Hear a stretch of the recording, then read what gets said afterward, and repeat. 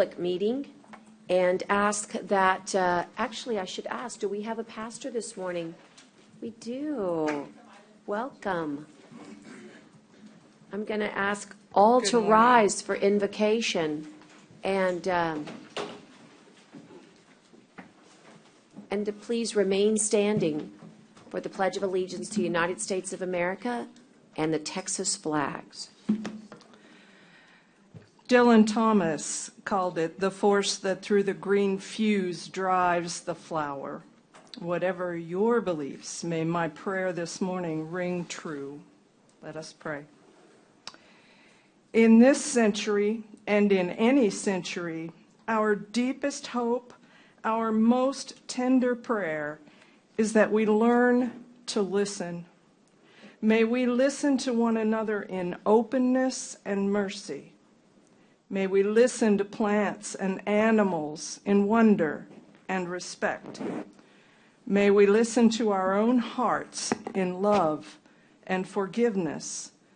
May we listen in quietness and in awe.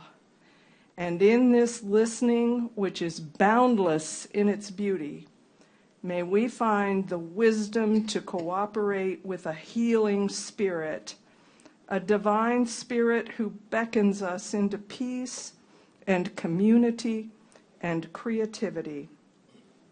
We do not ask for a perfect world, but we do ask for a better world.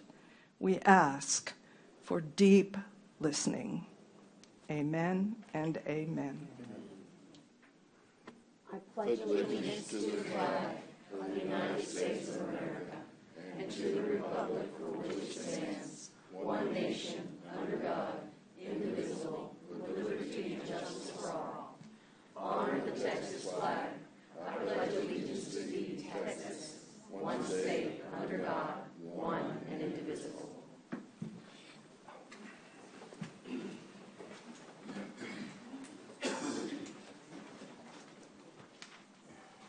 For the clerk, the time is 8:42 a.m. And I would note as well that we are in the Nueces County Courthouse, third floor, Nueces County Commissioner's Courtroom. It's September 14th, 2022.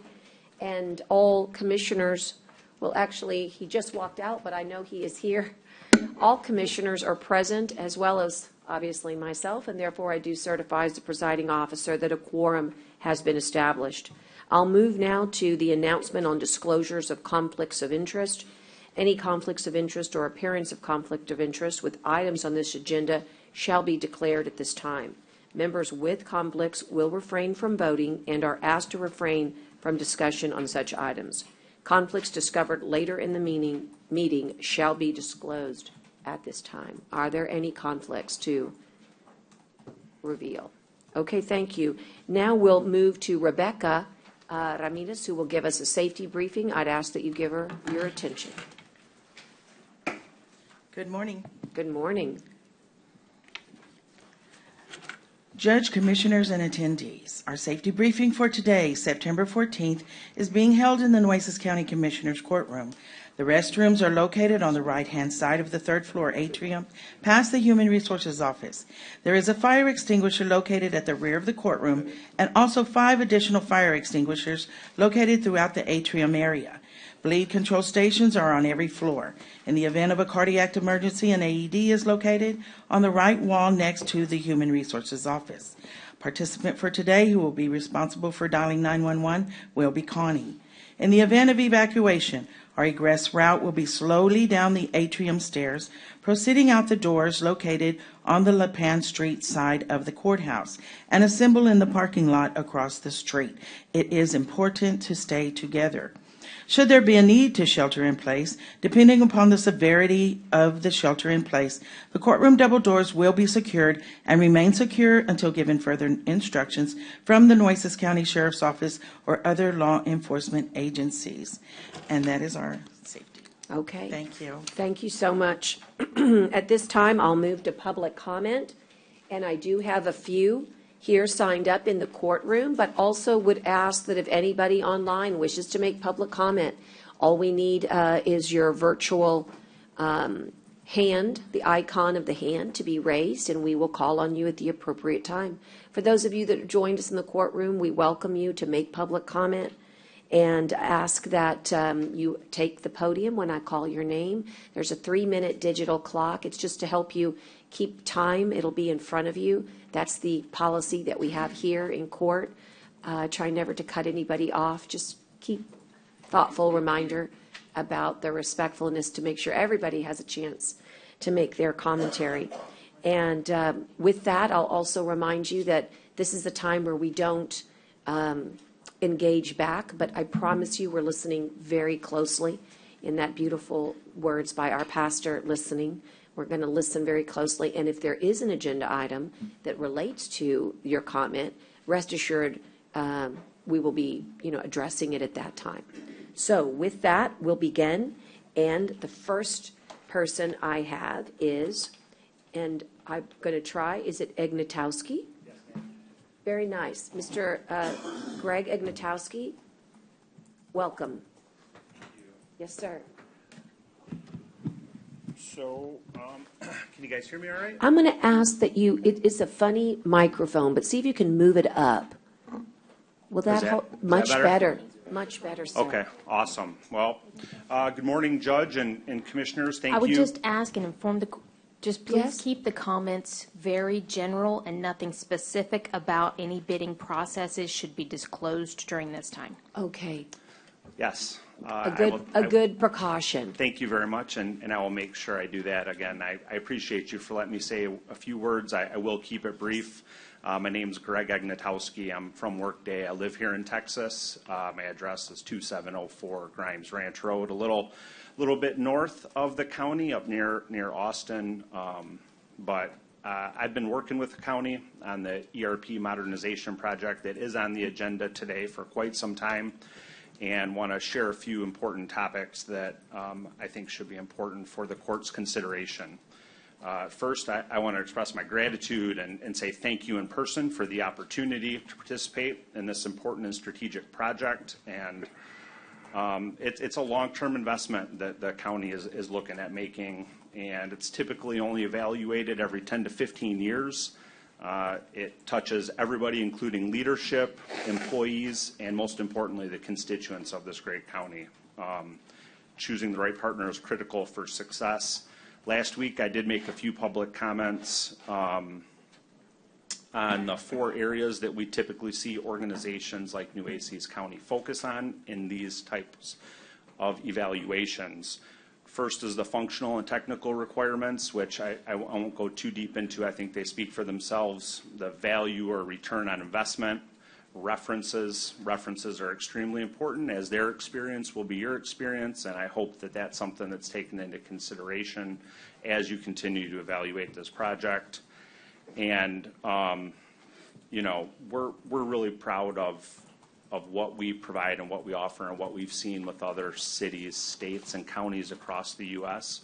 We're proud of our 97% customer satisfaction rate, and hope that, again, as you evaluate this critical project for the county, you think about functionality, technical security requirements, references, the value that the county will get, and ultimately the cost.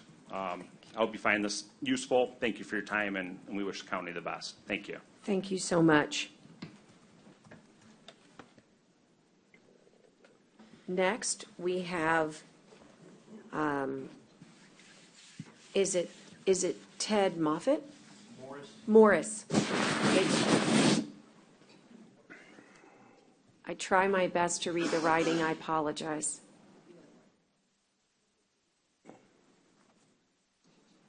Welcome, Mr. Morris. Thank you. Yes, my name is Ted Morris. Sorry, my mother told me that I should have been a doctor with my writing. I live on the island at 15869 Punta Espada Loop. It's about a mile from the Bothell Pier, so that's what I would like to address today, is some thoughts on that. I know there's been some back and forth and investigation of the best way to go about this for our county, and I'd like to share some of my opinions with you. I have attended some of the Parks Board's meetings, and there's been lengthy discussions there, and I believe that they've come out of with their recommendation, unanimous decision, I might say. But here's some of my thoughts on this. I understand that the foundation is of the existing structure is engineered in such a way that it will support a second floor. I am pro second floor. That's my stance for many different reasons. In addition, no additional footprint is needed, which would delay the construction due to red tape permitting. There would be an initial permitting. I'm going to speed through some of this because my time is dwindling. There are many viable reasons for approving the build of the second story. Second story will be beneficial to the island because there are limited venues with the closing of the Schlitterbahn facility. This will also, by having the second build, will also promote and bolster tourism for events such as music events, destination weddings, charitable fundraising events, community club meetings, and the list goes on. It will also become a landmark like no other along the area of the Gulf Coast. We live on the longest barrier island in the U.S., possibly the world, and what better beautiful building to have right there for all the visitors and as well as the Nueces County citizens to appreciate. I understand that the pier was approved for a $9 million build out. I also understand that the second floor can be built for an additional $2 million and that the dollars are there. The options, as I understand it by attending a Parks meeting, is to add an additional single floor, stay on the single floor for the $2 million for about a little over 2,000 square foot. That same $2 million to go up with a second floor would give double that. I believe the number is like 250, a little over 5,000 square foot. On the flip side, I can't think of a reason not to build the second store. So please, as a commissioner's court, I'm asking you to listen to the Parks Board, their research and recommendation on this, and go with the second floor. Thank you. Thank you, Mr. Morris. Next we'll have Miss Sandy Graves.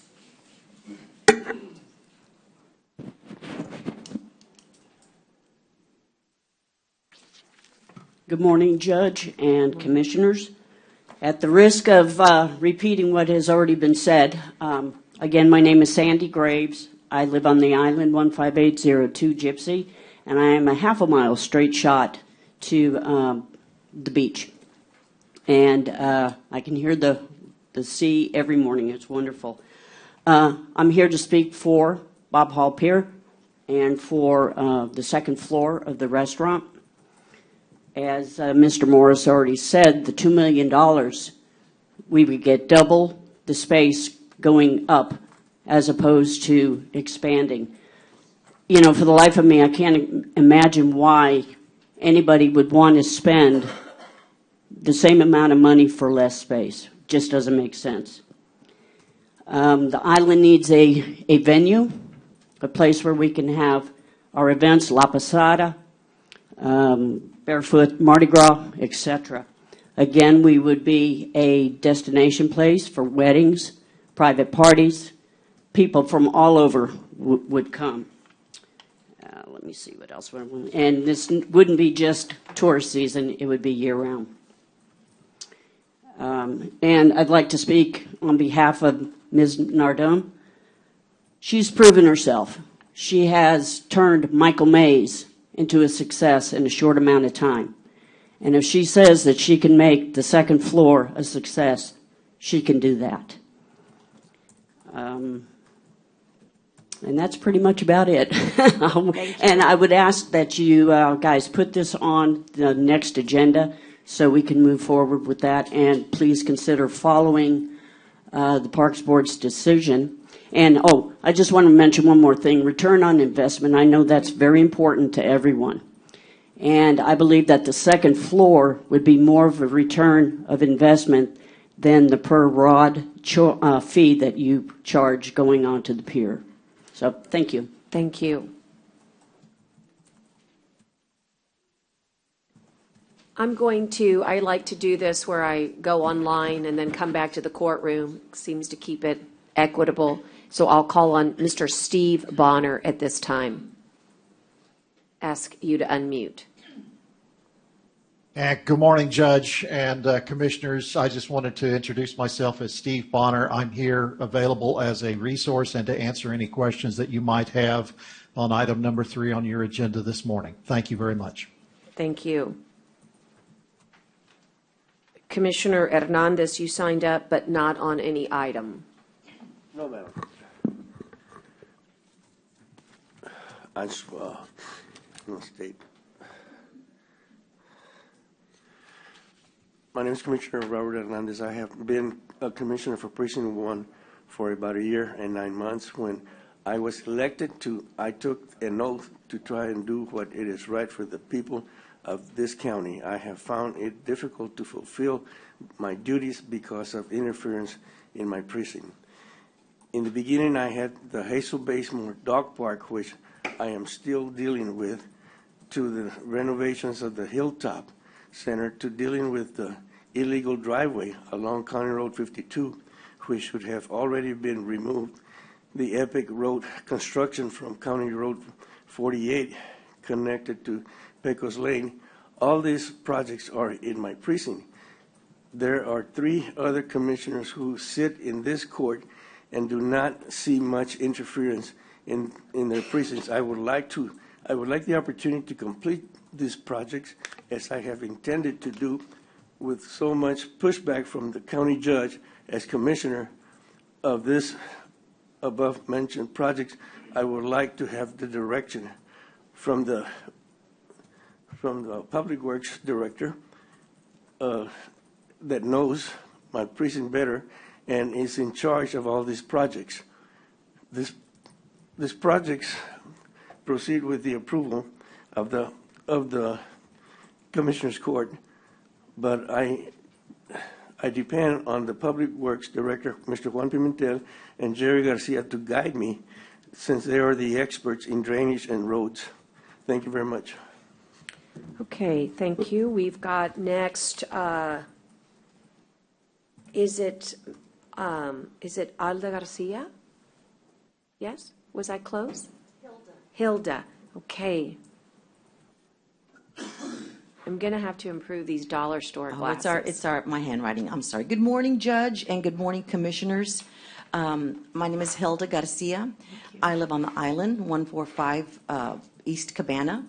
There's a whole group of us that are here this morning to support. We all showed up this morning to support the second story of the restaurant at Bob Hall Pier. I'm not going to reiterate and repeat what everybody has said, but I'm hoping that it'll be on the agenda, the next agenda. We thought it was going to be on the agenda today. It's not. But it's no longer a want.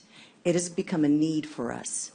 So we do not have a place, a public place, like the City of Corpus Christi does for events. We have to hold our events at restaurants. So I hope that you guys will put it on the agenda and support the Parks Board. And we have... Patty will show you, we've got petitions, signatures, and like I said, it has become a need. It's no longer a want for us. Thank you. Thank you. Miss Patty Baker. Good morning. My name is Patty Baker. I also live on the island. I'm at 15341 Tortuga Court. And again, I'm part of this group to support May and hopefully place this on the agenda for the next meeting, get this voted on so we can start the process to have this beautiful place to have events for the future. There were also, in a short period of time, a grassroots effort where names were collected. We have over 600, and this was just in a very short period of time, and it just, again, shows you the support of the community for this second floor, so we can use it for events in the future. Thank you. Thank you. Miss May Mendoza.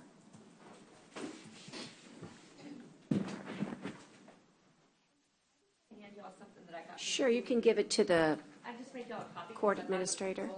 Actually, I need one. Thank you. Thank you.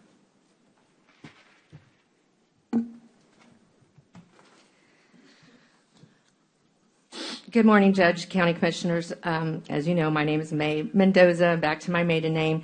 Basically, what I handed y'all is I always stay in close contact with the CVB just because when we were open, we always work closely with them, especially with conventions, and there's so many exciting things going on. And when I spoke yesterday to Meredith Darden, she was telling me that there was just this project that was completed by Texas A&M Corpus Christi University students during their summer class for the marketing class 3315. And if you go through it, you'll see, basically the students that were on there, basically what they did is they did a survey and they interviewed 93 visitors that were visiting Corpus Christi the third week of July. They went to the beaches not only on Whitecap on the island, but they also went on North Beach. And if you turn to page 8, something I found very interesting, I kind of marked the tabs by folding them over. Which of the following types of vendors or amenities would you like to see on the beach? Lounging equipment and rentals, which we will be doing at Michael Mays. Also, they like desserts and snacks, which they can get from our gift shop. Lunch and dinner foods, which we provide at the restaurant. And then beer and liquor, which, people always usually like to have a drink. We're not a bar. We are a restaurant, but we do sell alcohol. I know that's been mentioned before about county facilities having it, even though we have the fairgrounds that sells alcohol as well for their events. If you move on to page 29, if you go through it, it'll do the breakdown and the age groups. It's pretty interesting. So I thought maybe y'all would like a copy of it. I know that Brett Oding presented this yesterday at City Council. But if you go to page 29, in addition to what is currently available, what type of offerings would you like to find in Corpus Christi? Restaurants with seafood, which we do, was number one. And of course, bars. We're not a bar, but we do sell alcohol. But bars, they like to see that available. And then, of course, food trucks are pretty popular. Highlights. This is where I think it's important, and it was highlighted in their survey. They would like more waterfront restaurants. Well, we're one. We do have that one. But the other thing is within walking distance from hotels and beaches, which we all are also that. If you go to the next page, this is what we can offer with the second floor because we will have the room with over 5,000 square feet. So basically, imagine going to, goodness gracious, my mind is just going blank.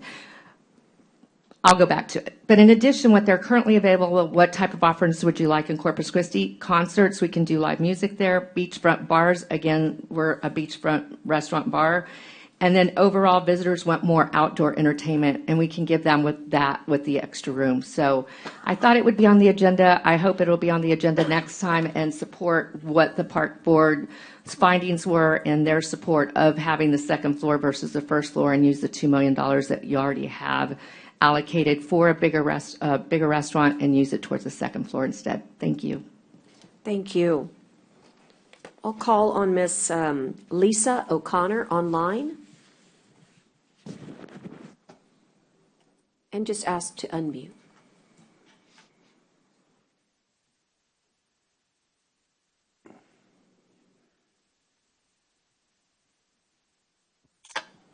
Thank you, Judge. Good morning, Judge, and good morning, Commissioners. Many of you know me in the community. I'm in sales. I live in Corpus Christi now, downtown at 201 South Chaparral here in Corpus Christi. And I work downtown. I've been part of this community since 2008. But before that, I've always lived in Nueces County. And yes, I'm here to speak on behalf of Bob Hall Pier. And I say the pier as a whole, even though the restaurant is a major part of the revenue of that. And we've already heard the cause for supporting that, so I'm not going to repeat it. But what it means to me is memories, because I have been going to that pier since I was a child with my father and fishing. So we have to encompass how is this going to improve? And I think we're losing that to our neighboring communities in Port Aransas because it's taken so long for us to make decisions regarding repairing the pier. And they're saying that it won't be until mid-2023 until this is completed, but I'm concerned about that because we still don't have it on the agenda here. I know there's been a lot of debate, but the reality is we're losing revenue and losing the opportunities for people that could be having venues and fundraisers, not just about birthdays and anniversaries, I personally celebrated my 50th birthday there, and I have plans to celebrate a future big birthday there as well. But it's more important than that. It's more about how it's impacting our community, impacting our visitation of the beach, because there's not that much for people to do when they come in. And even though I've never lived in Corpus until now, I always made it one of the places I went to. And it still has a memory for me, for a very dear close friend who passed away in January, who wanted to have her celebration of life there, and she didn't get to because of the destruction of the pier, and she passed away.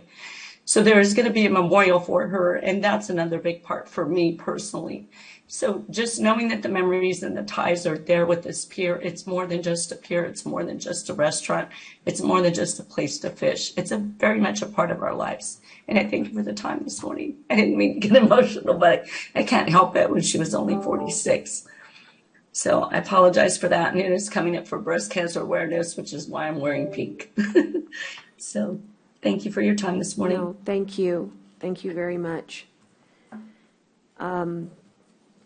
It was very heartfelt. Carol Rettmeyer. Good morning, Judge Good and Commissioners. Good morning. First, I wanted to thank you and commend you for your work you do in animal care.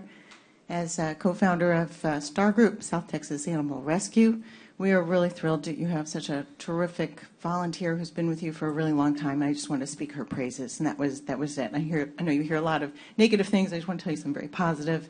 You have a very active, wonderful volunteer who's been with you for many years, Lisa Bachhold, and it's up on one of your items will be a returning advisory committee member, and I just wanted to commend you for having such strong people and who really care. And thank you for all you do. Thank you. Thank you. Thank you. And that concludes my list here, but I always ask if there is anybody else that needs to sign up. I'd like to sign up, Judge. Okay. On which subject? On the pier. On the pier. On the pier? Just general, I guess. Go ahead. Yep. You know, I support the restaurant at the pier. I've always supported the restaurant. I've never supported, to begin with, some of you don't know how it all got started, but it got started very illegally. It was built illegally. You know, it was called a concession stand, and really they were building a restaurant and a bar. And we got in trouble with the Department of Justice. So we had to pay for that.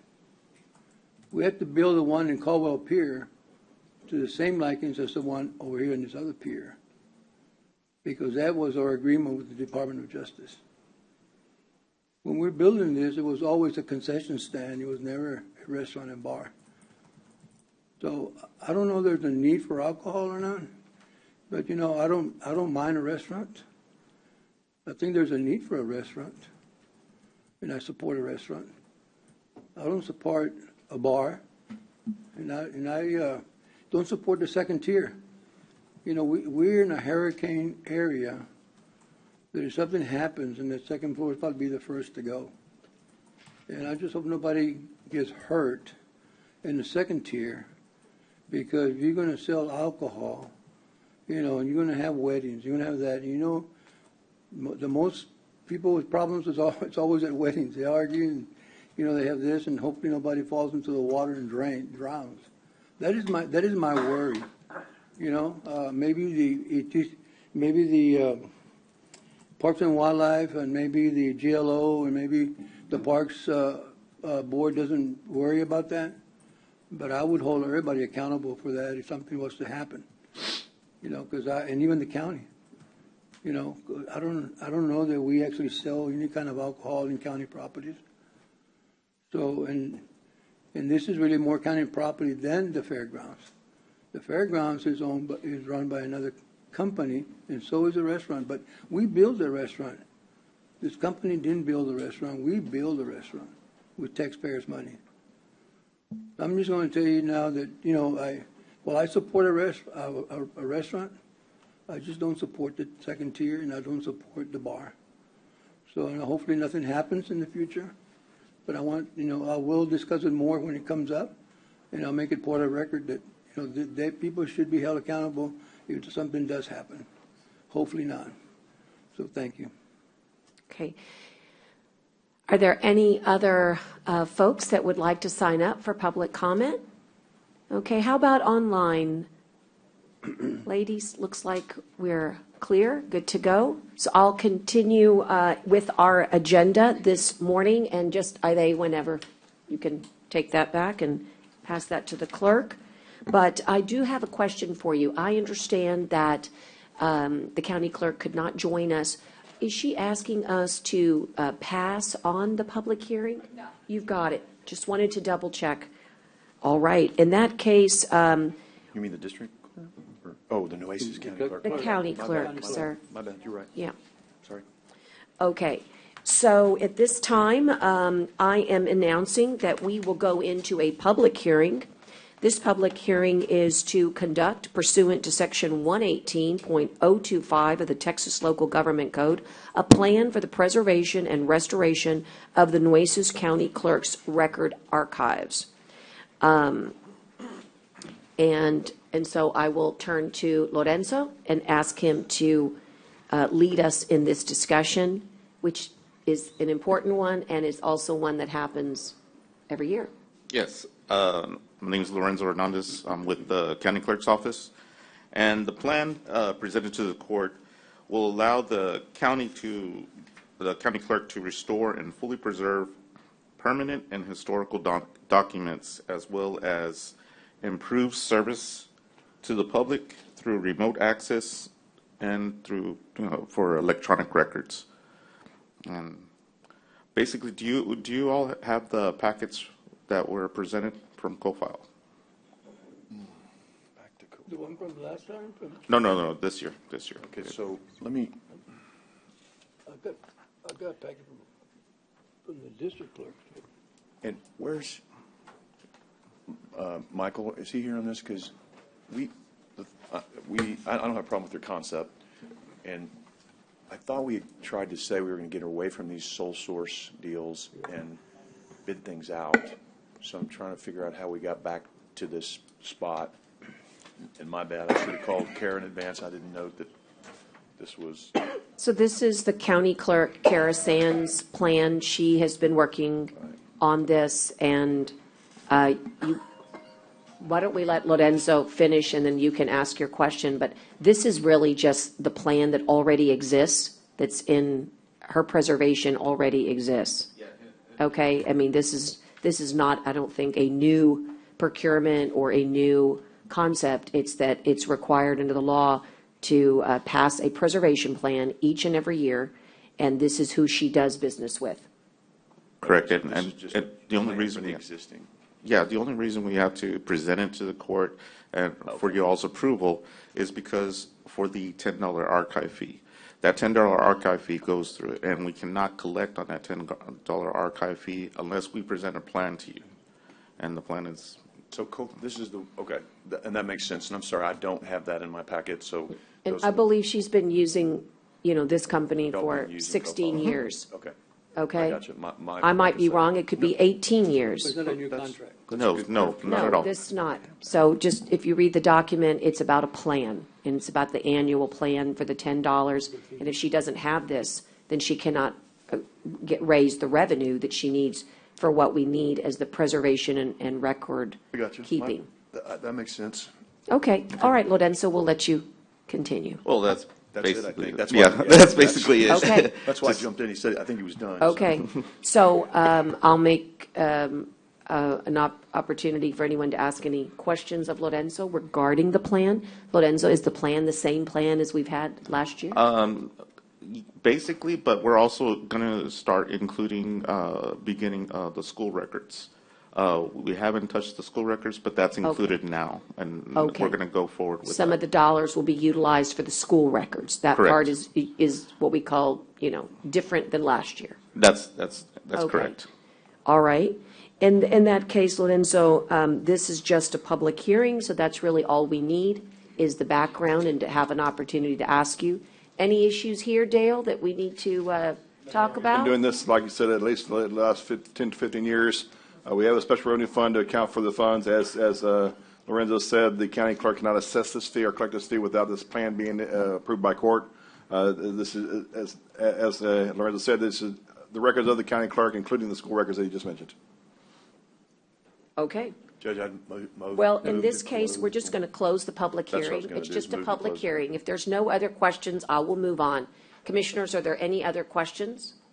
Okay, I will just, at this time, for the record, and Lorenzo, I would call it 9:10 when I opened that public hearing.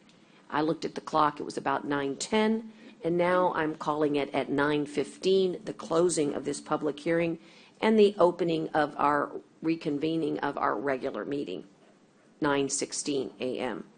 And so I'll move to H1, Commissioners, in recognition of the 2022 inductees into the WB Ray, our alma mater, Commissioner Chesney, Modis, and myself, WB Ray High School Athletic Hall of Fame, and ask that you turn your attention to Belinda, who will read for us. Whereas Howard Bichong, Pat Rogers, J.J. Trujillo, Daniel Chantarelli, and the 1959 WB Ray State Championship football team will be included into the WB Ray High School Athletic Hall of Fame on September 22, 2022, for their outstanding athletic accomplishments. Whereas Mr. Howard Bichong, Ray High School class of 1971, had a successful baseball career that included being a part of the University of Texas baseball team in 1975. Bichon then became an incredibly successful high school and college level baseball coach, including appearances at the Southland Conference Tournament, and he led the Southwest Texas team to their first ever division championship in 1997. Mr. Pat Rogers, Ray High School class of 1968, has been selected as an inductee into the Ray Athletic Hall of Fame for his incredible participation and accomplishments at WB Ray. Rogers' accomplishments include having outstanding statistics as a high school football athlete, as well as furthering his career at Texas Tech University. Rogers then went on to pursue law school and now presides as an Assistant Attorney General of Texas. Mr. J.J. Trujillo, Ray High School class of 1994, was on the varsity baseball team from 1992 to 1994. During this time, he also gained the titles of First Team All-District, Second Team All-District, Inaugural High School All-Star Team, Inaugural Game at Nolan Ryan Field, FCA Vice President, and he graduated with honors. Trujillo went on to play baseball at Schreiner College, Laredo Community College, and Dallas Baptist University. Trujillo was also a part of the 1999 Frontier League All-Star Team with the Johnston Johnnies, as well as received a contract with the San Diego Padres minor league team. Mr. Daniel Chantarelli, Ray High School class of 2008, was an incredible student athlete in which he was a 3-year letterman in baseball, golf, and 2-year letterman in football. Chantarelli was the first Ray Texan to qualify for the state golf tournament as an individual. He was part of the top 5 ranked baseball team in his sophomore year and helped lead the Texans to the state playoff appearance in 2006, 2007, 2008, and district championship in 2008. Whereas in 1959, WB Ray State Champion football team is an inductee for the W.A. Ray Athletic Hall of Fame because of their accomplishments. Head coach Bill Stages said, "The 1959 Ray football team will be remembered as one of the greatest teams in Texas football history." The team included 4 all-star players, Jim Besselman, Mike Kesley, Ben House, and Jerry Rogers, an MVP in the state championship game, Max Durdam, and an honorable mention all-state players. The 1959 state championship football team will be remembered for their skills, resiliency, and dedication that was instilled through their coach and athletic career at WB Ray High School. More than half of the team members were National Merit Scholars. Now therefore be it resolved by the Commissioners Court of Nueces County hereby recognizes the 2021-2022 inductees in the WB Ray High School Athletic Hall of Fame on their accomplishments and dedication to Ray High School. So moved, Judge. I'll second. With the motion and a second, is there anybody here representing the group here today? No, ma'am, I'm just going to get them the resolutions. They're all coming in. They're for all the coming event, in for right? the event. Well, some of them are, anyway. Yeah. Yeah. Well, Commissioner, do you want to say anything? I was just going to say, this is an outstanding group of athletes and people, and many of them we know and have known, and it's always an honor to do this for our alma mater, and I appreciate them asking me to put this on. And I don't mean to jump into Commissioner Motaz's precinct, but it's just one of those things that friends of mine who are running it asked me to do it, and I put it on the agenda and got it done. So it's a great group, a great tribute, and I'll get a copy of these signed resolutions to all of them. Well, that's wonderful. And of course, for those of us that went to Ray High School, the name Bouchong rings lots of bells when it comes to great athletics and great students, including my classmate, Mickey Bouchong, who's a relative here, and also Daniel Centarelli. And for the record, and I hope you're watching, Daniel, it must have been all those great lunches I gave you every day in high school, because Daniel ate at my house at least 3 days a week, and just a fantastic family. And of course, his aunt was our tennis coach, Coach Wilson. So, anyway, wonderful inductees. WB Ray has great honored Texan traditions, and it's wonderful to see that we're honoring the class of '59. Commissioner Motaz? Yes, I'm glad we're able to do it this week since we're off next week. And next week is homecoming for WB Ray and also some other schools in the area. But they always do a big ceremony of recognizing their Hall of Fame for athletics. And of course, each of these individuals are recognized for not only athletics but academics and success in the community as well. So it's always an honor and a privilege to be able to recognize fellow Ray Texans. And yes, as Commissioner mentioned, it's there in Precinct 3, and where I have a daughter who graduated from there earlier this year, and a son who's a sophomore. So we're always excited to be able to recognize all the schools, but especially it's a little bit extra special when it's WB Ray. So congratulations to all these individuals, and look forward to celebrating them with them next week at the big Ray Miller game next Friday at Buck Stadium. Thank you. Thank you. And I'll just pass these up whenever you're ready to the clerk. You can attest those. We'll have them ready for Commissioner for next week. Now we'll move to the recognition of September 12th to the 16th as being the National Disability Voter Registration Week. And I'll also turn to Belinda. Yes. Oh, all those in favor signify by saying aye on WB Ray. Aye. All right. Aye.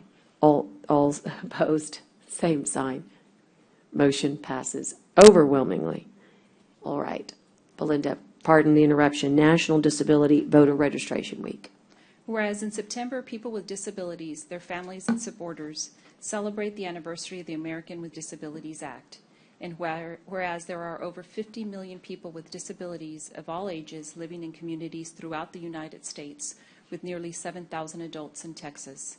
And whereas the disability community has a critical interest in policies enacted at local, state, and national levels that affect the integration of people with disabilities, young and old, into our communities.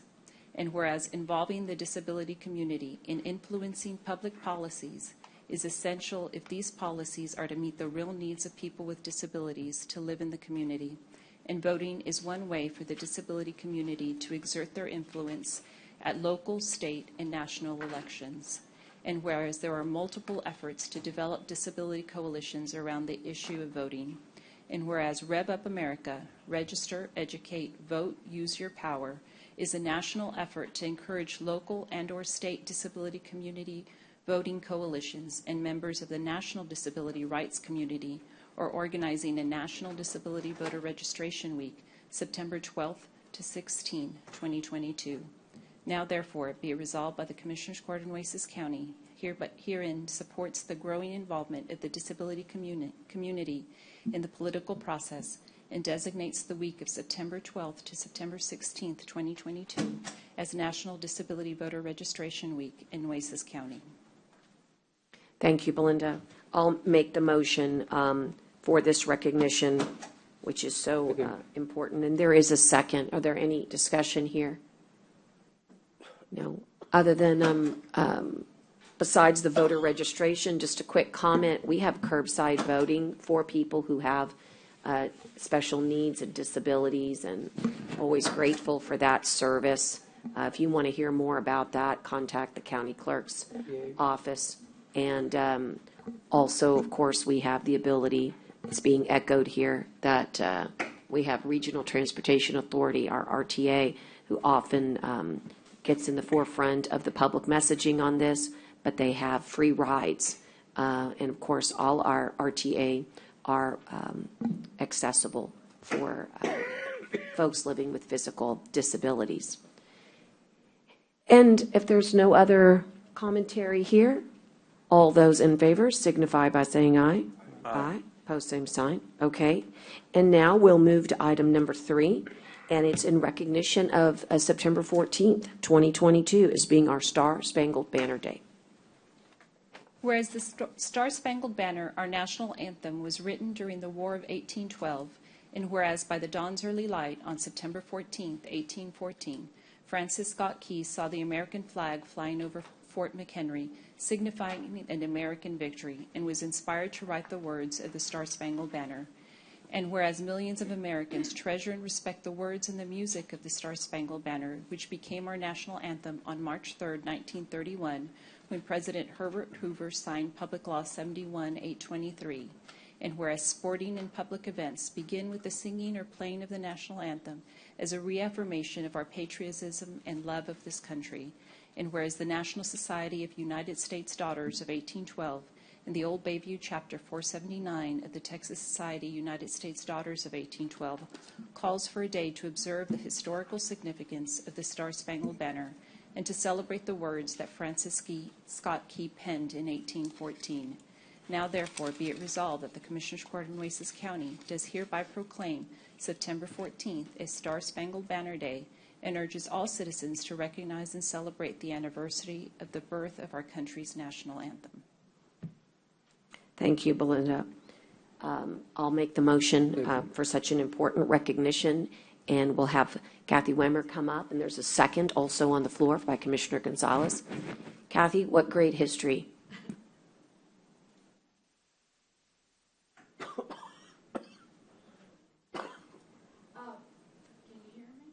Yes, ma'am. A little closer, maybe. Oh, actually, Connie, it just sounds like it's been turned off. We're going to catch up with you right now. Give us a second. I don't have a teacher voice anymore. As you get older, you lose your voice. No, but it wasn't on, so now you're Okay. on, and we can hear you. Thank Okay. you. Good morning. Thank you. In a different capacity this morning, I am a member of the 1812 lineage group here in Corpus Christi, the old friends of the Old Bayview Friends chapter, and we have today with us our members. We've got Gabby Hideka, who is our president, Jackie Parabow. She went to Carroll, not Ray. But a lot of Parabos went to Ray. A lot of Parabos. They certainly did. She is our vice president, and Penny Pelak, who you also know, she is our secretary, and I'm their historian. So we like to remember this date. Could we have a picture? We would love to.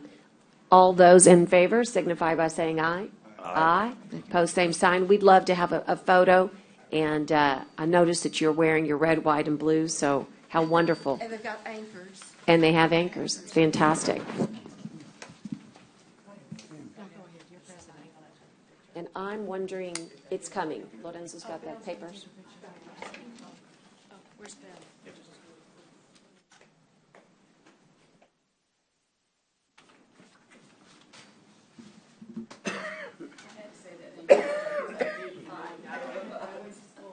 Our kiddos all. We're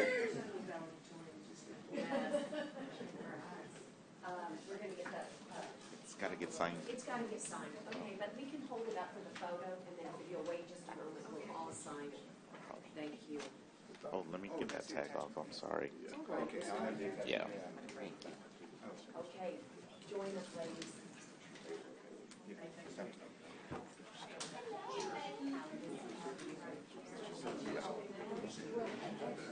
I got a dead end road in precinct 3. We can name it Frances cul-de-sac or something. Either that or just like the, if there's no dump. Are you ready? We're set.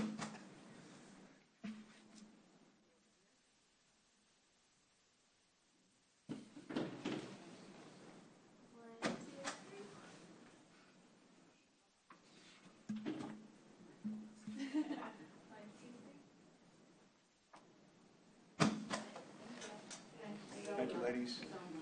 Thank you all very much. Thank you very much. Thanks for all you do. I'm going to send this, do you want to, Patty, do you want to come back and see what way? We can all sign it right now.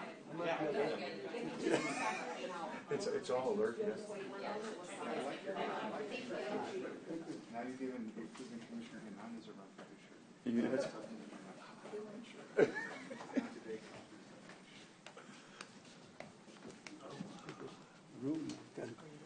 Got the jinx. Ay, ay, ay.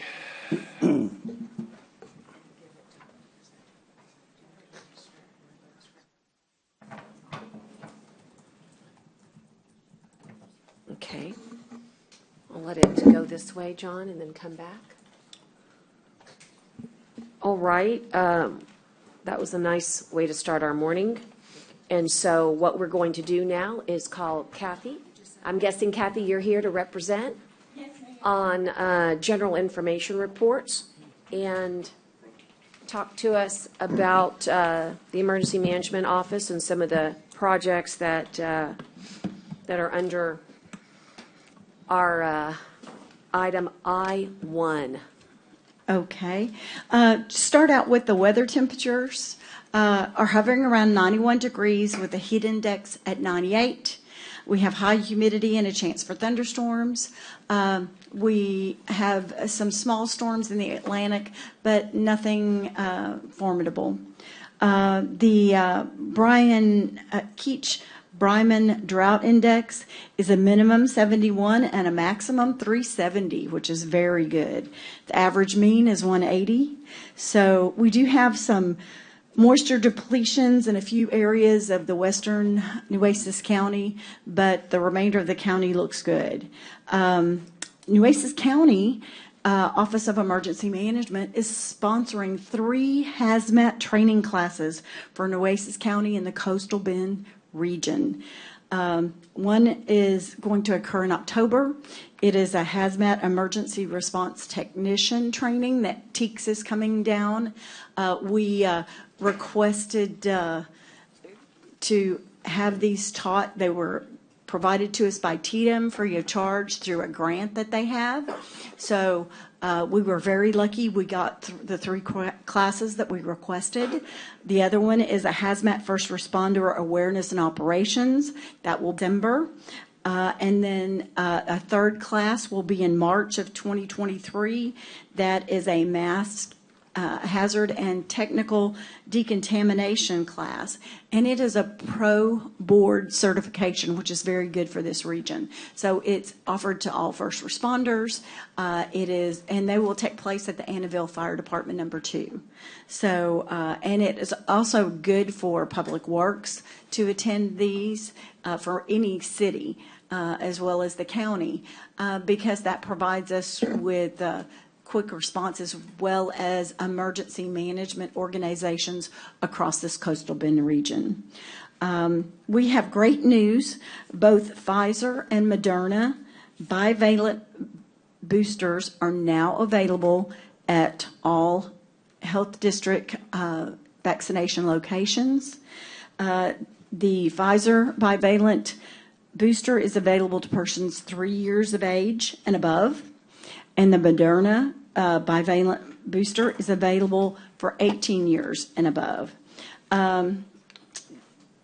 DHS has updated this bivalent vaccine, and they are designed to protect the original COVID-19 strain as well as the Omicron valent variant, and the new Omicron is responsible for a large amount of the COVID cases in the past month. So we hope that people will go out and start getting this. Please note that this may be difficult to get at your physician's office, so you may want to reach out to the health district and go to those locations, as well as your larger pharmacies will have this, because this is a new vaccine that was just released we just received our doses in the last few days. COVID cases are at 72,166 total. We have 39 new cases, 1 death. Most of the COVID is from that BA.5 lineage from Omicron, because it is very highly contagious, but with our county getting lots of boosters and getting lots of vaccinations, we're doing very well. And it is flu season. Flu season is more important than ever because it spreads, and it's particularly hard on our elderly and our children. And people 65 ages or older can request what's called a high-dose flu vaccine option from their providers or the pharmacy. Anywhere you get a vaccination, those are available. You need to protect yourself and your children based on the DSHS recommendations, and urges everyone 6 months and above to be vaccinated for flu. And please note that you can get COVID and the flu together. Thank you, Kathy. Thank you. Thank you very much. Any questions for Kathy? La Palmera Mall is still a location. It's still open for these vaccinations, in case that is an easy place for you to take yourself to or your family. As well as Robstown, ma'am. As well as the Robstown Clinic. Okay, thank you. Thank you, Kathy. No questions for Kathy. We'll go ahead and move on. Okay. All right, so you'll look and see in the, by the way, there's no minutes, Lorenzo. I guess it was too quick of a turnaround. I just making that note. We'll catch them next week. Okay. Board appointments, we'll move to J1, and you'll see that it's Nueces County Animal Services Advisory Committee up first. Judge, In this, I just had excuse me, yes? kind of a different motion I wanted to make on this. I wanted to put forth a motion that we table this with instruction to the county manager to do a detailed and independent analysis of the entire situation that's going on out there in regards to everything, and let her do that, bring us back and a recommendation on the entire system, from facility to staff to board to just everything, in no more than 90 days, and then bring back the appointments in regards, or at that point. Okay, I can take a motion for the tabling of the item, but I can't take a motion for all that other direction because there's no proper notice of it. That's the only thing that I can do, because there's no notice to do any of that work or any discussion. To be honest with you, my concern is that September 30th, 2022 is the end of the expiration. However, as we all know, they would stay on as a rollover. So I would like to make that announcement that the board would stay in situ exactly the way it is right now if this table were to be successful. Do you concur, Commissioner Chesney? Right, well, absolutely. The holdover laws are very clear. Yeah. Just want to make sure we're all no question. On the same page I here. would ask, can I ask for and a again, we can talk about it in executive, and you could bring it back if you want to. But there's just, all that's here is to approve the Animal Services Advisory Board, and so. The board or the members? I'm just going to ask. Well, the vacancies, it's an opportunity to approve the reappointment of, there's 4 that are up. That would be Matt Stevens, Lisa Buchholz, Cynthia Winkley, and Selena Boggs. I just want to confirm we've received letters on all of those for reappointment, and that was the expectation today. So if you're asking for it to be tabled, you can make that motion, but that's the only thing we can do at this time. Jenny, do you not think this is related enough to be able to make direction? It's all about I mean, I can make it specific to the Animal Service Advisory Committee if that makes it better, but I was trying to do it as a entire. I mean, if you want to just do it, and I can then just make it succinct, or I can make it specific to the advisory committee. I wanted to do everything, but I think I could at least make a motion related to anything to the advisory committee. I believe you can do a table for 90 days and then just as have your administrative person do whatever background you would like to have in that time. That's all I was trying to do, and I can make it more specific just to the advisory committee, Judge, but I was wanting to do it out. I mean, I can make it. I know, I hear you, and what I'm saying is that I don't have a problem in the continuation of this board, and you could still do what you needed to do, but it has to be noticed. You have to give people a chance. Otherwise, if they knew that they were going to have a review of the whole department, first of all, there's always review, right? If there's any issue that comes up, you have a court administrator, manager that has, control over those department heads. That should be ongoing. Nothing that we say should ever limit or prevent a thorough review of staff, leadership, and advisory committees to bring back to us. That should be ongoing. And of course, I know what you're referring to, and that are some letters that were concerning about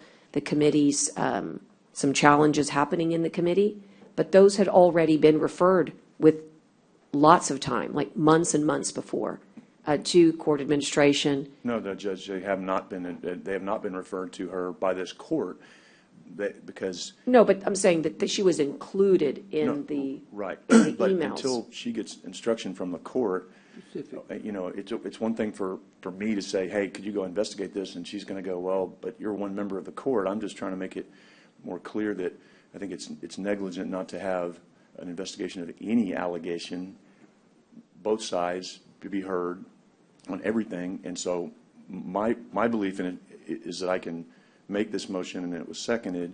And the county attorney, I think, is saying we can do that. If you want to make it specific to the advisory board, I was trying to make it for the entire everything. But if you want to, I do think I can for sure make it specific to the advisory committee because we're appointing the advisory committee. So if you'd rather me narrow it, I would, because I think that notice is key here, and I think that's what the county attorney just said. And that, go ahead. My proposal is that you can just table it and direct her to proceed in the normal fashion, Right. that she would normally be doing these things.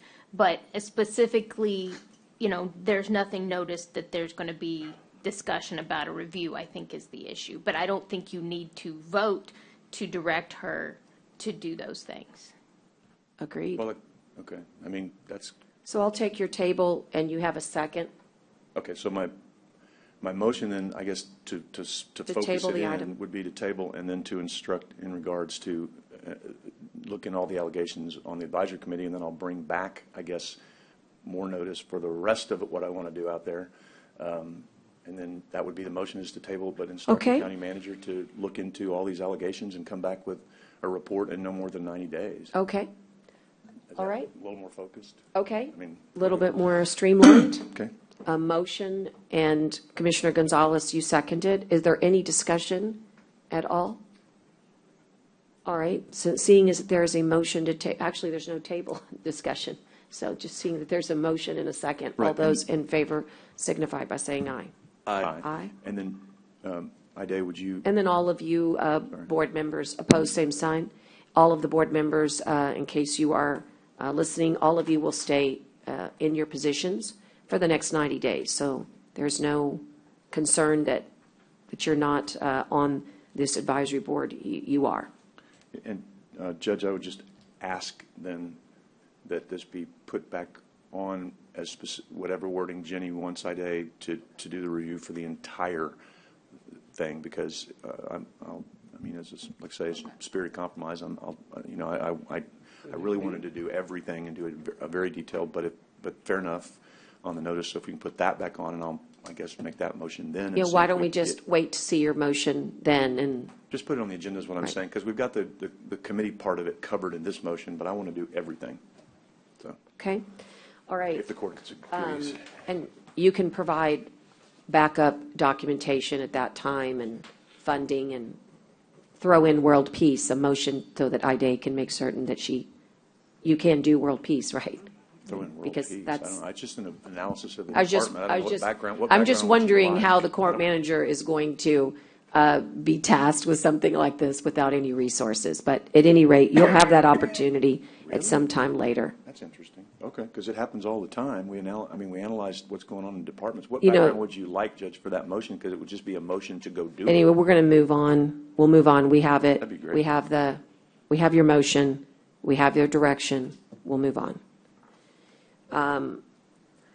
Item J2 is Nueces County Hospital District Board of Managers, and I'm going to make the motion to address the one-year vacancy first, and like to make the motion that it be filled for that 1 year by applicant Dr. Katie Rodriguez. I'd like to nominate Art Granado. Second on Art Granado. Okay, Johnny, hold on just 1 second, just so I can get a procedural. I'm sorry, Judge, Did you want it's to? a 2-year. A 2-year unexpired term. Unexpired, yeah, not a 1 Okay, year. not a 1 year. Thank you for that. 2-year unexpired term. Okay, so there is just a procedural question. Shouldn't they have waited to get my second, to see if there was a second for my motion? I made the motion. Well, yes, I think you should vote on that one first. Right, And okay. if there's no second. Correct, that's correct. So I have the motion for Dr. Katie Rodriguez, and I would ask for there to be a second. Okay, hearing no second for Dr. Rodriguez, there's a motion for Art Granado by Commissioner Brent Chesney and a second by Other way Commissioner around. Joe Gonzalez. It was the other way around. He made it and I seconded it. Sorry. That's okay. For the record, Lorenzo, it's Commissioner Joe Gonzalez making the motion for Art Granado and a second by Commissioner Chesney. And are there any discussion at all? I'd like some discussion. I've brought this up before, and I don't know if we need to put it in our policies. I know we've looked at a lot of policy changes over the last year or so, but in any, I guess with the way we handle appointments is typically been motion and a second. I like the practice of being able to put out a name, not seeking or needing a second, and just putting a name and then just casting your vote based on whatever names have been presented to the group. I believe that's still the practice on some local city councils. I'm not sure if that practice has changed because of state law or anything, but I feel that that's a much more reflective way because there's good names that are out there, and there's not a second, then they would get a chance to vote just because of procedural things. So I'll defer to our county attorney if that's something in our policy, or that has just always been the standard that we do here in the Commissioner's Court as far as taking a motion or taking a name, making a motion second, and then having a vote based on that motion alone. Like I said, if you look at when I was on city council, you just give a name, and there's a list of several names up there, and then you would go and just be able to cast your vote for whatever name has been presented. There could be 5 different names, and then there would be a second round, and then ultimately you would narrow down your vote. So I like that method better. I don't Do it more like the job interviews. I guess, well, when we've done our job interviews, that's a little bit different because we're limiting how many names we've done. I mean, I don't think that's policy. So if we could just help me with some direction as far as what is policy and what is just kind of standard practice that we've been doing, I think that's the first thing to figure out. And then second is if this has just been something standard that we cannot find anywhere in policy, I'd like there to be able to be a policy that clearly states how we make appointments, because I think being able to cast any name that we want, not needing a second, is really important. Just for the ability to have several individuals to vote for rather than just make a motion in a second and then that's how you shoot it up or down. I think that helps also with reappointments as well. So there's a little bit of vagueness there that I think that we have, and so if we can just get some clarity for the future, that would be helpful just for me, and I would hope for the court as well. Okay, we're happy to look at that. Okay, thank you. John, if you just want to put that on as a proposal, I think it's a. Yeah, no, I mean, I want to first of all put it on see, and is that let's talk about even there? I haven't looked to see myself, but if it's something quickly we can find within, but by next month, by our next meeting, then we know whether or not to get it put on as a policy change or not, but. I move we go ahead and approve all the three reappointments. Oh, wait, we got to vote on this one first. I have to vote on this one, We didn't Commissioner. vote on this one yet, I don't think, right, Jen? We have. I don't think we voted yet. I have not called for the vote because I called for discussion. oh, okay, And Commissioner Modis came in, okay? My bad. All right. All those in favor signify by saying aye. Aye. Aye. Make a motion now Okay. to reappoint all three reappointments. Okay, there's a motion to approve all three reappointments. Is there a second? Second. Sorry. Multiple seconds, okay? All those, any discussion? Okay. All those in favor signify by saying aye. Aye. Aye. I'd like to recognize Dr. Vishnu Reddy, who's here with us. He took time out of his day. I don't have to explain to you how hard that is for the chief of the hospitalists at Corpus Christi Medical Center to do. Dr. Reddy, not only acknowledge your service, but just everything that you bring to the hospital district board, your knowledge, expertise, and compassion. We often don't get to say thank you, so allow us at this moment to congratulate you on your reappointment, but most earnestly thank you for the service, because I know you have to clear your entire day for these board meetings, because Johnny keeps you there so long. Just kidding, Johnny, but I want to make sure that we do acknowledge you, and we thank you for being here. It makes a big difference. So. Judge, I just wanted to add to, and thank you, Dr. Reddy, I just wanted to add to. To all of them, excuse me, to all of, I want to no. congratulate all of them, but Dr. Reddy happens to be here. Right, and I was just going to say, I was looking at this last night, and, we talk a lot about diverse boards. I think this has got to be one of our most diverse boards, and they do such a good job of coming together and putting aside different political views or whatever community views, and they really work very hard to come together and do this. So I appreciate all of what you do, and I appreciate it's a very difficult job, but it's a super important job that a lot of people don't realize.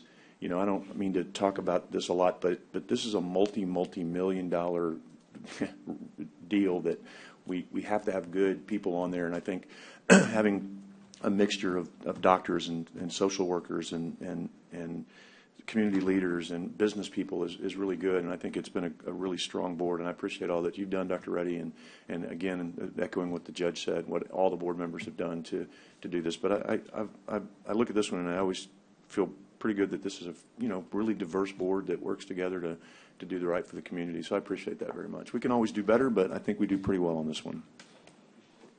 Thank you. Thank you. Thank you, Doug. I also want to acknowledge the applicants and say, great please do not be discouraged. Please continue to apply for when opportunities arise on the health boards.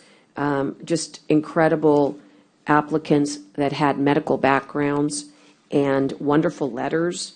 And so again, I very much appreciate having that type of applicant pool, and when you see your applications online, you often don't know this, but at the very bottom it says explain why you're interested in serving. And so there was wonderful insight on some of the applications. Okay, thank you so much. I will move on as soon as I put my book back together here. I'll move on to our consent agenda, and I'll ask that we have some awareness for items A through P, and ask that there'll be a motion to approve at this time. Judge, I want to pull some items. Tell me which ones. I want to pull item A. Item A. And item D. One more time. D. Item D. B as in boy. No, D as in dog. Got it. A and D. Anything else, Commissioners? If not, I'd love to have a motion for all except for items A and D. So moved, Judge. Thank you. Is there a second? Second. All those in favor, or any discussion? Okay, all those in favor signify by saying aye. Aye. Aye, pose same sign. Okay, now let's move to the ones that were pulled for clarity. Item A. Yes, Judge, I just need some kind of clarity on. Can you get closer to your mic, Commissioner? I can't hear you. Yes, I'm sorry. That's all right. I just need some clarity on this item here. Can someone explain to me what? Sure. Would that be Dale? I'll ask Dale to do that. These are just our regular check runs that we've done through the process that bring forth this, that you see there's multiple vendors, multiple items. This is what we consider a normal check register runs. It has, sometimes you're showing three different periods, 9/12, 9/11, and 9/2. So we're just doing the transaction. Each of the vendors is reported separately. Some of them have multiple items showing you where the purchase order request as well as the general information we received. I'll be glad to answer any question you have on any particular vendor, but this is just our normal history of list of the checks we're in for that period. Yeah, the one I'm looking at is Andy's Country Kitchen, $650 for recruitment. What page are you talking about? I don't have that with me. I just have my notes. I'm assuming it's the Sheriff's Department did some recruitment or something. 1324, that is the inmate benefit fund. That is correct. And that's the way it works, right? I mean, Can use the money for however they fit, and this is recruitment for their particular issue, yes. thank you. That's all I wanted to be cleared on. And then it would be item D. Well, let's have a motion then. Would you make your motion, please, to approve item A, given you have your question? I make a motion to approve item A. All right, and there's a second by Gonzalez.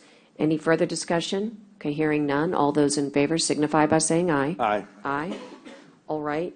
And then on item D, this is the group health insurance claims for Boone Chapman. These are the checks we received from our third-party administrator. Excuse me, I apologize. I've got a cold and my vision is blurry. I'm talking about. Okay, so you don't have a problem with D? Well, I'm confused here now. Authorize the payment of bills, special motion, and it's concerning LAN, LAN for $672. Okay, so then so give me a second. We pulled item D. Will you please make a motion to approve item D since you have no issue with it? You want to go back to B, Commissioner? Yes. Yeah, I know how to do it. Thanks. I appreciate your help, but item D, Commissioner, if we can just. I apologize for the mix-up again. That's all right. I My vision is understand. blurry because I do have a I just cold. need a motion for item D. I make the motion to approve item D. Judge. Okay, second.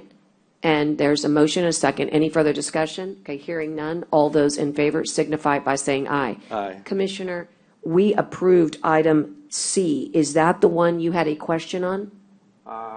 Yes, it is. All right, so, Motion to reconsider C, Judge? all right, is there a second to motion to consider? Second.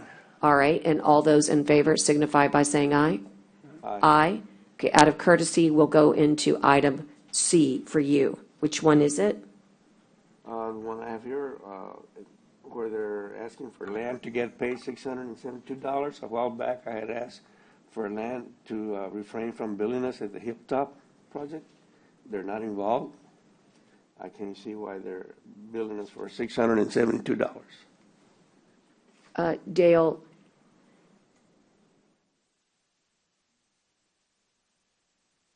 I'll tell you this is from 8/6 to 8/19, so this may be a bit before this was, they were suspended from the contract, but we'll definitely pull the contract to determine what that's for. All righty, I appreciate it, because they were supposed to be refraining from billing Hilltop. But this was back, the invoice was from August the 6th to August the 19th. so it's prior to, Commissioner. Yes. Well, I just want to make sure it is. Well, that's what Dale's telling you. Yes, ma'am, I understand. Can we please pass it subject to the confirmation that it occurred prior to, please? So that we can get these bills paid? Yes, ma'am, we'll do it subject to. Subject to confirmation. Confirmation. All right, and is there a second? Second. All right, and all those in favor signify by saying aye. Aye. Aye.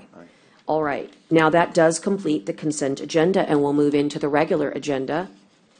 And coming into regular agenda, you'll look to see we have item number 1, which is receive a presentation regarding the tax reinvestment zone number 2, discuss and consider the recommendation of the expansion of TERS number 2 geographical area and the extension of the TERS number 2 interlocal agreement with the city of Corpus Christi. And I think we have a PowerPoint here.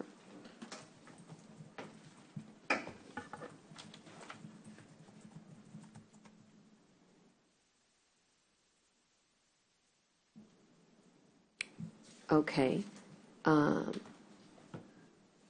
So I appreciate if you could minimize only so that, there we go. Okay. Ide, do we want to roll through this together? And for those of you that don't know, the TERS number 2 has been in existence since 2002. It is a 20-year TERS. The TERS is an acronym for the Tax Increment Reinvestment Zone. And we, as Commissioners Court, had authorized back in 2002 the participation by the county. And Commissioner Chesney and I currently sit as current board members. And in November of this year, it will expire, and therefore on a upcoming agenda, we will be asked to consider reauthorization. And so it is presented to you for the opportunity to understand that this is an important economic tool that's been utilized for public infrastructure, namely Packery Channel and Park Road 22 on the island. The island has benefited by this public infrastructure. When I last looked, and it may show it here, the county participates to the tune of approximately $1.6 million per year. Think of it as a savings account, if you will. Also participating is the city of Corpus Christi. And Del Mar College in this one? Not in this one. They're thinking about getting They're into. thinking about it, right. But they're not in it currently. Brent? I think that's correct. Yeah. I understand they've been approached. They've been approached. I Okay, but believe- I currently, believe. so this was a city-originated TERS, which means that the entire council is actually their board members. We have some community members, and we have, as I said, Commissioner Chesney and myself. So let's go to the next one. Commissioner Chesney, you're welcome to jump in. This is considered one of the top priorities of the island. We can go to the next one. It's just a generalized. I love all these beautiful slides with the wildlife. Here are the TERS boundaries, and this is where I think we could, and again, this is provided to us by the city of Corpus Christi. Brent, I do not represent that our folks did it, but this is the one that was provided by the city. I think they did this at our board meeting at one point. They did. Right. They absolutely did. And so the wish is for our participation, for consideration, and I should just come out quickly and say I do support this economic tool. It's excellent to allow for public infrastructure to be allocated for a geographical area. It not only does good for the residents, but it almost guarantees that the taxpayer gets that which they bargain for when they pay their county taxes. So you'll notice that by expanding the boundaries, we could include the area that is what we know as coastal parks. And we could benefit greatly by seeing in the future, with the reauthorization of the TERS, the Briscoe King Pavilion, for instance, to be able to be eligible for such funding. In addition to the $1.6 million that we put in every year, the TERS has the ability to bond, and it also has a very healthy cash reserves in it right now. It could afford, for instance, to write a check for a major improvement in public infrastructure inside the geographical boundary. So, Commissioner, my wish here is, I'll go ahead and continue. We'll go to the next slide. Here are the allowed uses and the original purpose. I said November, it expires December. Sorry about that. Right. It's actually a fiscal year. But of course, it does take time to allow for the, for the documents to be, I think the wish for the city was November, because it would allow for the lawyers the opportunity to continue to draft the new documents. But again, public infrastructure, public improvements, capital maintenance, and programs that benefit the zone but would not occur but for the zone. Okay? By the way, it talks about Del Mar did participate, but it ended in 2011. So you don't have to necessarily be in it for all 20 years. You can be in it for 10 years, like Del Mar did. So that's also an option. And of course, the hospital district originally, Johnny, you can confirm, you were in it originally in TERS number 2. Okay. All right. The next slide, please. These are some of the projects that have been included in the project for your review. Commissioner Chesney, anything here you want to highlight? Judge, where are, let me, I'm trying to It's catch just up. the projects that were included in the project. No, I think one of the things that we need to have discussion at the TERS board is, the expansion of the boundaries and the and additional representation on the TERS board board itself. from the county's perspective. Those are things that I have suggested as well. I'm sure you have too. And What were you thinking, Commissioner, on the boundaries and on the? And I think that's where we need to get Jay Gardner and some of those ISAC folks, because I believe, if I'm not mistaken, there are some limitations on the boundaries, but there's, so I may have misspoke. I think what I've been told is the boundary issue is a problem, but we could have an MOU, for example, that county projects could be, even though county projects are eligible anyway, to have a more distinct document that clearly articulates for the next 10 or 20 years or whatever we renew this for, that county projects will also be included.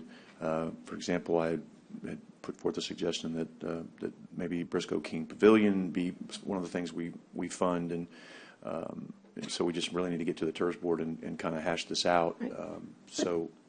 But that was kind of some of the stuff that I was. And how many looking, people were you thinking, like an additional 2 members? Something like, I really 2 haven't- members? Yeah, it's still Okay. it's still going to be city dominated, because it's just, that's just Well, the it's a way city set up. originated Right, TERS, and- except for this. Now we have the power by Constitution to originate our own county TERS, Or just to opt in on. or to opt in. And unfortunately, that just was given to us a year ago. So that's why we didn't do it back in 2002.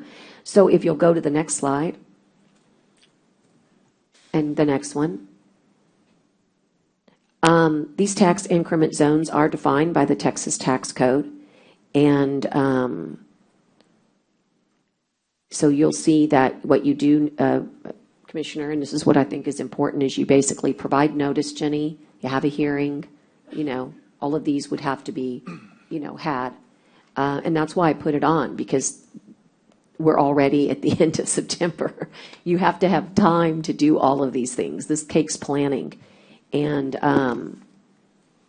there's an opinion that the TERS could be extended using the steps defined in 311.007. So again, 311.007 is the controlling. So remember, the 20 years, we've already gone through it. So how do you extend, or would you recreate, right? And so the extension, based upon the city's legal opinion, Jenny, is from, I don't know this gentleman, but from Brown and Ortiz, apparently specializing in land use planning, said that if we follow the steps defined in 311.007, we would have the ability to extend.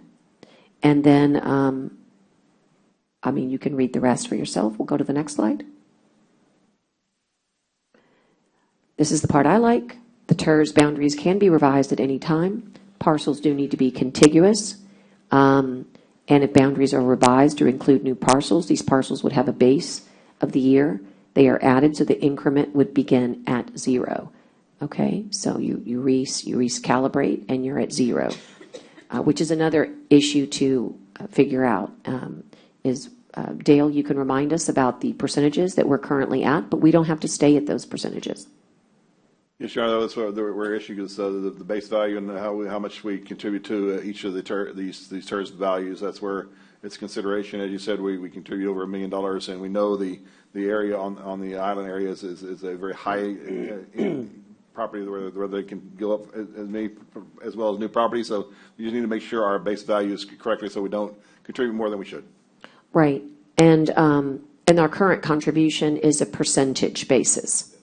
Okay, and that percentage basis. I'll have to work with the tax office. Okay. Tax office knows the exact numbers. Yes. Okay. Judge, one of the advantages to doing this too is in some of the discussions that have kind of gone on in the meetings that you and I have attended is, not necessarily keeping these TERS at the 100% level. Correct. Because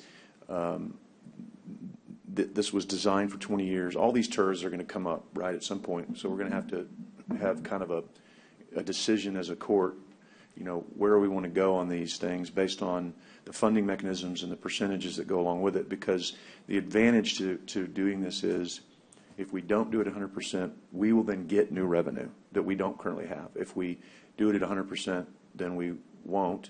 And so I don't advocate, and I don't think you do either, I'm not speaking for you, but I think I've heard you say this too, is that I don't advocate keeping the 100% number there for any of these TERS going forward that have to be renewed, because I think we have to start looking at new revenue sources and not continuing to lose all of this. And I don't think anybody that I've heard on the TERS board is advocating. I think the city's looking at the same way. They're looking at new revenue. 75, I think. Yeah, I've heard 50, I've heard 75.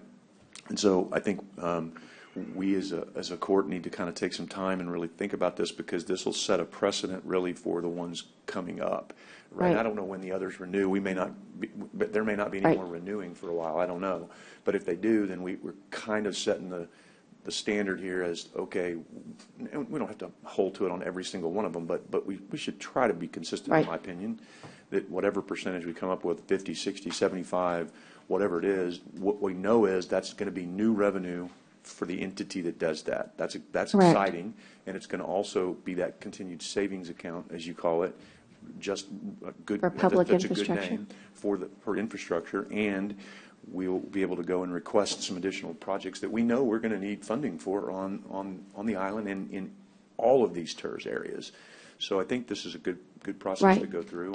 And I also think that, if you don't mind, we're just going to finish the slides real quick. Just because. Before I just want to make sure we get this straight, because we're talking about new revenue. Yes, it's not necessarily new revenue. It's just now reducing the amount of contribution. So our tax is still the same. That's correct. We just keep more of the taxes. It doesn't change to the taxpayer. We need to clarify that. It doesn't change the taxpayer at all. Yeah, what it does is it changes the way that our revenue is allocated. Correct. And I think that something else that we need to consider is whether or not, and we've talked about this with the chairman, but he won't be with us next year because he's decided to retire. But the chairman understands the value of whether or not you keep the same base level or whether you start new again, right? Which is why that provision in the tax code of 311.007 is so relevant. So we need to make some decisions to begin the conversation. I'm proposing the easy decisions today, and I propose the more difficult ones next court. But you have to make you've got to make some decisions to move forward. You can't just expect that all of this will get handled overnight. You've got to start now. Now, the city uses Ortiz. We've always used Bracewell. And so, again, Noe Hinojosa, Strada Hinojosa can also help create some profiles for us. But let me just finish the next few slides. We'll be done. Again, kudos to whoever put it together. They get your mind all soothed, and then they give you the punch, right? So here it is, currently 100% tax increment above the base year is contributed. So as Commissioner Chesney said, there's discussion of whether we would approve 50% or 75% or 100%, right? The base year generates $555,000 in city tax revenue, and you can go on down there. This is coming from the city, by the way. Okay, recommend a contribution of less than 100% for all participating tax entities. So when you see this presentation came from the city, so their recommendation is a recommendation of a contribution, Dale, of less than 100%, but it doesn't say what, okay? Again, you can see where the general funds were allocated to. Okay, go ahead. Here's where some important, you need to, as they say, take note. The ending fund balance for this year will be $7.8 million after the bond payment is made. They also have a bond reserve of $1.5 million, which will be released after the bond payment is made. That is a very hefty cash reserve for a increment reinvestment. So the maintenance reserve also has a balance. This has been very fiscally managed very well. And the CIP fund has a balance of $4 million once dredging to the channel has completed. So when we talk about needing, Commissioner Chesney, $3.5 to $4 million to do a fantastic Briscoe King, you can see that it not only meets the eligibility, as long as it's in the geographical boundary, but that there's plenty of money where you wouldn't even have to bond. If you wanted to bond, you could, but you could do it on balances alone. Okay? What I've also been told is it doesn't even have to be in the geographical boundary to be eligible.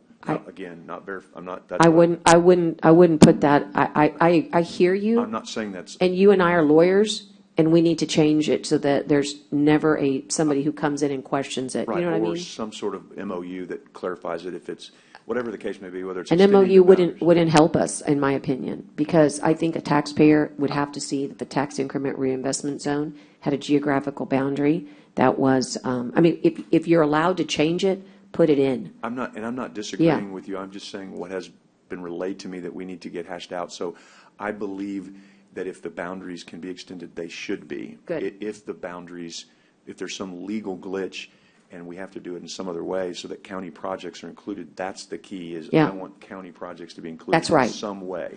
So I'm not disagreeing with you. I'm saying that's just what has been relayed. I need to get more information on it. Well, and that's what we can do here today. I think if we can get it extended, it's always, these things come up here and we're always have to stick with in an area that doesn't go out further out to the county. So it doesn't really benefit the whole county in a sense. It benefits a certain area of the county. But I think we need to be, again, look at it real careful to say, we're going to extend it, how much more can we go out? How much more can we be able to do on our projects? It's going to help other areas of the county. Yes, sir. I'm always looking at things and, why are we stuck only in this area here, right? Well, but and I understand what the way it is right now. That we got no choice. But I think we need to look at expansion and extension. So, and just to remind you, Commissioner, we do that. We have 5 TERS in the urban center. But just so you know, Commissioner, that's why this court and Chairman Canales fought for counties to have the right to create TERS, so that exactly what you said, so the same economic tools would be available to the rural communities as well as the urban communities. We now have that right. If you want to propose a TERS in a rural community, we can do that as a county by constitutional amendment we voted on a year ago. But having said that, just remember that the boundaries we're talking about extending makes sense to the TERS number 2. We already have one on North Beach, one on Greenwood, one downtown.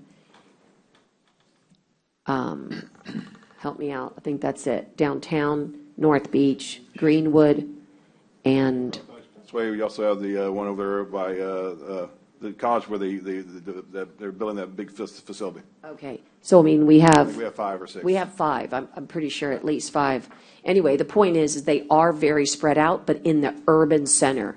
But until last year, until Chairman Canales fought that battle, we did not have the right as a county to do that, and we do now. And so we can look to The Western area. Look to the Western area, absolutely. Forgive me, but Johnny has something to say. Commissioners, the hospital district is also, as you mentioned, Judge, a participant in this TERS. Yes. And we're interested in following the lead of the county in whatever you do, because we also forego revenue like you do that goes into the TERS. And so I just want to say that we're interested in following the lead of the county if y'all want to pursue a reduction or whatever, but we are supportive of those things. Thank you. Thank you, Johnny. Thank you, Johnny. And again, we'll go to the last two slides here. They're all the money slides. Okay, so this gives you a sense of where we are in our budget. I said 1.6, but it looks like it's more like 1.5. Some of my numbers are a little bit altered, but it might have been for the new tax year. But you can see what the city puts in, what the county puts in, what the hospital district puts in, what other revenue comes from. Total revenue is about $5 million a year.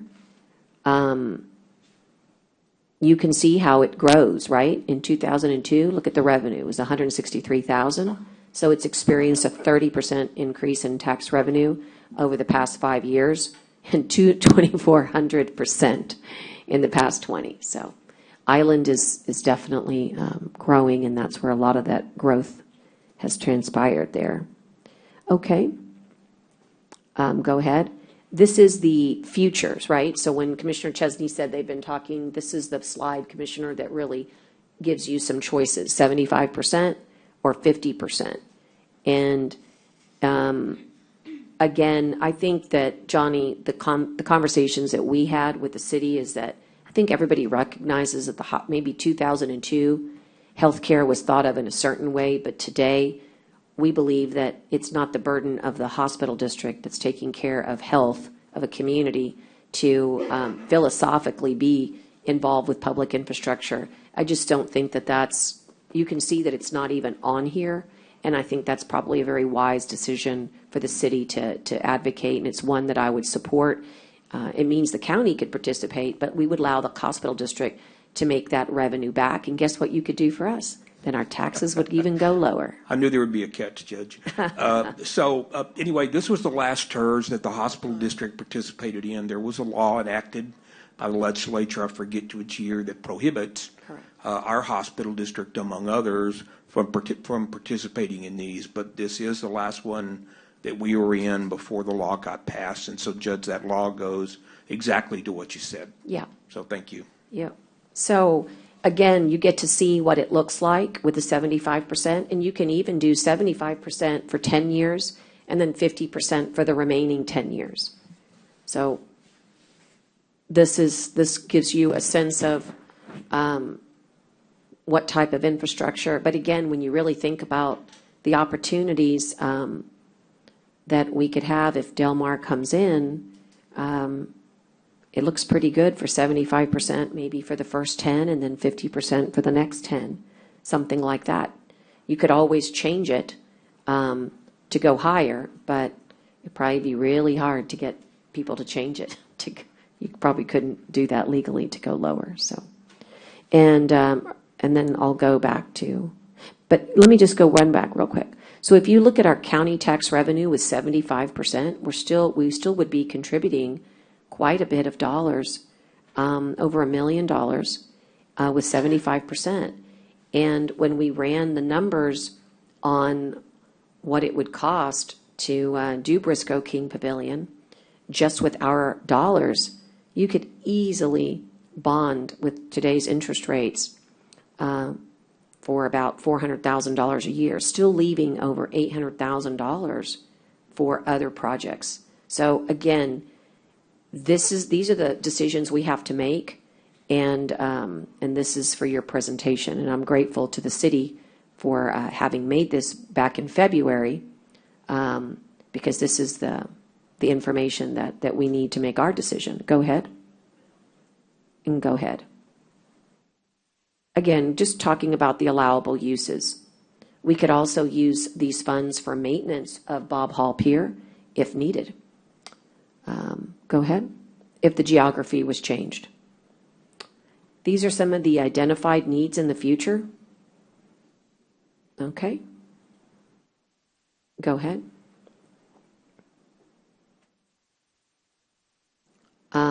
I like this because the city recognizes that this is a living document and it needs to reflect the current needs of the area. and the current needs of the area definitely demonstrate that a Briscoe King Pavilion update is highly needed and necessary. And the plan can be amended at any time with the recommendation of the TERS Board and the approval of City Council. And I think that's it, but double check me here. Okay, well, these are some of their projects. Capital maintenance for Packery, mobility, revenue sharing for a master plan development. Notice that without our proposed projects, none of our county facilities are included. Okay, the next one. The next steps. Interesting, none of this happened. So this is why I have it on the agenda. Okay, and the last step is questions. So I would like to propose, as they said, the easy stuff today, and this gives us an opportunity to direct staff to bring back some real options for what I would call the harder decisions. So again, I would like to make a motion to continue to make a motion that we recommend to the TERS Board the extension of the TERS number 2 interlocal agreement with the City of Corpus Christi pursuant to the law, Texas Tax Code 311.007, and that would be recommended for the next 20 years. And Judge, you're just going to keep it general and not Very general, specific Commissioner. at this point? Just, it's a recommendation from our court so that when you and I go in there and we have to vote on this, we know that our court is fully informed. We need a recommendation from this court to the TERS that would say we are in favor of extending this TERS. If you only want to do it for 10 years, we can do it for 10. My motion is for 20, and then we can move, we have to start at the ceiling and then we can move down. I think if we just make it general, I'm for whatever, just to make it 10, 20. Well, how about just the extension of the TERS? Right, that's what I was just going to say, Okay, so that we can whether get the it be- numbers firmed up to where we're like in unison with what That's fine. all the other bodies are doing. That's fine. That kind of thing. Right, So how I am- about I'll amend and say that my motion is for this court to support the extension of the TERS pursuant to the law and the code that's been provided to us by the city, and that we would vote to enter into that new interlocal agreement. And that's just really phase 1 is the extension. And I would look for you, Commissioner Chesney, to be my second. Yes, ma'am. And that's, and discussion would just, and I am, yes, and discussion would just be, that we'll bring back to the court once we go to the TERS Board and get some specifics so that you have specifics to vote on. That's right. We're going to have And to this is figure just to out. move forward with This the is to concept. actually say, Right. we, the county, We are support in favor staying of the in. extension, and we've got to go do that. And I have a call to action. We need, and we've been promised this on the agenda for the TERS number 2 all summer. We haven't been able to do that. It absolutely needs to be on. This is important to the island. This is important to our community. And I believe that time is of the essence. So with that, if there's no more discussion, again, this would be to support the extension of the TERS. All those in favor signify by saying aye. Aye. Aye. Opposed, same sign. The second piece is also very general, Commissioner, and I would look to, Jenny's going to go, oh my goodness, but she can certainly get GIS help or, map help. But I would look for a motion to expand the geographical area. That is the intent of this court, that in the new TERS, that our geographical boundaries be extended to include Packery Channel Nature Park, Commissioner Chesney, that's in desperate need of a road, as well as the geographical area that would include Padre Bailly Park facilities, and I would leave it at that generally. Judge, would you add language to your motion Yes. that just says and/or includes all county projects? I don't want to. Okay, in other words, fine. If there is a legal glitch, That's fine. And/or includes all county projects in Perfect. the area. And/or includes all county projects, Lorenzo. Then I would I just, a second. lot of people forget about our Packery Channel Nature Park. No, I just Always I worries just want to me. make it as broad as possible so that we're I not agree. limited in our discussion. All right. So I would second that with the amendment. All right. And there any other discussion? Okay. All those in favor signify by saying aye. Aye. Pose same sign. Okay. I'm also going to say in related matters, Ida, you've been very helpful in getting the city to get this presentation attached. I believe in your packets, you'll see the old contract, Jenny, it's 20 years old, Jenny. I know your plate is full, but we have to have somebody start looking at it. So you mentioned Noe Hinojosa and others who had been retained in the past. Is it Yes. the court's intention to have them retained on this matter now? So Noe doesn't do anything in the Scrivener, but he is already on, he is our financial advisor. Shouldn't cost us $1 to get him to do the estimates of 75%, 50% into the future. And I would ask Ida to reach out to him and say, what would it look at? I would run them all, Commissioner Chesney. What do you think? Run them at 75, run them at 50? I'd run them at 60, 65. I mean, I don't Well, know not why too I was- many, just how No, but about? I'm just saying because Well, okay, because have there's him- a big difference between 50 and 75 that it might be All right, somewhere how in about? 62.5. How about you know. between 50 and 75 to run them? I'd like to see all Every those numbers. 5% increment? Yeah, I mean, it can't Okay. hurt. All Well, then, right. if the court wants to have this completed before December 31st of this year, then there are going to have to be projects that are not handled by our office Yes. in don't- order to put this at the top of the list. I don't think it'll be coming from, I think it'll it'll be the city. The city, and you'll just review. That's You're not correct. going to have to instigate documents, is what I understand. It's 'cause That's it's correct. city-driven. That is correct, Jenny. The only thing I would say is that in addition to Estrada Hinojosa giving us the 50 to 75%, we have to make certain, Ida, that he also runs it. Are you keeping the same base or not? Okay, so it's really A and B. And then the other thing is, what else? Hold on.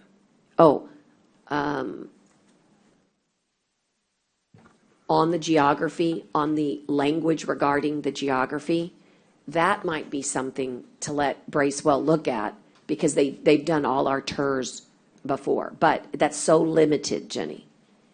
And again, we need to describe it with particularity.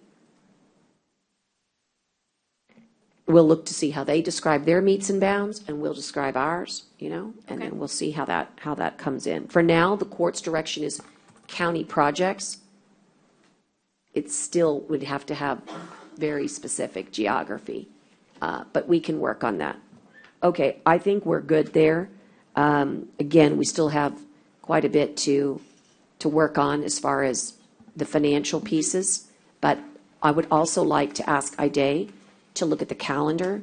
We would have to have a public hearing and a public notice be given. I am unsure, but typically it does require, 30 days typically.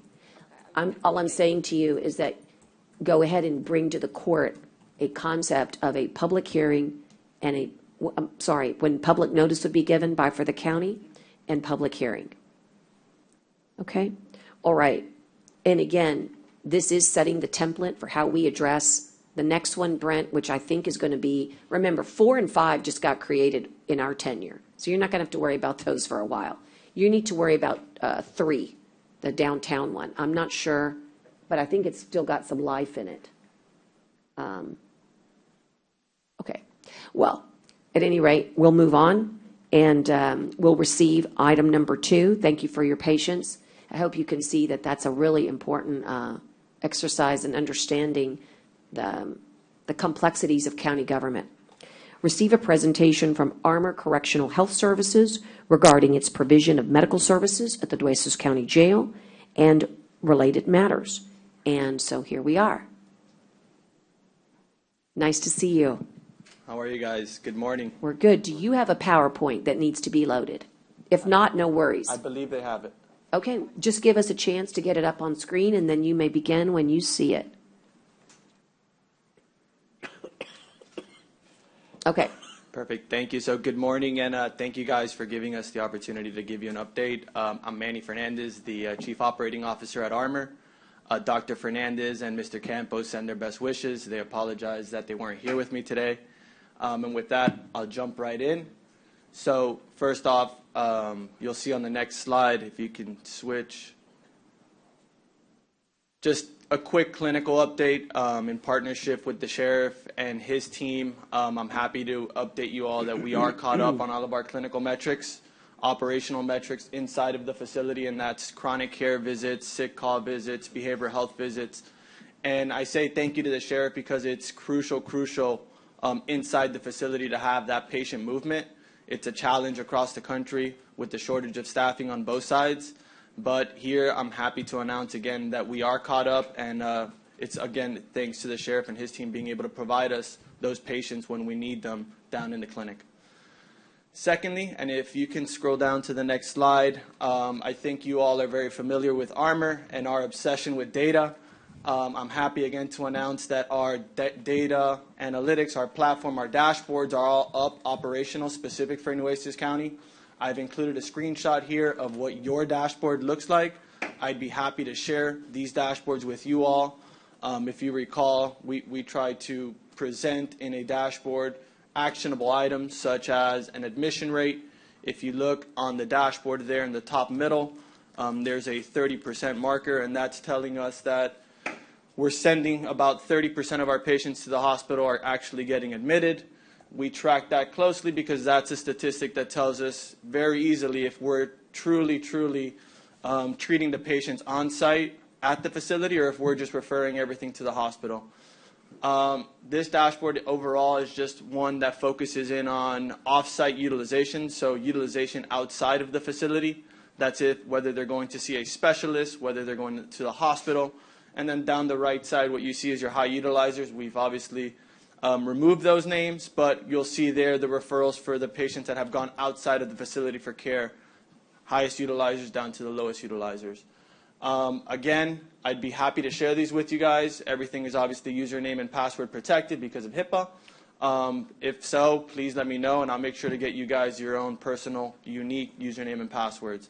It's not only offsite, as you'll see down the left there, we have pharmacy information, emergency room visit information, so there's a whole list of them that we can review if you'd like. Next slide, please. And we've never had this before. With Armor, you're saying, or prior to Armor? Prior. Not that I'm familiar Okay. with. I don't believe so. It's great data. Thank you. So obviously staffing, I think, when we look at staffing inside of the facility, and if you can scroll down a little bit more, but the number is 4.6. We currently have 4.6 vacant positions out of the 31.1 that we're contracted for, which gives us a 15% vacancy rate inside of the facility. Given today's nature, it doesn't sound terrible. However, if you dig in a little bit and you look at it on a position basis, you'll see on the right side of your screen there that if you look at the registered nurses, we have close to a 40% vacancy rate. Next slide, please. So we obviously have dug into that 40%, and what we found is our rates that we're offering or our rates that are part of the contract have not kept up with the demand out in the field. So on the left side of your screen, what you'll see is in the red column, on average, a nurse, a licensed or LPN or LVN, is getting paid on average at Armor $25 in Nueces County. Wow. The market rate, which is a rate that we have pulled from a partner of ours, which is the Economic Research Institute, which we call ERI, tells us that the market rate in Nueces County should be $26.02. The way they provide us that rate is they go out into specific zip codes throughout the country and gather data on what actual nurses are getting paid. It provides us a rate based on years of experience, and it also provides us a high, medium, and low rate. So we now know exactly what nurses in Nueces County are being paid. We typically like to position ourselves around that 75th percentile, knowing that if we offer the mean or the average, we're going to be competing with the hospitals, the nursing homes, and if most times, 10 times out of 10, unfortunately, if a nurse has to pick between a hospital and a jail, they're going to pick the hospital if the rates are the same. So we like to position ourselves above the average so that we truly give ourselves a chance to hire, and not only hire, but retain nurses long term. And then the third column is the rejected ask, and we call it the rejected ask, and that is when a nurse rejects an offer that we've made at the $25 rate. They're coming back and saying, on average, that they would like to be paid $27.50. On the right side of the screen is our registered nurses. If you recall, our registered nurses have roughly a 40% vacancy rate. And here you'll see the disparity between what Armor is paying and the market rate is a little larger than on the LPN side where it's only $1. Here, our RNs inside of the facility are getting paid on average $35 an hour. The market rate, again, from that ERI analysis is saying that an RN on average should be paid $43 an hour. The rejected ask there from the nurses that we're actually making offers to is $45. So again, that disparity there from 35 to 43 is a little bit larger, therefore causing us to have more vacancies on the RN side. Next slide, please. Here, roughly 5 out of 10 are accepting, so 54% acceptance rate compared to 89 at Armor. So we, again, drill down into that to see what is it that's causing these candidates to deny these offers. And on the right side of the screen, you'll see that 56% of the candidates denying offers are because of pay, which makes sense when we look at that disparity. We're off $5 or $6. 26% of them is scheduling. I think the toughest slot or shift to fill inside of the facility is obviously that weekend shift or that weekend night shift. It's the hardest shift to fill everywhere. It's not specific to this. So that's common. That number doesn't really shock me, the 26. And then 19% is no response. So we never heard back from the candidate once we made the offer. Next slide, please. So given all that, there's a 15% vacancy. However, I do want to report that of the 31.1 contracted positions, we have filled 96% of the shifts over the last 12 months. How have we done that? If you look on the right side of the screen, I put 3 different ways that we've assisted to make sure that we're able to fill those vacant positions. So ad comps is what we call it. Really what it is a shift premium. If we have a vacant shift on a Saturday, we'll go to our nurses and offer them $100, sometimes $200, $300, $400 to come in and work that shift on top of their regular pay plus overtime pay. The second column is what we call agency. Agency is just a subcontracted company that provides us agency nurses at a way higher rate, but we know we need to fill those rates, so we've gone above and beyond to make sure that we fill all of our shifts on the weekend or on that night shift. And then the last one is just overtime. We've been able to pull our nurses to work overtime and fill those additional shifts. I'll pause there and see if there's any questions. Okay, next slide. So our current contract started on December 1st, 2020. We're wrapping up year 2 here at the end of November. Part of our contract was that it was a fixed 3-year contract where the price remained the same over the course of the 3 years. Like I said, we're wrapping up year 2. Again, part of the contract, the way the billings work is that on the 1st of the month, we'll send an invoice over to Nueces County. 60 days later is when we receive payment on that invoice. So within those 60 days, what happens is that we obviously have to cover payroll, which within that time frame can be anywhere from 4 to 5 payrolls, depending on the month, plus all the other charges that are coming in throughout those 2 months. Currently, our contract calls for a performance bond. The performance bond that the contract calls for is 100% of the contract value. The contract value is $4.238 million, or $4.3 million. The way these performance bonds work is we, Armor, need to go through a surety company to post this bond of $4.2 million.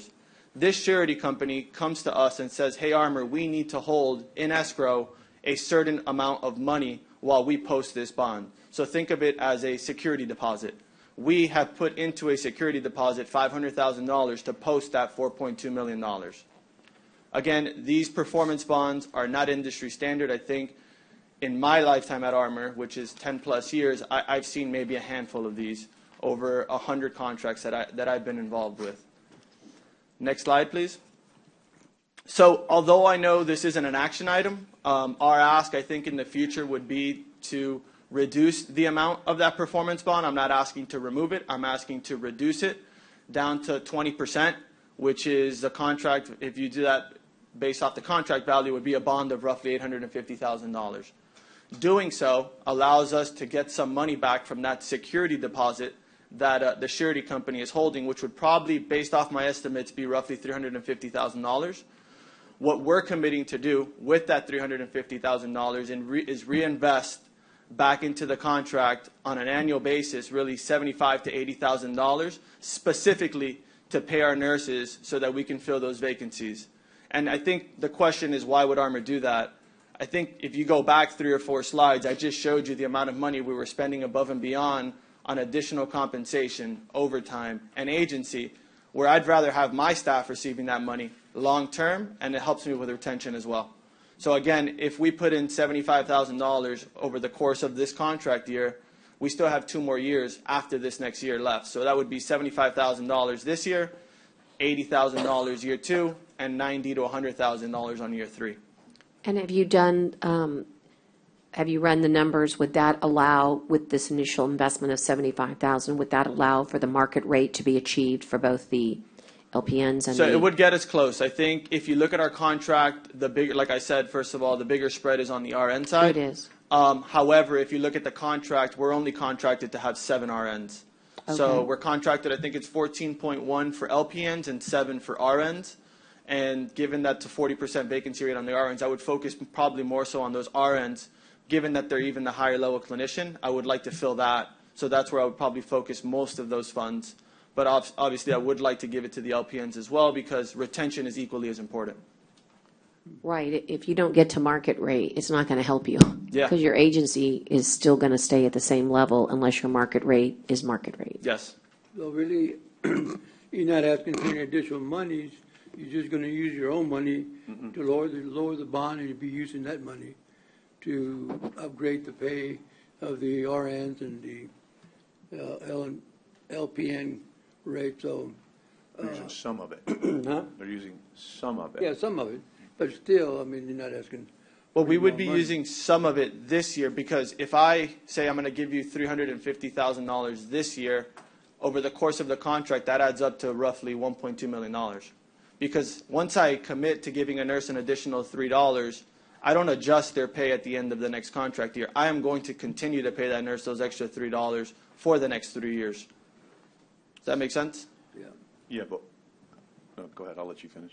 Yeah, I just want to, again, just to make sure, so we're not eliminating the bond at all. It'll still be 20% left of on the bond, right? That will be the contract value of $847,000. Correct. Okay.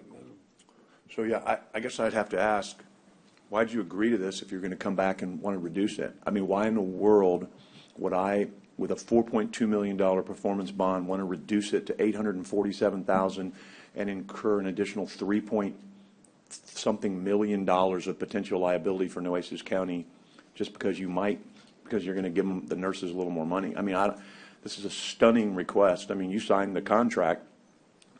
If you thought this was so unusual when you did it, and you haven't seen a lot of these, I mean, for gosh sakes, the county finally ended up on the favorable side of a contract for the first time in 5 years. Every time we turn around, we're saying we're on the unfavorable side, and we're on the favorable side. And now, respectfully, you want to come in and ask us to reduce from $4.2 million to $847,000, and somehow that's no offense, but somehow that's a reasonable request in someone's mind. I mean, it's a great effort to come in and say, hey, but we're going to use some of this money to pay nurses more. That's a great approach, because you put us all on, oh gosh, man, we can pay nurses more, but then you want us to reduce our liability by $3.3 million. So that is, I'd rather figure out a way to come up with the $3 for the nurses than to reduce your bond on this thing, because holy cow, this is, like I said, we finally have a contract that we can go, woo, we won one, So I'm not favorable. I know it's not a motion today because it's just discussion, but just know when you come back in, I'm only one. You might win 4-1, but I'm not going to agree to reduce the county's liability from $4.2 million to $847,000 and leave us hanging for $3.3 million. That makes no sense to me. Sorry, that's, Well, there's put it out no there, action you asked. item today. I This know. is just I a want him to know. presentation. I mean, he can work with everybody else and Yeah. see if he can get everybody else to change their mind.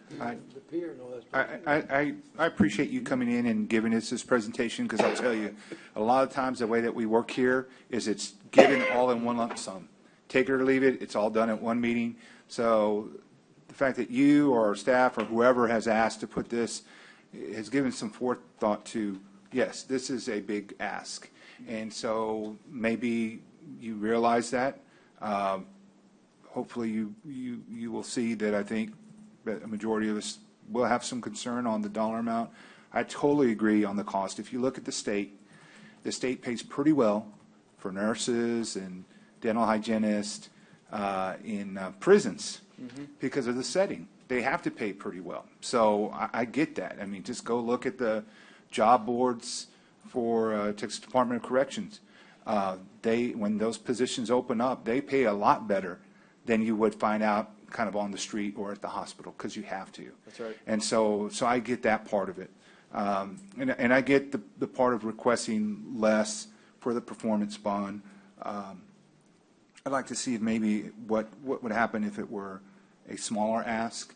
You still are be able to reinvest in the nurses and give them a higher rate to make it a more attractive position, but also that we're not decreasing what I think is an important dollar amount, especially as we're dealing with all this. I love the data. That's where you all sold me 2 years ago. I was going to say last year. I was like, oh my gosh, it's already been 2 years. Yep. 2 years. So I'm glad you said 2020. That was a crazy year for us, but for everyone. But that fact that you have that data, right, that dashboard that you have, I know I'd like it. I don't know if you just want to make something available for the entire quarter. Everyone wants access to that. Or we can sit online, even just virtually, to walk me through it, because I know it was presented very well back before this vote. And so that, like I said, that's what I really liked about it. And I want to be able to kind of compare, apples to apples, right? This is so progressive in its approach compared to what we've had before, right? I think it's hard. You are the baseline. You're showing us where you started, but compared to what we've had, there's no comparison, right? And I really want to be able to see how that data is justified. How well are we doing now in responding to the inmates when they have those needs for medical care? Where is that saving us on labor hours put in, on transporting issues? Because one thing you hear from the sheriff on this issue or any other, transporting is a very dangerous time for him and for his corrections officers, because you're handling the inmate and moving them out into the public or to a non-secure or less secure setting than a jail setting. So I want to be able to see all of that. I want to be able to understand why we picked you in the first place. And I still know why. And I know, like I said, this is a big ask. And I hope that you are shooting high, knowing that we're probably going to ask for maybe something more in the middle, right? That could easily be reached, that we're reducing the request, but that there's still a sizable amount of performance bond that's still being allocated, and you can still reinvest the dollar amounts that you're talking about to be able to attract or retain these RNs or LPNs. So that's what I'm kind of going to be looking for before you come back to us again. So hopefully they will work on that, and whoever else with our staff can help bring that back. Because I'd love to. I agree. I think that's a big difference. And if we just go off of what you're presenting, even one of your strongest supporters from the initial presentation and adoption of your contract to now, that's a big price difference. But if we can find somewhere that's a little bit easier to work through, I would be much more in favor of. But if you can get me that access to the data, I'd love to be able to look at it, just to be able to understand it a little bit better. I mean, the presentation that you gave us today, I think, has really helped see the numbers, see the kind of the more frequent users. All of that you presented has been truly helpful, and that's what I think. Obviously, what healthcare for jails are now across the board throughout the country, and that goes to show that we are hopefully being cutting edge here in Nueces County, because we need to, because it brings the cost down, and it's better for the inmate, it's better for the county on liability. It's just that performance bond that I do have some concerns with. But absolutely, we'll work on it. And did we say at time when we're coming back with this? October.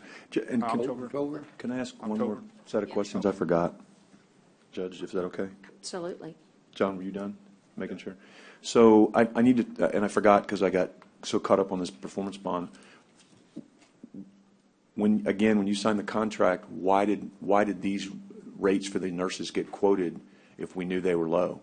Why wouldn't that factored in also at that point? Why wasn't there a CPI put in? I mean, you guys do hundreds of these, so tell me why we're in this position to where we're so much lower. Why wasn't this addressed when we signed the contract? Absolutely. So, or when the hospital district signed the contract? It's actually a third-party agreement too, just to make sure it's not completely up to us here. So understood. So when we originally signed the contract, it's a 3-year fixed contract. However, built into that 3-year fixed fee, we do have increases year over year. If you go back and look at the historical CPI, you'll see that on average rates have gone up anywhere from 2 to 3%. We all know what the CPI rate has been over the last 2-3 months. It's 9%, 8%. So what happens is that year over year, internally within the contract, we have these increases of 2 to 3% given to our nurses. However, the market is demanding that we increase 8 to 9%, which back in 2020, we had no way of predicting that was going to happen. Nothing like this has ever happened before, especially in the nursing market. We have nurses throughout the country where they're demanding they get paid $60 an hour. I can tell you that 4 or 5 years ago, the RNs, registered nurses, were getting paid less than $30 an hour.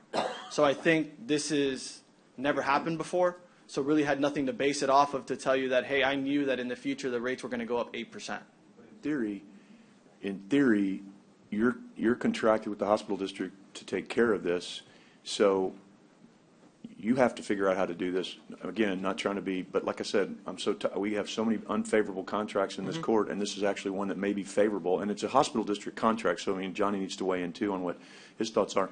But I mean, so realistically, you have to figure out how to staff this. So we could say, you know what, you've got to go pay this, you've got to go find these nurses and pay them. I mean, are we obligated for that? If we are, then we would just pay for the extra nurses. If we're not, then you would have to figure that out on your contract amount, right? No, correct, and that's why I included the slide that shows that we have gone above and beyond just whatever the contract says we need to do to make sure that we're filling those shifts. Right, and I appreciate that. But what I'm saying is in regards to these nurses, doesn't the contract say you've got to figure out how to fund these things? So the contract currently says, so I want to make sure the court understands this, I think, and you're saying yes, you have to figure this mess out. You're coming back to not a mess, it's not a mess you created, but it's a mess of the market. But you have to go figure this out and fund these nurses and pay them and get this thing staffed. And we've fulfilled our obligation by whatever the CPI increases were or whatever. So we've done everything we're supposed to do. So everything you're asking for today is an ask of this court that you would have to take care of if we just said we're not interested, right? That's correct. Okay, so I want the court to understand that, right? This is their obligation to figure this out. They're asking for us, no offense, I'm not using the words mean or anything, to bail them out of a contract that they signed, that they're under an obligation to fulfill, by making it sound like they're going to go back and use this money for the performance bond for the nurses, when in effect, they have to do that whether we say yes or no. So they have to figure out how to staff this thing whether we say yes or no.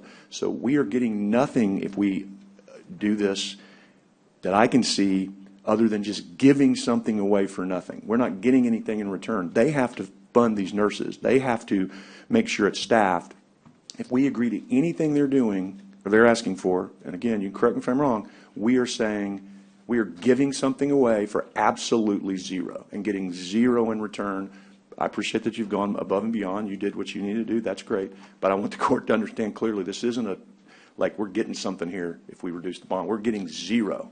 We're getting zero because they have to do this. So that's Johnny, and I don't know how Johnny. I don't know how y'all feel about this performance bond. This is this is a staggering ask. Just remember, there is no ask here. There's no agenda item here today. No, but it is. He's telling me he's coming back and asking, Judge. I mean, I wouldn't. Well, you may. What he said. That's right. What the presentation I said. just want to make sure that we know that we're just receiving information here today. Johnny. Judge and Commissioners, in the interest of information, let me clarify a couple of things. One, in our agreement, and we're cross-checking this, but I'm pretty sure in our agreement that it stipulates the hours of nursing coverage they have to provide. Does not stipulate the pay rate. Okay, it stipulates the hours of nursing coverage they must provide. Correct. But it does not stipulate their pay rate. That's correct. Okay, so that goes to Commissioner Chesney's point. Second, since the hospital district is a party to this agreement, we're not in favor of anything that creates risk or exposure that we don't already have to the parties. So to the degree you reduce the performance bond, you create risk for yourself and exposure. And so we're concerned about that.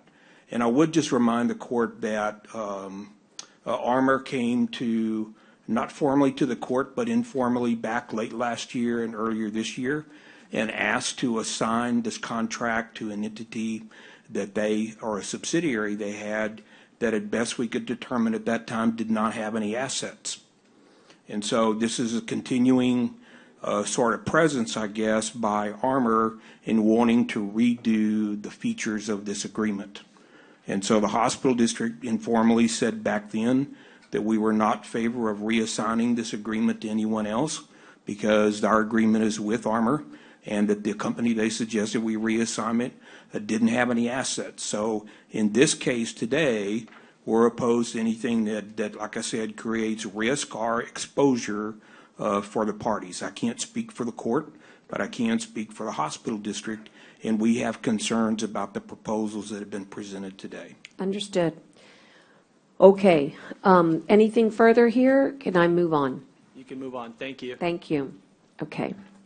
We're going to move on to item number 3, discuss and consider approval of the supplemental agreement with Steve Bonner relating to intergovernmental support agreements with the Naval Air Station. Steve, you've been patient. You're online with us, and I know you're here as a resource. We have this item as part of the agenda, and just so you know, it is included in our budget. So this is not an ask that would be extra. This is to continue services kind of on an on-needed basis. Ide, you helped make this, I guess, not to exceed. Yeah, that's correct, Judge. This is part of the budget and is paid from the Department 1285. And it's a not to exceed. That's correct. 27,000. That's the amount requested is 17,000. I'm sorry, 780. Forgive me, with 34 17,000. cents. Correct. All right. Okay, and so I'll make the motion to approve and. I'm sorry, Judge, I'll second. Sorry, Thank you. discussion. Sorry. Motion and a second, and any other discussion? And this is, Sure. you said this was just an extension of what we're currently doing. This is for a whole year extension? This is It's, for the, it has to be. I can't hear you. I believe it's for the year, but it has That's correct. it has a not to exceed dollar amount, and so it's kind of when, it's not like Yeah, something it's has part, to it's be. just the third supplemental agreement. And Yes, it's it's part already. It's just for Yeah. when we need it, it's there. For example, we're in the middle of finalizing that very first work authorization order. But again, after that gets done, unless, it's an on-needed basis, That's right? correct. So, What's the 780 travel? What's that for? well, it's for travel expenses, so when he has to come here to the base, Okay, oh, he's not living? no. Where does he live? Steve, Where does he live? your residence is, are you, He can answer that. Steve, are you still with us? I'm feeling like it's the hill country, but I could be wrong. I'm gonna get that info right Yeah. now for you. I mean, originally, he lived in Washington, but I'm pretty sure he's a Texan and lives here in Texas. Steve, are you with us? Okay. Okay, there's a motion and a second, and all those in favor signify by saying aye. Aye? Aye. Okay, pose same sign. And I'll get you that answer to make sure, okay? Okay, item number 4 is discuss and consider supplemental agreement with the, and these are all happening for the audience, is because we're at the end of a fiscal year, and so in some cases, it's to get us through the next time, and then in this case, it was the expiration of a prior contract. Connie, did you have something? Excuse me, Judge? Yes, Steve Bonner just said that his Zoom is lagging, so he's trying to answer your Oh, question. yes, sometimes that happens, it lags. He can put it in the chat room. Yes, Commissioner? Yes, I was also waiting for Mr. Bonner's response. Oh, sorry. Okay. Well, I'll get that for you here shortly. There is like a minute or two lag time. Steve, the question, if you can hear, is, are you a Texan? Do you have a residence here in Texas?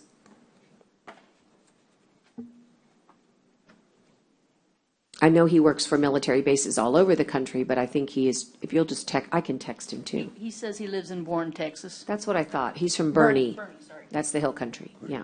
Bernie, Texas. Commissioner? I'm an eye on that. Okay, thank you. He's an aye. All those, okay, so we're going to move on. The next one is another agreement. It's to continue the work that we have with Patricia Shipton for services related to the 88th Texas Legislative Session, and consultant Joel Romo, also for services related to the 88th session. And for both, it includes strategic planning, consulting, and governmental relations services. And I'll make the motion to approve the supplemental agreement. All is the same, and the time frame is through, help me out, next September. Judge, I was going to, I wanted to extend, but I only wanted to extend through the end of this year. So I don't want to vote against, but I don't want to extend through September of 23 at this point. So I'm interested in extending through the end of this year and doing it in that nature. But if I voted, if you got a second, I voted no, it was not because I don't want to extend them. It's just I don't want to extend them for this length of time. Okay. But you do know there's a legislative session in January. I get it. And it's over when?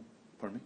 And it's over when? I would want to extend through December of 22 and then revisit it again at the end of the year. All right. But you made a motion. I wasn't trying to intercept your motion. Yeah, if you don't mind, let me go ahead and make it. And so, again, I don't want to have to come back here in December and start all over again. I mean, these guys need to make plans for the legislative session. I don't know. Is there a concern that you would not want to have them for the legislative session? I would extend. I'd be happy to do it through the end of the year, and we come back at the end of November so that it's clear, so that we can clearly articulate that at the end of November. December. Or the first meeting in December, or whatever that might be. That's just. All right.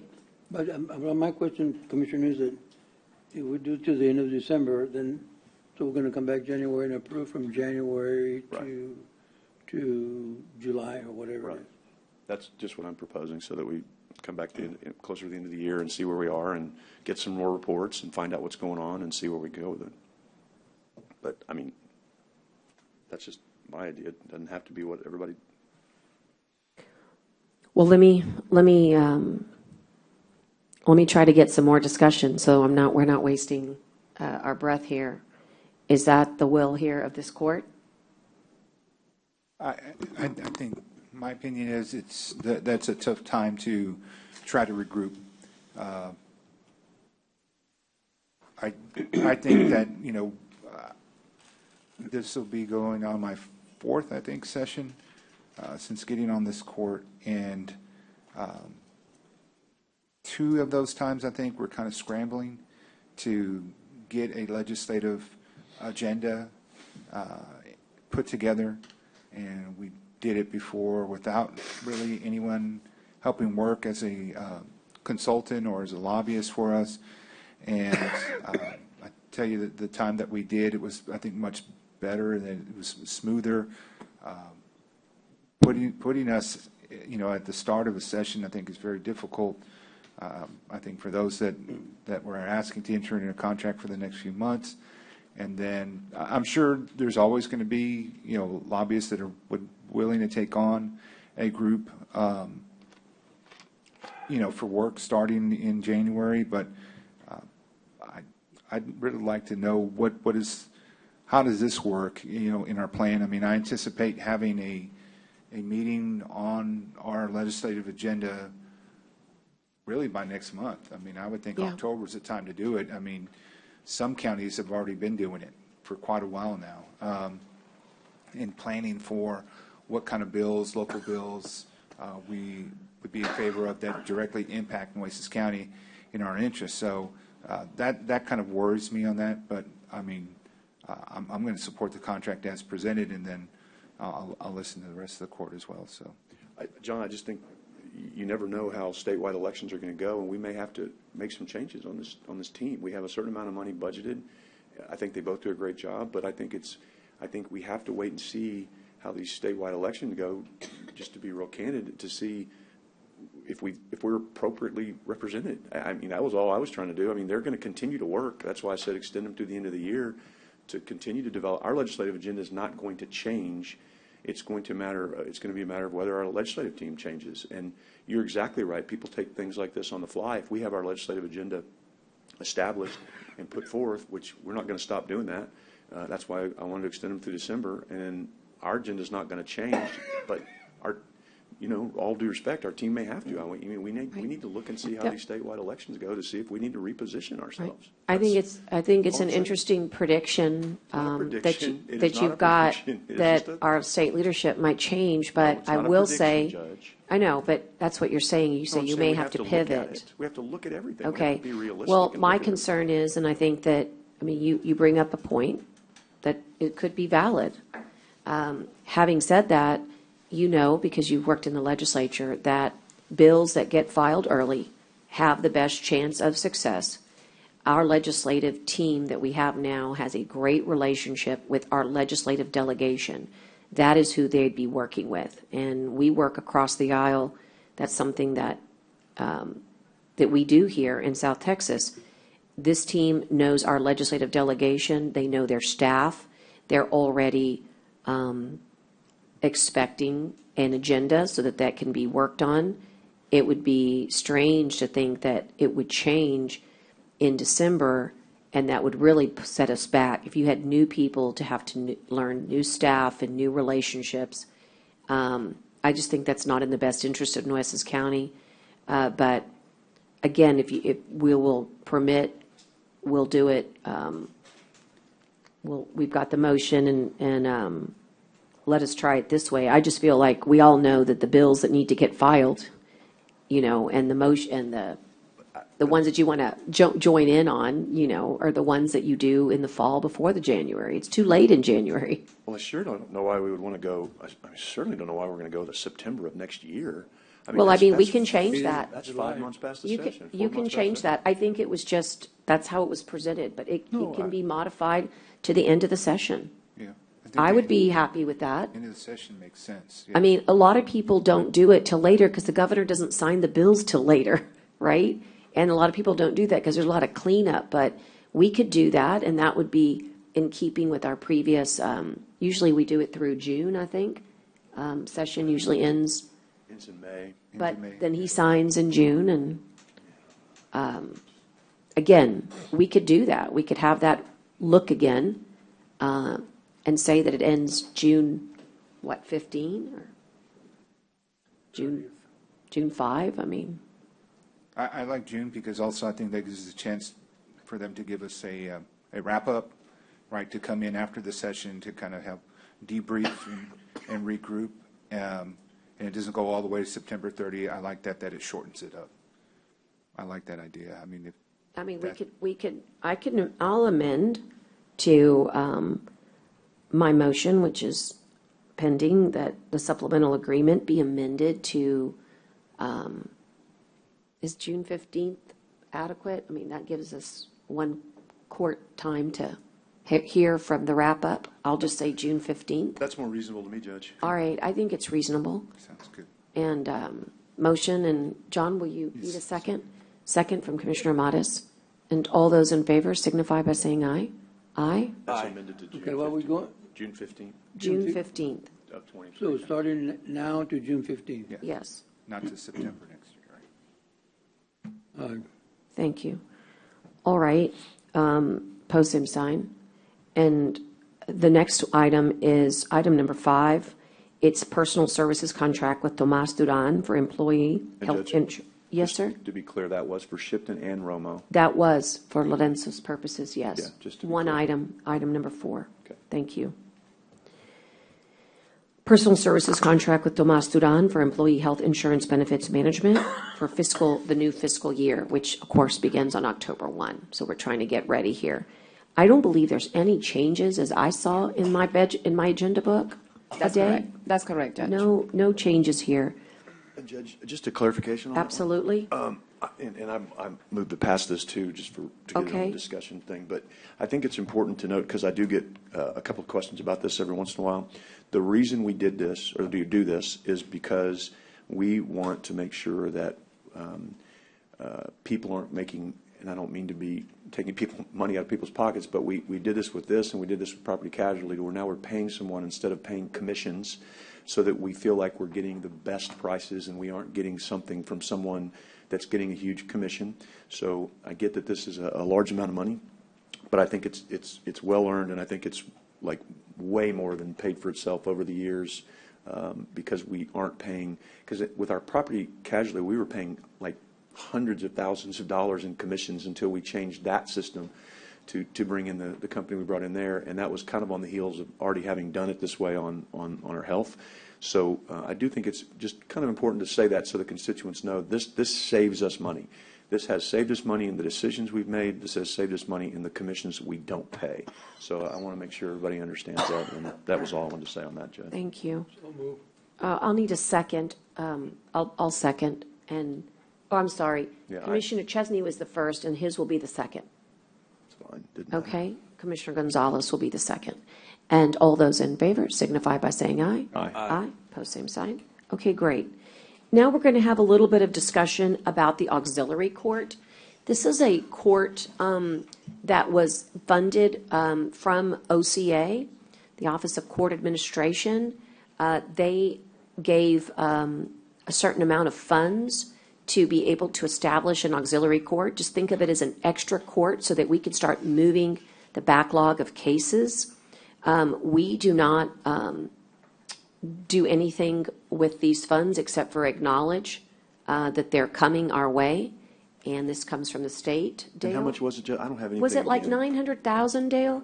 If I'm correct, Yeah. it's around that number of OCA. Yeah. So this was, This help was, me because I don't have anything in my packet. Is this a new funding that we just got? It's a I new remember- grant through the Office of Court Administration. They get some money from ARPA as the TIDC had received some funding. So they wanted to get this to give some of the larger courts that are behind as we so said, the money to try to catch up. This is a one-time thing that Yes. so we have to, well, we don't approve, this is one-time grant. all outside Yes. our purvey. This is just, the only where it gets interesting is right where this agenda item is that we need to house them. right, but I'm just saying, this is a deal where this is being run through the Board of Judges? No. Well, Judge Maderi, Out of our as the purview. presiding judge of the Right. 5th Administrative Region, applied for this, Right. and OCA granted it. And again, it comes from ARPA funding through the state through the agency through the regions. And this is, they will be running the whole show. Yeah, it is a one-year grant. It's a one-year grant. It's a one, yeah. grant, and meaning, and I know. We're going to move cases for the next year to try to decrease the backlog. And then we'll see what this legislature does to continue the funding to OCA, because of course, 1 year is not enough. Right, and included in this is money for this auxiliary court to be built. So we're going to talk So- about spending some of that on. The So- auxiliary court just covers the lawyers, the staff. It doesn't include any It doesn't billing. do the space. So for example, the auxiliary court could be the 5th floor. You could say that the 5th floor courtroom is our auxiliary court. And so Okay. they're going to appoint a visiting judge? Yes, That's a visiting- correct. Visiting judge will be appointed, yes. Okay, and then, And this covers that cost as well. okay, because again, I just didn't have anything in my packet with any kind of background on it. I've talked to Judge Maderi about this a long time ago, but I don't remember getting all the specifics. So, I remember back then, but it's been a while. So there's no financial obligation to this court today. This is just about saying we can let them use the 5th floor, which. That is correct. There's no cash match to this grant. That's correct. That's correct. What are we can't. Well, use the 5th floor? we're creating that awareness that you all like. We're creating the opportunity to have the awareness about the discussion of the auxiliary court. It is an important opportunity that we have here to move cases. What does that do? Decompress or diminish the amount of people that are in our jail. So it's a wonderful thing. But of course, we need to be ready for where this auxiliary court be placed. We wanted to make sure that you had the opportunity to have awareness, because if you'll remember, it came in the exact same week as the TIDC ARPA grant. And sometimes people go, well, I already know about that. Well, This is different. this right? is different. No, that's why I was Yeah. bringing it up. So And where again, do we don't have anything to do with the mechanics of it, but we did want you to know that, Well, also some of the discussion, fifth maybe floor. use the 105th District Court, since he's only here you were between us and Clayburgh, so. that's correct. So I Judge did what's- Pulcher's courtroom, is not always Yeah, used. right. Because he's So- in Kingsville. So what, I mean, what are we? So are they? So right now, it's just trying to decide if the fifth floor will be an agreement with the court to just put right there the auxiliary court. And Juan is coming because he already looked into it, and he estimated around 20,000 to be able to give the To allow. space, yes, to allow to have the staff Could there. you call him? Because I think it has to do with just the, nobody's really used that courtroom as, for a judge in a correct. long time, Commissioner Chesney. Upgraded a little bit. No, the courtroom is great. It's I the, used- it's I the used to use it. facility It's of the pretty cool. judge. It's pretty cool. That's It's- correct. The It's last the case was facility. about 3 years ago. Do what? I believe the last case in that court was about 3 years ago. Right. But It- why is that? Because, I mean, it has a judge's room, and I mean, I used it when I was on judge. I mean, It's it was very, it just needs small No, no, ADA I stuff. just didn't know why it hadn't been used, is more what I was asking. Is it because of COVID, or? Well, we used it. I'll be honest with you. We've used it quite a bit. I myself was a witness in a trial a year ago in that courtroom. I still think, no, So not it anymore. does get I still used. think we ought to move that thing to where we use it as a courtroom, and we move our offices over there, so we have some more security, but I know that's on the wish list, so, It's on the wish list. yeah, I know. So Juan is here because he looked into the space. Okay, well. And again, the reason we want to put it on there is if there is money that's needed, That's then we correct. want to make some appropriations. Okay, Juan, we're here to talk about the auxiliary courtroom, and there may be an opportunity where we may need to use the fifth floor, but also, just so you know, we may be using that 105th courtroom as well, but we want to make sure that if the fifth floor is needed, what would we need to do, Juan? Are we talking about the same one? The auxiliary court. So are we talking about the one that we're cutting up the space into two offices, or is this a different one? This It's is the the, fifth floor courtroom for the auxiliary court. Yeah. The one Yeah. that Isabel estimated like 20,000. Oh, yeah, I'm That sorry. Okay, yes, this is a space in the fifth floor. It's an office space, or it's really a conference room. And what we're doing is, what we had looked at with the day and the other staff is that we would build a wall and create an office space for the judge. visiting judge. For the visiting judge, and also have a space for court manager or the bailiff. And we're estimating right? about That's 20. correct. We're estimating about 20,000 to do the Okay. work. And, okay, So right now, we're looking into maybe the grant could cover the cost, but if not, we need to use funds from 3,300. That's a department that they'll provide to them. We, last legislative session, the legislature passed a new law where we have a new fee coming in that says court facility fees. We've received about $75,000, so we have funds there to cover it. okay, so I guess my motion would be that if needed, Correct. right?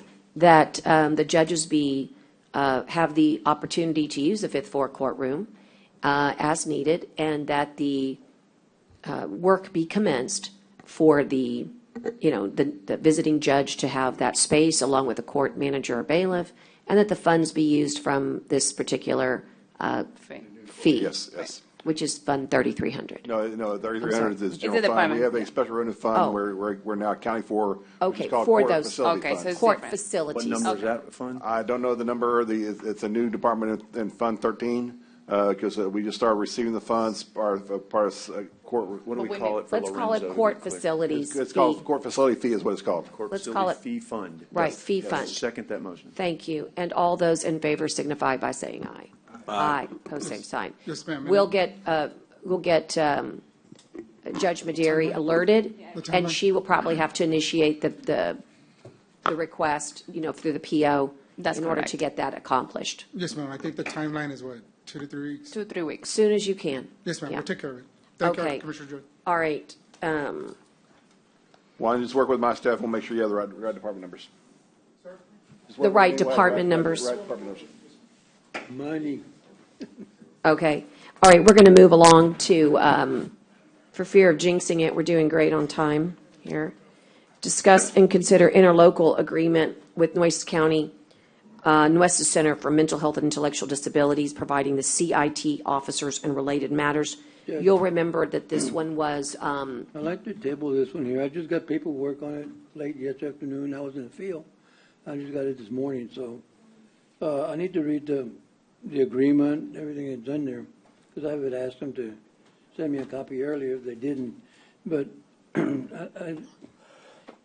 talking here about the 2 officers that we provide. This is not the 2 additional officers, right? Right. Just two. Just two. Just two that we currently have. That's correct. And this is under MHID. So I'd just like to have time to read the contract and everything. I'm not ready to vote on it today, so.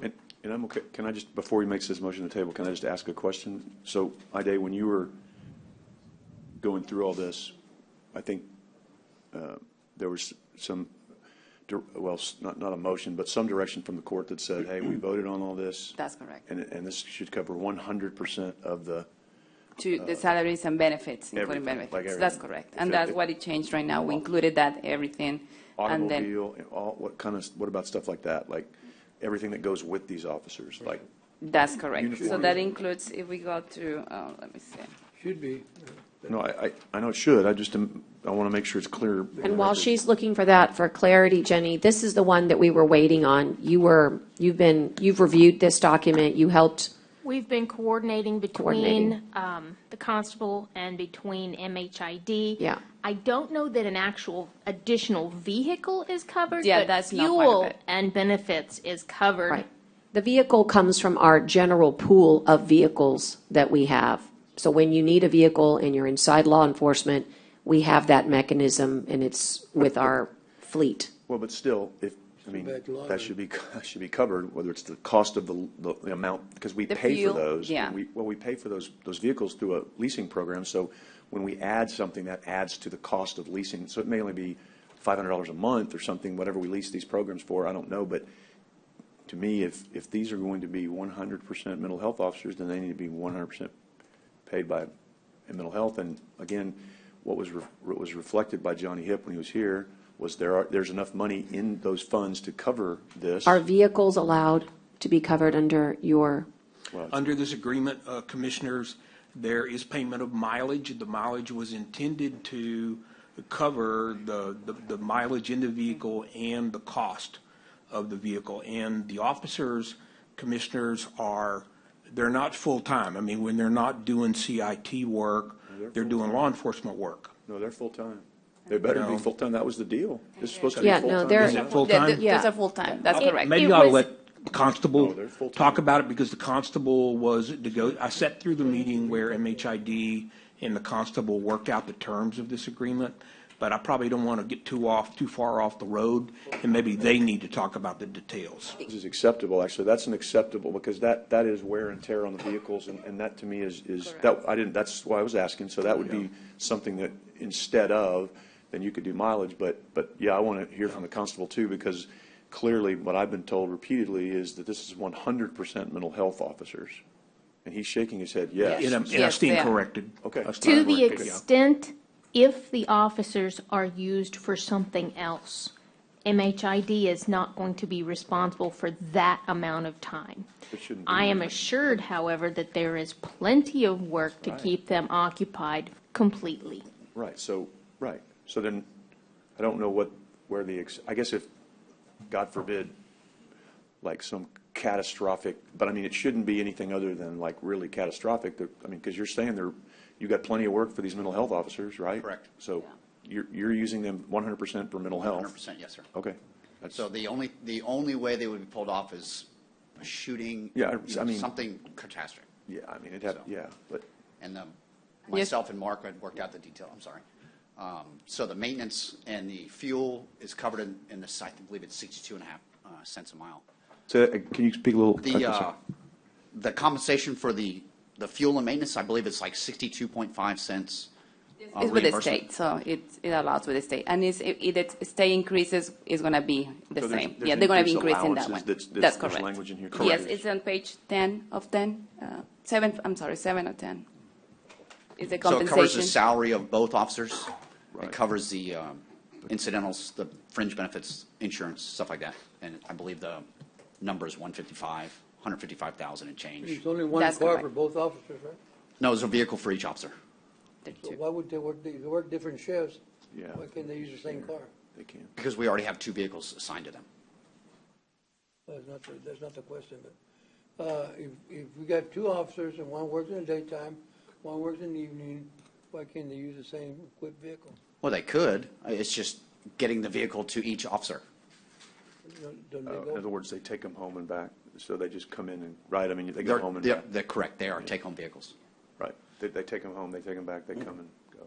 But, I mean, as long as, Again, It's covered, according to what I Right. hear, Mr. it's Hibb, covered under the agreement. as long as I hear Mr. Right. Hibb saying everything's covered. Right. Correct. That's correct. That's correct. Yeah, we work on that. Right. So I'd like to be able to, again, the whole concern here is we don't have a scheduled meeting, although I hope that changes, before October 12th. We have a new fiscal year coming up. I'd like to pass this subject to, if you have any concerns, Commissioner Gonzalez, with the details in the contract, we can address those immediately with the county attorney. Yeah, we'll be subject to. All right, I'll be happy to do that, and subject again, we to. did just get it, I mean, That to way we confirm. get I mean, confirmed. I just got it too, so, Yeah. I mean, it was Well, not, I didn't have time yeah. to read it last night, so, I'm sorry, I tried.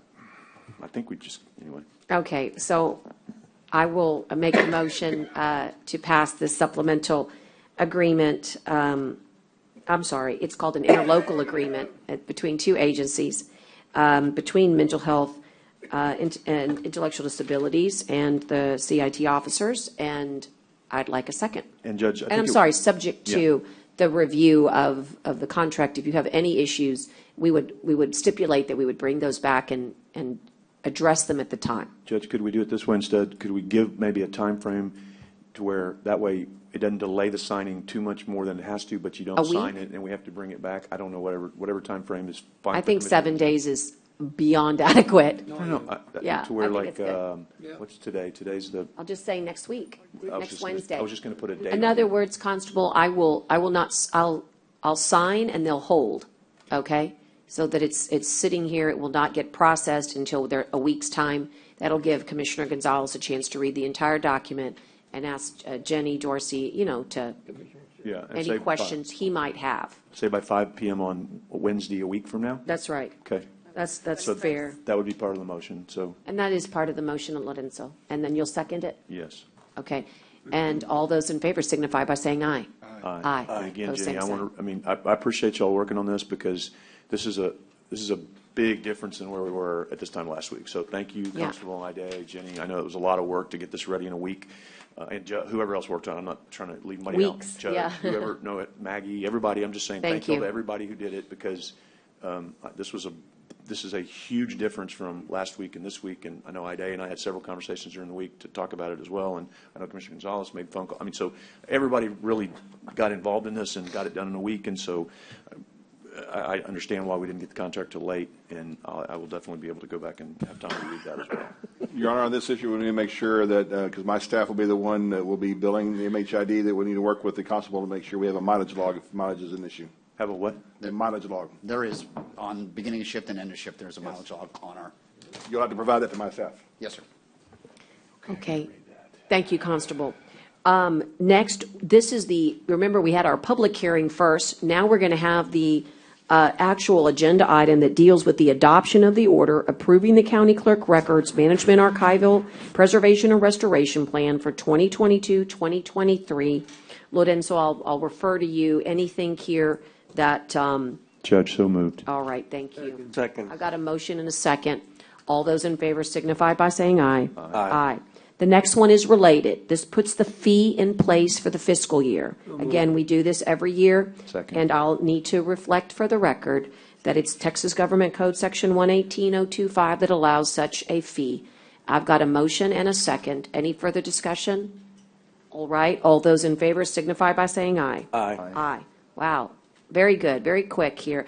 I know a bathroom break is imminent, but I'm going to try to get a few more done, okay? I was thinking page 6, if that might lead you guys to being so inclined to recess there. So item number 10, I see Ida coming to the podium. Judge, motion to pass. Thank you. Look, Ida, Leave quick.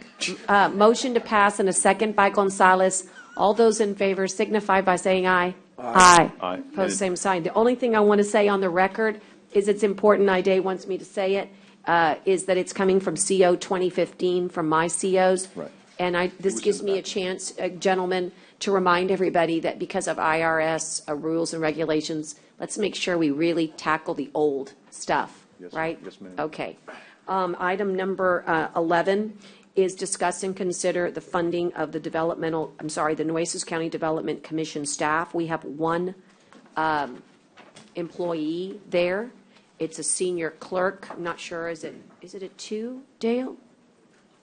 What was the question, Your Honor? The senior clerk at the NCDC, is it a clerk position? Yes. One position.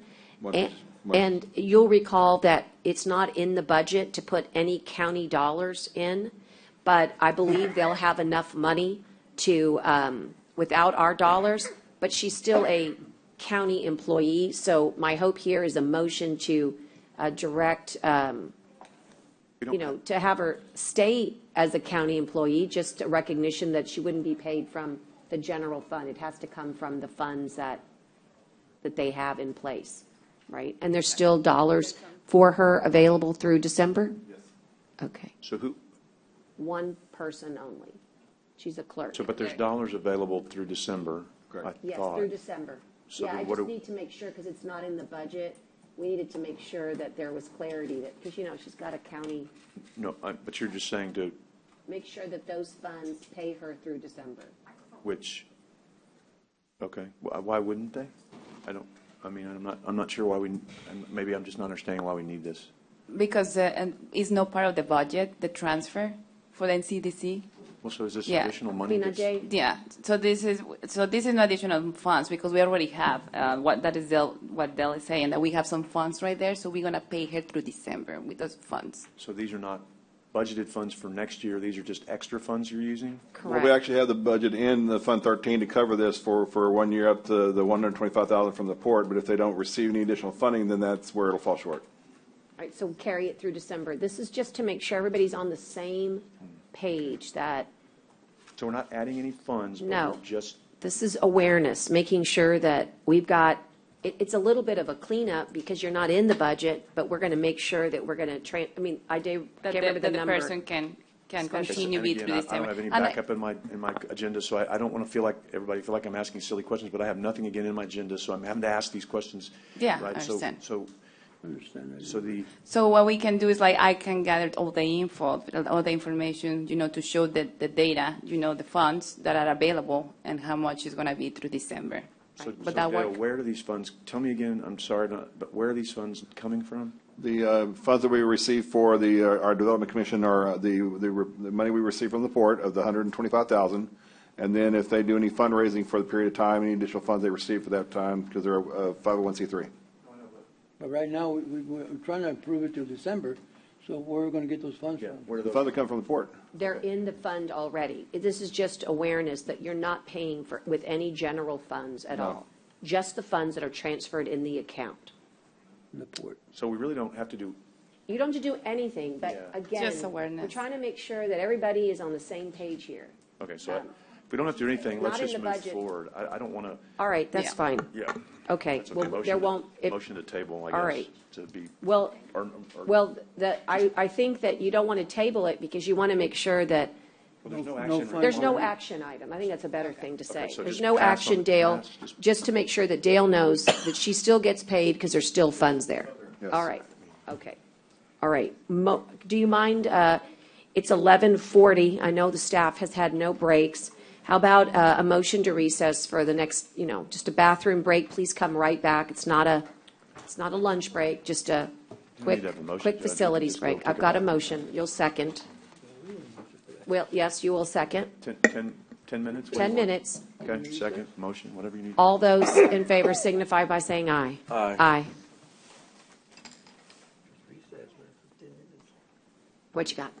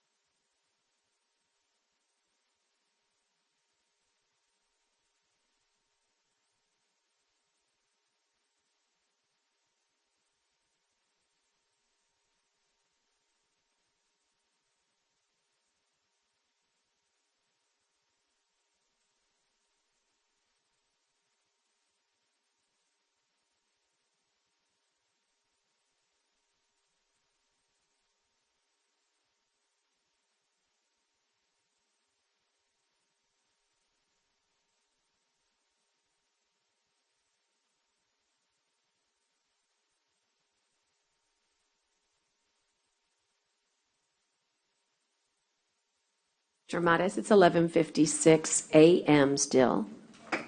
And our next item is going to be the sheriff and constable fees for 2023.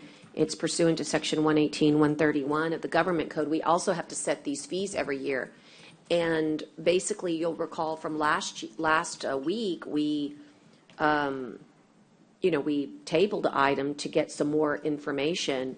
As I understand it, we're allowed to set the fees so that we can recover our costs. No more than that, but to be able to recover costs.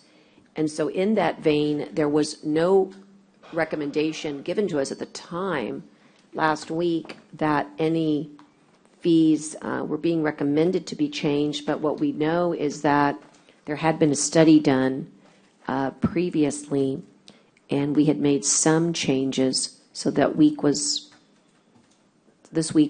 the opportunity to see if we could, move these fees into what we know is the right dollar amount to cover our costs. And so that's what we'll be looking at, and I'm looking for some experts here to kind of guide us, Dale. My staff and I went through some different evaluations. At no time will we be able to do 100% of costs. We were still looking at some information, trying to get from the sheriff's office and constable on actual serving of these papers' value. But we went in and did a comparison between our fees and those of Cameron County, Fort Bend County, Galveston County, and Williamson County, which are those counties similar to our size, a little bit smaller, sometimes a little bit bigger. As you see from the list we have, most of our fees are higher, and some are significantly higher than most of the majority of the counties. And with this evaluation, we believe the fees that we have set at the moment right now for Nueces County are valid, and we don't believe an increase is necessary. Okay, so you looked at everything, you looked at everybody, and you think we're on par? Yes. Do you think we're covering the cost of doing business? We're never going to cover the cost. Yeah, we're going to do that. Well, I think that's our. So how do you figure we're on, how do you figure then we shouldn't be raising anything then? So we're going to continue to lose money on these things? Well, when we actually talked about because we didn't get a full number of the actual serving the papers, because we have the total cost of the constable's time, and we have to try to evaluate, have that time, how much of the time is actually of the serving the papers, which is what we're trying to accomplish. And working with the sheriff's office, constable office, we were never able to get a full evaluation of their time spent on these serving papers. So without that particular variable, we didn't feel we had the true variable of what we have. So we went in and did a comparison of counties similar to our size and determined what our fees are compared to what their fees are. And most of our fees are higher than the majority of the counties we surveyed. And which counties were those? Cameron County, Fort Bend County, Galveston County, and Williamson County. Any of those done any evaluations of how much the cost analysis is? We reached out to them. That's all they were provided was a list. They didn't tell us when the last time they did a review, but if they're similar to Nueces County, the sheriff and the constable have to evaluate these every year. I just don't see how we continue to do this at a loss and not deal with it. But if that's the will. Well, I have an idea. If we know, if you can certify to the court that we're not covering our costs, what if we were to, go up by 10% across the board? I think that's pretty conservative, and I would support that. I mean, I think it's still going to be way less than what we're. It's still, and then we really need to do a review. So that we can really see. And I hear you. It may be that we set a trend at the other counties, but. I would. If that's a motion, Judge, I'll second it. Okay, a motion and a second. As long as you can tell us, Dale, that there's not that we're not covering costs currently. Well, again, we have to make sure we would have to track every time a constable or sheriff's officer actually serve papers from when they receive it to when they distribute it to know how much time they spent. So it's hard. So it's very, very difficult. But as long as we're making a judicious decision here, that yes. you feel, okay, all right. Well, then I make that motion. Second. And there's a second. It's like more like $5 to $10 rate. Well, it would be the highest fee we charge. Well, if a $225 fee, that would go up $2.25. Right. No, $22.50. $22, 10%, yes. Lorenzo, you have some things to add? I'm sorry. Go ahead. Clarify the motion. Sure. It's to increase by 10% across the board. The fees. To Nueces cover County the, Sheriff, that to costs cover us. the cost of life and doing business here in Nueces County. Well, to cover some of the cost, Right, not nowhere right. near all Well, I of the mean, cost. it's because we're not covering the cost, the true cost. Covering something. Something better than nothing. Yeah, so the most we're going up would be $22.50. And I mean, this is an ask, but maybe you can help us later track so that we know, by mid-year, what we were able to bring in revenue-wise. And also, this does help offset some of the needs that come mid-year that we don't know. There's always costs that come mid-year inside our law enforcement. I want us to have a real savings, a real reinvestment in our law enforcement with these fees. Law enforcement services. Okay, well, any other discussion? Chief Cook, you're agnostic about it. It's okay to, thank you, sir. All those in favor signify by saying aye. Aye. Aye, pose same sign. Okay. All right, in that case, we're going to move on to item number 13. This is a second amendment with forensic pathology staffing for continuation of reports for the medical examiner's office. I'll yield to Ide and Jenny. Everything I know is in order legally, but this is to extend the time frame. Is that correct? Yeah, that's correct, Judge. In other words, I'm coming to the mic. In other words, it gives them more time to complete their work. Yeah, and assisting with, providing more assistance to the medical examiner. Okay. All right. And I'll make the motion to accept the second amendment. And again, I'm sorry. Go ahead. This is the one that 80 that's working on the other cases before. This is the one that with the company that we have for, license cases. That's correct. And was there supplemental information? I don't have this on my agenda either. The contract, you don't? I think it's in there. I've got it. It's amendment number 2. Number 813, right? Yes, that's correct. So just so you know, Commissioner, it takes us to behind page 13, tab 13. Yeah, so I'm on. Well, I don't even.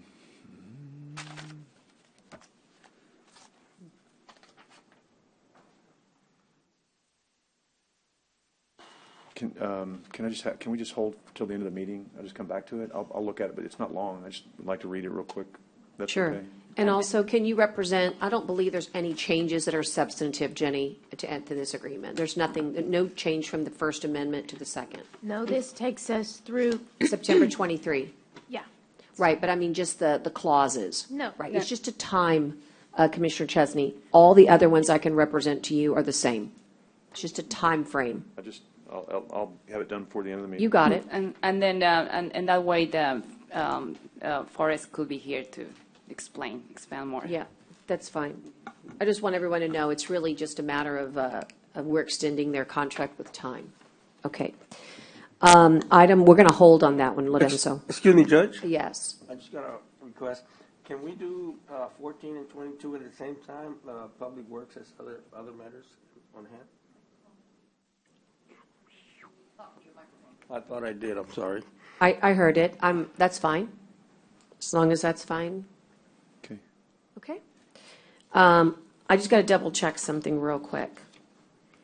Is item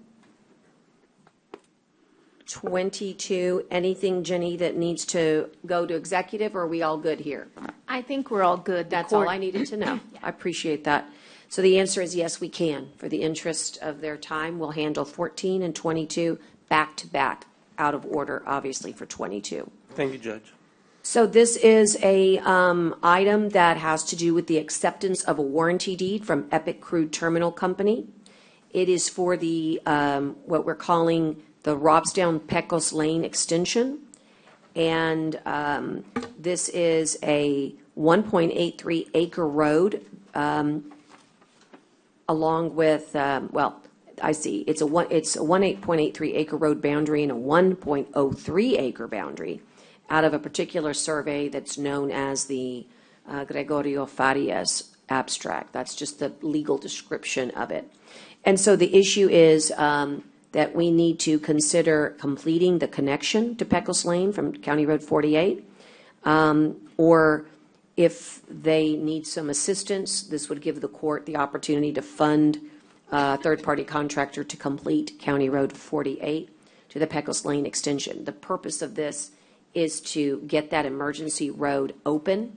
That was part and parcel of this court making a determination that we needed to have an emergency route of egress, given the industrial corridor that flanks a neighborhood. And so this gives that certainty that there is an emergency access road out there. For the part of Epic, they are done, and we need to finish this County Road 48. Juan is here. Do you need assistance to finish County Road 48? And would you like funding for that? Yes, ma'am. In regards to the first item, Judge, we are recommending the acceptance of the warranty deed. Okay. Is that okay? Or? Sure. That's what you want to do that. Let's do that yes, right ma'am. now. I'll motion to accept the warranty deed as recommended. Is there a second? Okay. All those in favor signify by saying, I'm sorry, any discussion or questions? Okay. All those in favor signify by saying aye. Aye. Post same sign. Okay. And now the completion so that we can actually open the road. Do you need some assistance there? Yes, ma'am. On that one, Judge, I know we have 3 miles of road right now that we have open, and we're trying to finish up those roads. We're having constituents call us and farmers call us for us to, when is it we're going to complete it, but as we all know, the rain events has pushed us back on our schedule, and it depends on when the court wants to get this road completed. Our timeline right now is maybe 2, maybe 3 months out. I've been talking to Jerry to try and see when we can really get to it. And right now we got a few roads out there that need to be completed. And also, we're also trying to keep up with the drainage improvements, especially now with these rain events. We're out there cleaning ditches and trying to clean some of these outfalls so that way the water can drain also. I know it's hard to estimate, but could you provide an estimation as to, so that we could address funding? Judge, I would, if I can, I mean, if I would need to put a pencil to it, Judge. I wasn't. I guess could you guide me if it's going to be over 50,000 or under 50,000? You're about 100,000, between 50 and 100,000. Okay, so Yes, it would need a procurement then. Yes, ma'am, because the plan, probably would need a procurement. The plan was also, I know we've been coordinating with Commissioner Hernandez with these improvements that EPIC has done on the ditches that they've done on their road. We had a plan to excavate the ditches and I had some photos, but if you want to have a zip that I can. You can give it to Leah. Yes, ma'am. Thank you. But the bottom line is, you're saying it's the road plus? Yes, ma'am. Yes, ma'am. Okay. You want to do the road plus. Yes, ma'am. So, and so let me look how this worded. Okay, so what's nice is that we were very careful, and we will be able to, first let me get one thing accomplished, which is a vote on the authorization of a method of procurement to get this done. And so,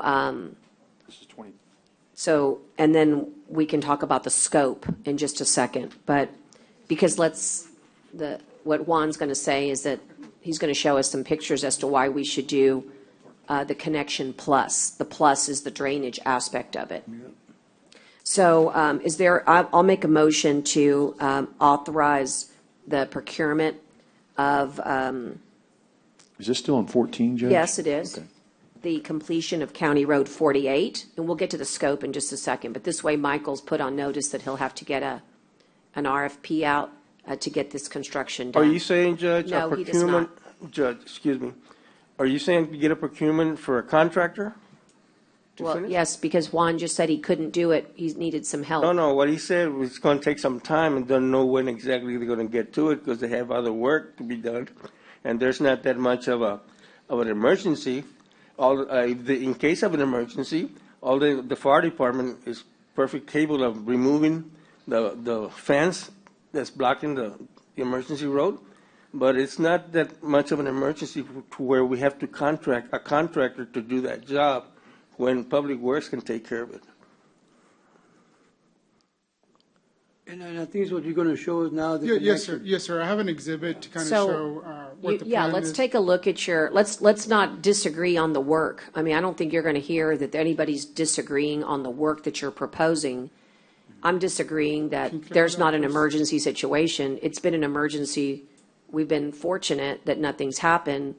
A gate, right now, there is no access, and people would be trapped, and we need to address that. We can maybe address that through a different means. I'm sure you can maybe come up with an alternative, but we shouldn't wait for 3 months. But that road can be used as an exit if they have to. The fire department can remove the screen that's there. They can use it. It won't be as smooth because the connection hasn't been done yet. But they can use it. I mean, Well, the road then can we be need to used. have a discussion about that, but it's not about waiting for a fire truck to escape. If there's an explosion immediately, nobody's waiting for anything. You're going to get the heck out of there. Well, they And will so, get the anyway, heck out of their Judge. I mean, if they want to, they will. If Okay, it's an well, emergency. again, we just have a disagreement. We can agree to disagree, Commissioner, on what safety means That's in fine. our county. But I think it means getting it done, and this has been waiting, this is the first I've heard of. We've been waiting on, other county roads to finish. This one is a priority for the county because it basically is an emergency evacuation. There are 17 tanks, there are 2 fractionators, there are high-pressured gas lines. I mean, this is shocking that we wouldn't want to come up with an alternative analysis beyond, we'll wait for the firemen to remove a chain link fence. Go ahead. Judge, what I didn't hear was, can y'all do this, or did you need a contractor? We can do it, Commissioner, but right now, we're about 2 to 3 months out. Oh, because you're- okay. Yes, sir. We've got some roads, 3 I got miles you. worth of roads and drainage stuff. So I've been coordinating with Belinda and telling her that we've been busy. No, that's okay. So are you asking for a contractor on this? Well, just I couldn't- asked him- Well, no, I was just trying to, that's what I'm saying. So are you asking for Help. What are you asking for? If we can wait, Commissioner, till 2 to 3 months, we'll get to this road. Another reason is I wanted to show in the aerial that I have the presentation. I did a little quick presentation, Commissioner, to kind of show you what we were planning with Commissioner Hernandez.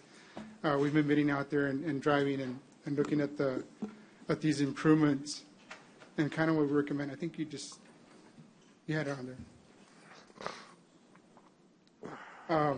What you see in the red on that, and that's fine. What you see on the red is the improved road, the subdivision, the suburban acreage, which is on the bottom part of the red line, and the blue lines that are shown on there, those would be improvements to the drainage within the subdivision. Some of these culverts are going to have to get reset.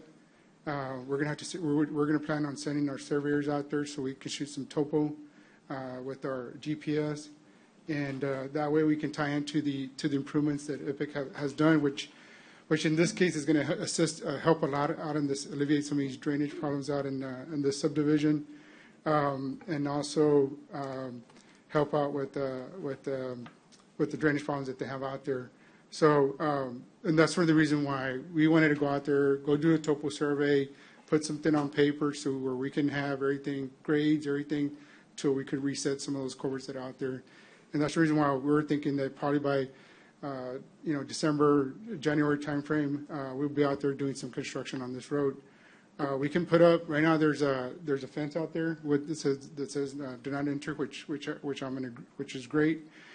We can also put some barricades out there with some sandbags, if at the request of the commissioners of the court. The only thing about it is that road. You want to go to the next slide? I'm sorry.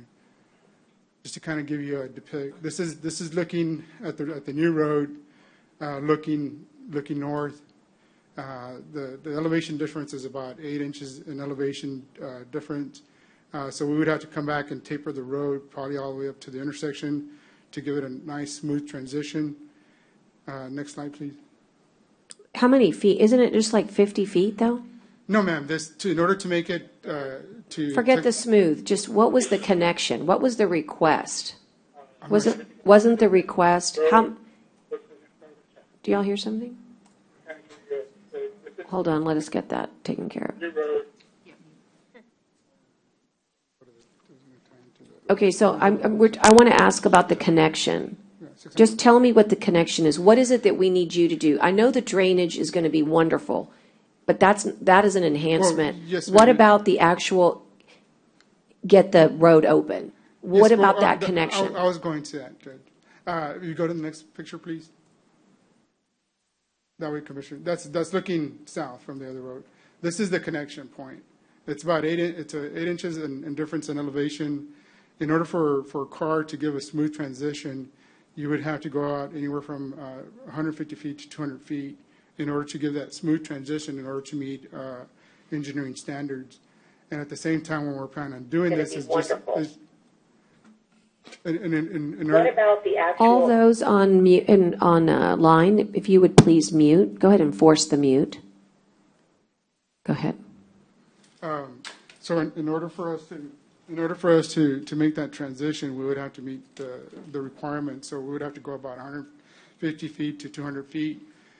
So that way, when somebody's driving at 20, 30 miles an hour, they won't hit a hump on that road. So, and at the same time, we're going to do those ditch cleaning and get the water out to drain to the north.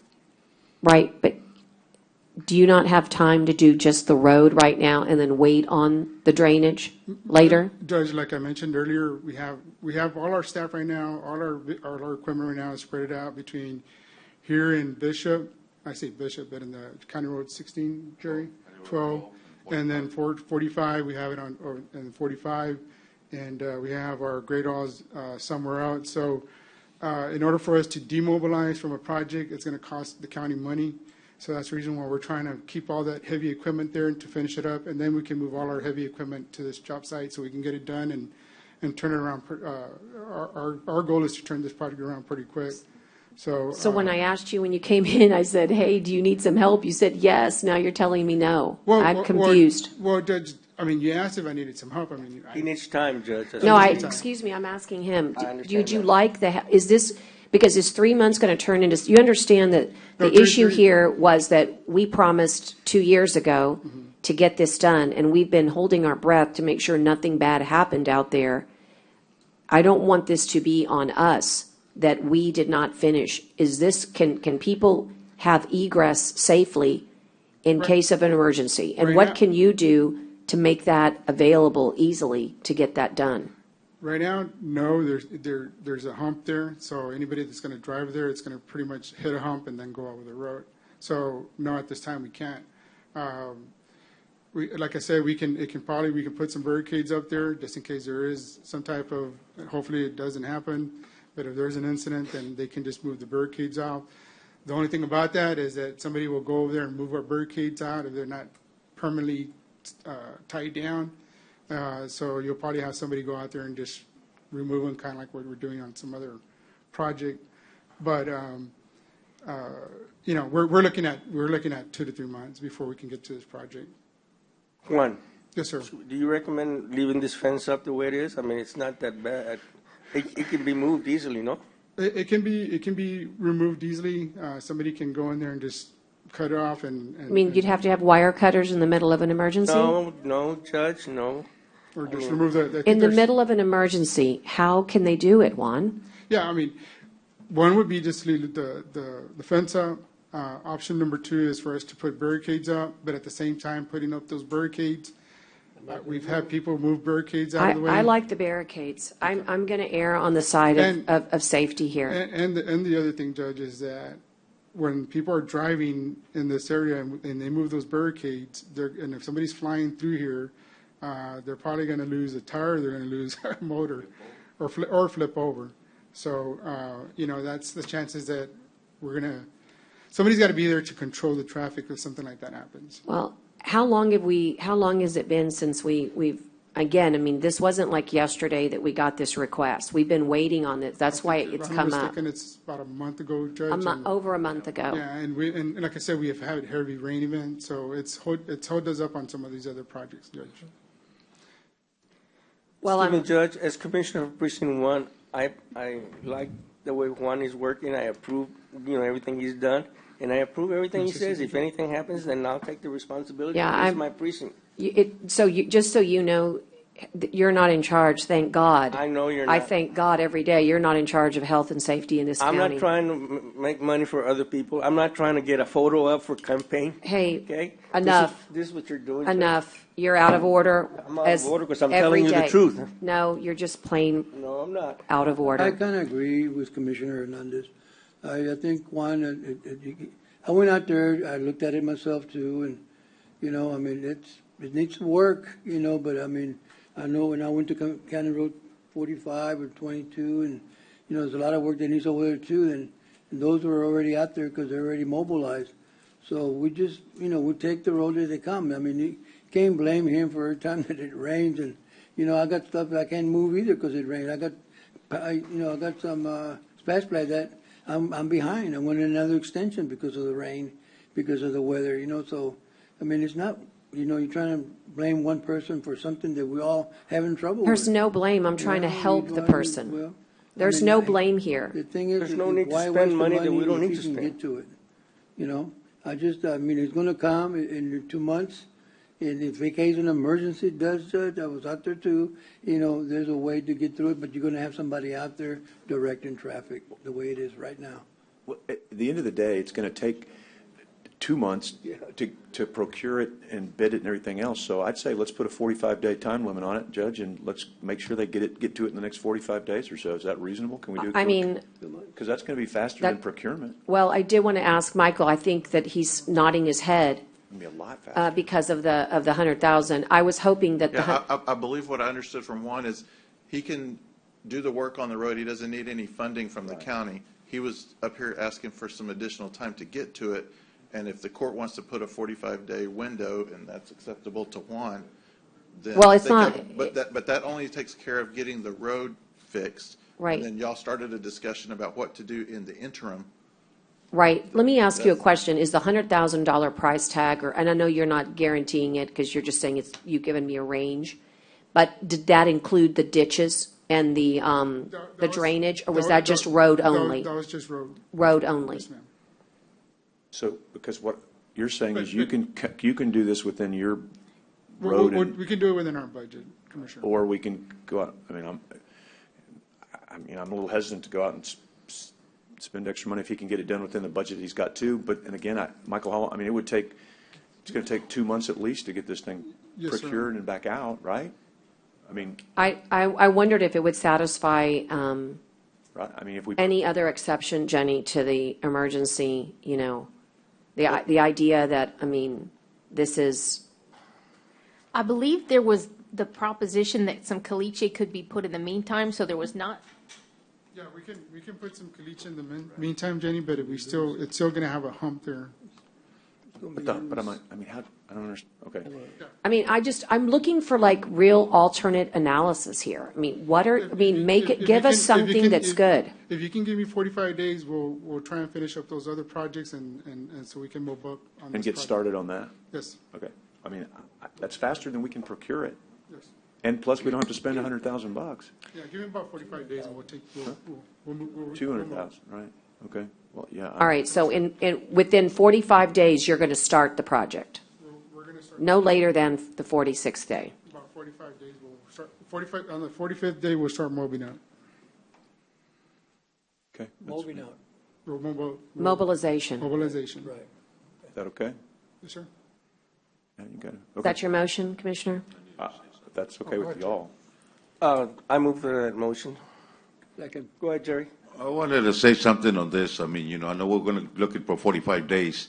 I also mentioned to several people, weather permitting, okay? Because if weather is not good, we cannot work there no matter what. That's all I wanted to address to you guys. That's fair. I mean, it's got to give them weather days. If you get rained out of. You know right- what? You just come back to court. We're going to keep the 45 days. You Okay, come back that's to fine. court. I mean, we're not going to have exceptions to the exception.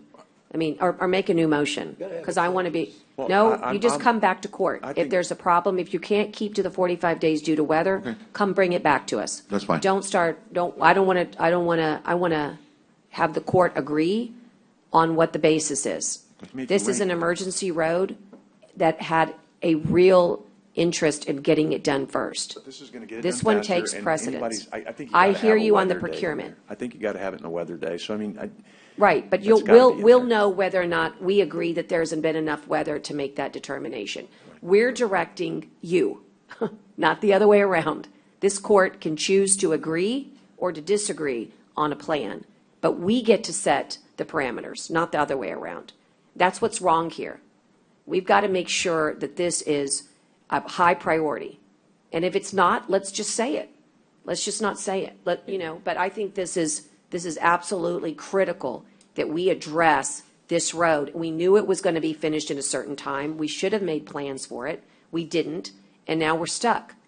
And it has nothing to do with anything except for what our desire and our will is. And I had to get it on an agenda to make sure that it gets completed. So So what- I'll take your 45 days, Judge, why is and it let's so- move forward. Why is it so pressing now?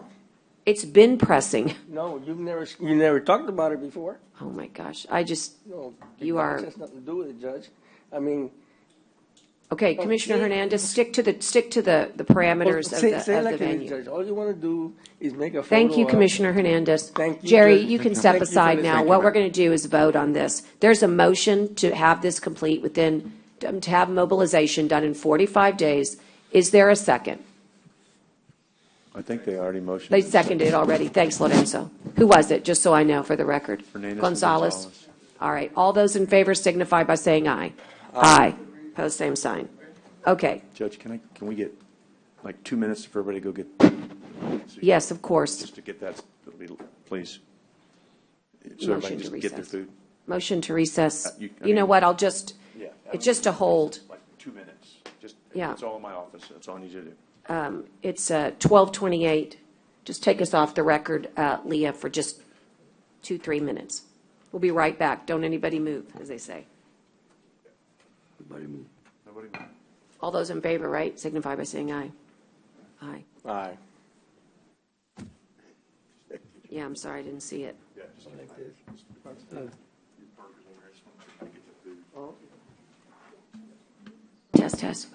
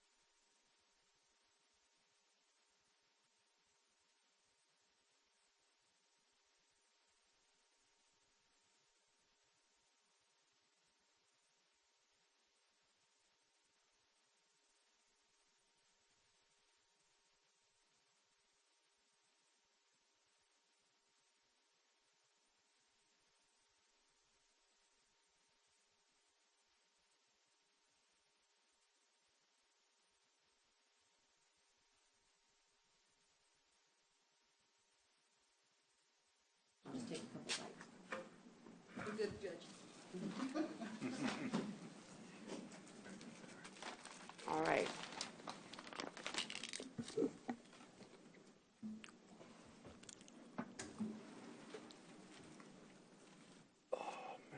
All right. We are going to go on to item number 15. This is a funding, discuss and consider funding public school communications project from the American Rescue Plan Act funds. This is a project with West Oso ISD and Banquete ISD. I thought we were going to do 22. You're absolutely right. We are. We're going to do 22. That is the discuss and consider removal of the driveway of County Road 52 at 3645 County Road 52B at Valley View Drive. We've discussed this a few times. It's back on the agenda. And Juan has some information for us, and Jenny's got some information. We also have a resource in the room. The attorney for the owner is with us. And so let us begin. Juan, what is your background and then your recommendation? Yes, Judge. We've been coordinating with Mr. Miller since December of last year regarding a driveway that's on a property that's not platted. The driveway was installed. We've been requesting for Mr. Miller to remove the driveway because it is a hazard. I know we came to court about a month ago to recommend removing the driveway. At this time, at the request, we informed Mr. Miller that, or we put barricades to barricade off the driveway. We put some sandbags on those barricades. Since then, the property owner has gone out there and removed those barricades. He moved them out of the way, moved the barricade closer to his fence line, and he's been accessing that driveway ever since. We're recommending to court to have Mr. Miller remove the driveway within 10 days. If the driveway is not removed within 10 days, the county will go out there and remove the driveway, and we will be billing Mr. Miller for the maintenance and equipment and manpower that we're having to remove the driveway. This is pretty much a TXDOT standard type of letter, and we follow TXDOT, and we would like to give that notice to Mr. Miller. I had some photos, but I know y'all looked at them before. Okay. I don't know if y'all want me to look, especially where he moved the sandbags and just kind of tossed them to the side. Okay. Do you have a response on behalf of the owner? And would you mind addressing the court? Just give your name for the full name for the record and who you represent, and yes, Your Honor. And don't forget to use that mic because it helps us with those that are online. Okay. Thank you. And I'm Randy Hill. I'm an attorney here in Corpus Christi. I'm actually retained counsel by the title policy, the title underwriter. Mr. Miller has made a claim on his title policy. And so therefore I am Mr. Miller's attorney in this matter. I'm a little behind the 8 ball because the claim was made a little late. I've only been involved for about a month and a half. And unfortunately I had a trial in the middle of all this. I think after the last hearing we talked about trying to come up with some solution that in the interim that we could limit our access to the property. The biggest problem we got here is that we've got a landlocked piece of property. Mr. Miller has no other access other than what is right now in place on going out on County Road 52. And however this happened in the closing, there was a survey done, and at the time that was the shown access that he thought he would have. So as I talked to Jenny yesterday about this, when I found it was back on the agenda for today. We're kind of I think Mr. Miller's in a corner here, at a point to where, and maybe what I need to do is file a TRO, a temporary restraining order, and have a district court determine the access. I understand the county's concern. I think if we go in there and start digging up, with bulldozers and digging up a clean Caliche road at this point, or it's really just a drive. It's only being accessed by Mr. Miller. We agreed with the county after the last meeting that there would be no night access. There'd be no. We haven't actually agreed to even come up with a time frame of when they would access. The problem is, my client has no other access other than this access that he has at this point.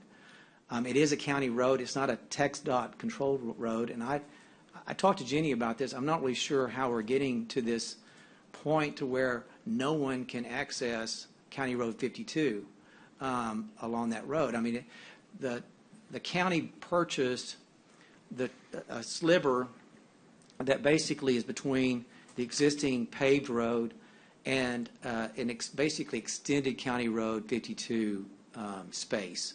And the abutting and adjoining property line of my client's south line basically abuts County Road 52. And so the way that we have it right now is that County Road 52 has been extended up to my client's property line. So I think there's a real issue there that maybe we need to have a district court make that determination, and that way I guess the county could be shielded by if something. I don't know exactly what the concern of people are. There's other houses along there that are driving out on 52, and I understand there was some discussion about, well, we have liability. I mean, I don't know why the county would ever be sued if Mr. Miller was pulling out and negligently, caused something. I don't know how that would be the negligence of the county. But in any event, maybe that's where we are. I mean, maybe we're at a point to where a lawsuit needs to be. I'm not really in favor of filing lawsuits. I know that's expensive. It's expensive for the county. Unless we come up with some other agreement. I do think that I probably have some authority. I don't have a specific amount, but obviously a title company desires to get something resolved as opposed to paying my fee to represent its insured under a title policy. And I don't know whether there's some exception that can be made or whether there's some express easement with specific terms that, basically that would no further, only the landowner could have access. I don't know. The point is that we're kind of getting into a corner here. If the threat is we're going to come out there with bulldozers and dig up what's there and create a bigger mess than what we have. We could create a big mud mess out there along 52 if that's what happens. And so I don't know. I think we're at a point where I don't know whether we can I'd be glad to meet with Jenny. I've got to be in Houston tomorrow, but I'd be glad to meet with her Monday and try to come up with if there's some way that there could be an express easement with specific terms and indemnity issues maybe in the agreement, we could do that. I guess I'm at a point to where I'm trying to figure out where am I? Am I at a point where I've got to follow TRO? So I have a couple of questions maybe to help us at least understand it a little bit better because they're shaking their heads behind you here. So number one, are you saying that there are homes adjacent where there could be the other people are accessing the road? And I thought maybe there might be a potential where you could have a agreement with a neighbor to utilize that road. No, I think he said other people were driving out on the road, and he was shaking his head no on that, or something is what I heard. So I'm shaking his head on.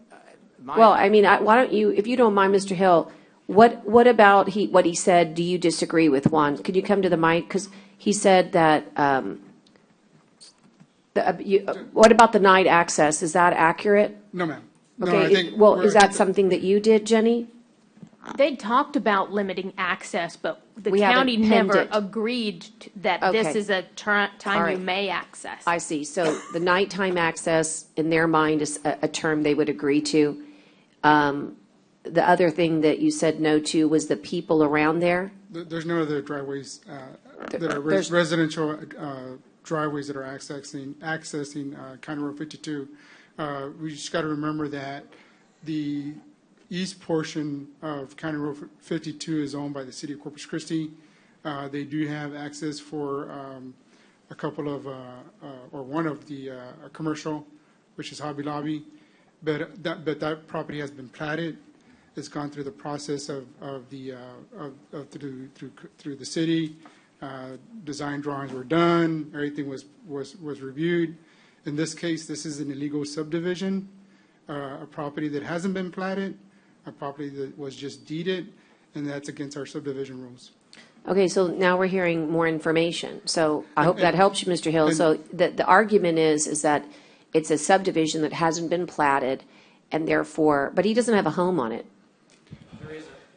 Go ahead. Is there a home on it? Is he trying to get to his home? Well, there is he did build a trailer? barn. It's a barn that A barn. basically he has stored his RV and boats, et cetera. In other words, he's not living on it at this point.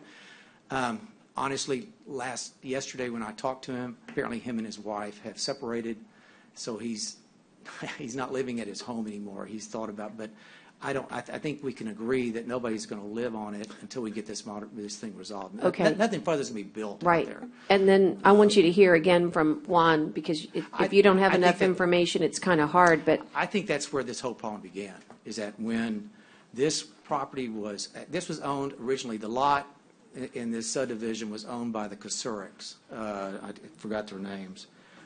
They basically had a home on this lot, and apparently a year ago or so, or a year back in 2020 or 2021, they sold their house in the north portion of their lot to some people, basically. I can't remember their names. There was a deed to the north. They carved out, had a survey done, and they carved out like 1.5 acres around their house, and they sold the house. And then 3 months later, the Kosuriks sold the south half of their lot to the Millers. And in the survey that was done by a Medina surveying, I don't know him here in town, they were basically, it was their understanding to access, and I think the title company thought they had access onto 52. And I will agree with you, Medina did not do a replat of that lot. I mean, that's the problem. well, maybe there's no intention to create a subdivision. I don't think there's any intention to create the subdivision, but they should have done a replat. I mean, if they'd done a replat of that lot, then, in other words, divided it into two, then you would have had the normal chain of getting approval Sure. needed. That wasn't done. But there was a title policy issued to Mr. Miller when he purchased this south half, and that's where I come in. Basically, that a claim was, he's now being, I have tried to see if I could negotiate with the owner. One is, I'd first try to negotiate with the owner of the house that they bought, the Kosuriks sold that 1 acre, the north part of it. Is there some way that we can get access around, and there's no, the house, the way it's situated, there's no opportunity to do that. There's no way that, and they're not agreeing to it.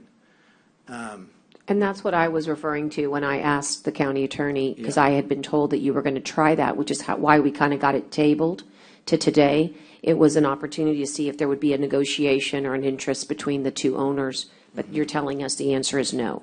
I'm not successful at this point. There is no consideration that they're willing to accept at this point to try to do that.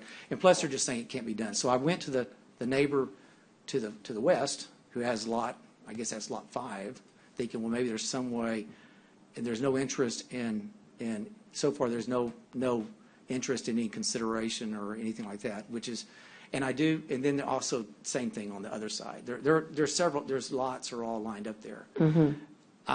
My client has apparently lot 5, which is the adjoining lot, had some, I think y'all saw some pictures in the last hearing where there was the ruts coming down, and they basically were coming up on Mr. Miller's Caliche Road. That apparently, my understanding is that they've been told they don't have that right to use this Caliche Road. The only one that right now should be using it is Mr. Miller. And he's only using it, he's not living out, he's not going in it, he's willing to limit that. But I guess the point is, Mr. Miller is at a point to where we've exhausted those opportunities. When I was referring to other people accessing 52, I'm talking about, and maybe it is in the city as opposed to county, but there are houses along 52 that have driveways that go out on 50, but they're further east down towards Hobby Lobby. Okay. So, I mean, I'm not trying to misrepresent, but Yeah, I do. you're just saying that there are There are other examples of driveways that go out to 52 further east. Yes. Okay, and down then, towards Hobby and then Lobby. just to get us moving along here, Juan, go, if you don't come back, what is the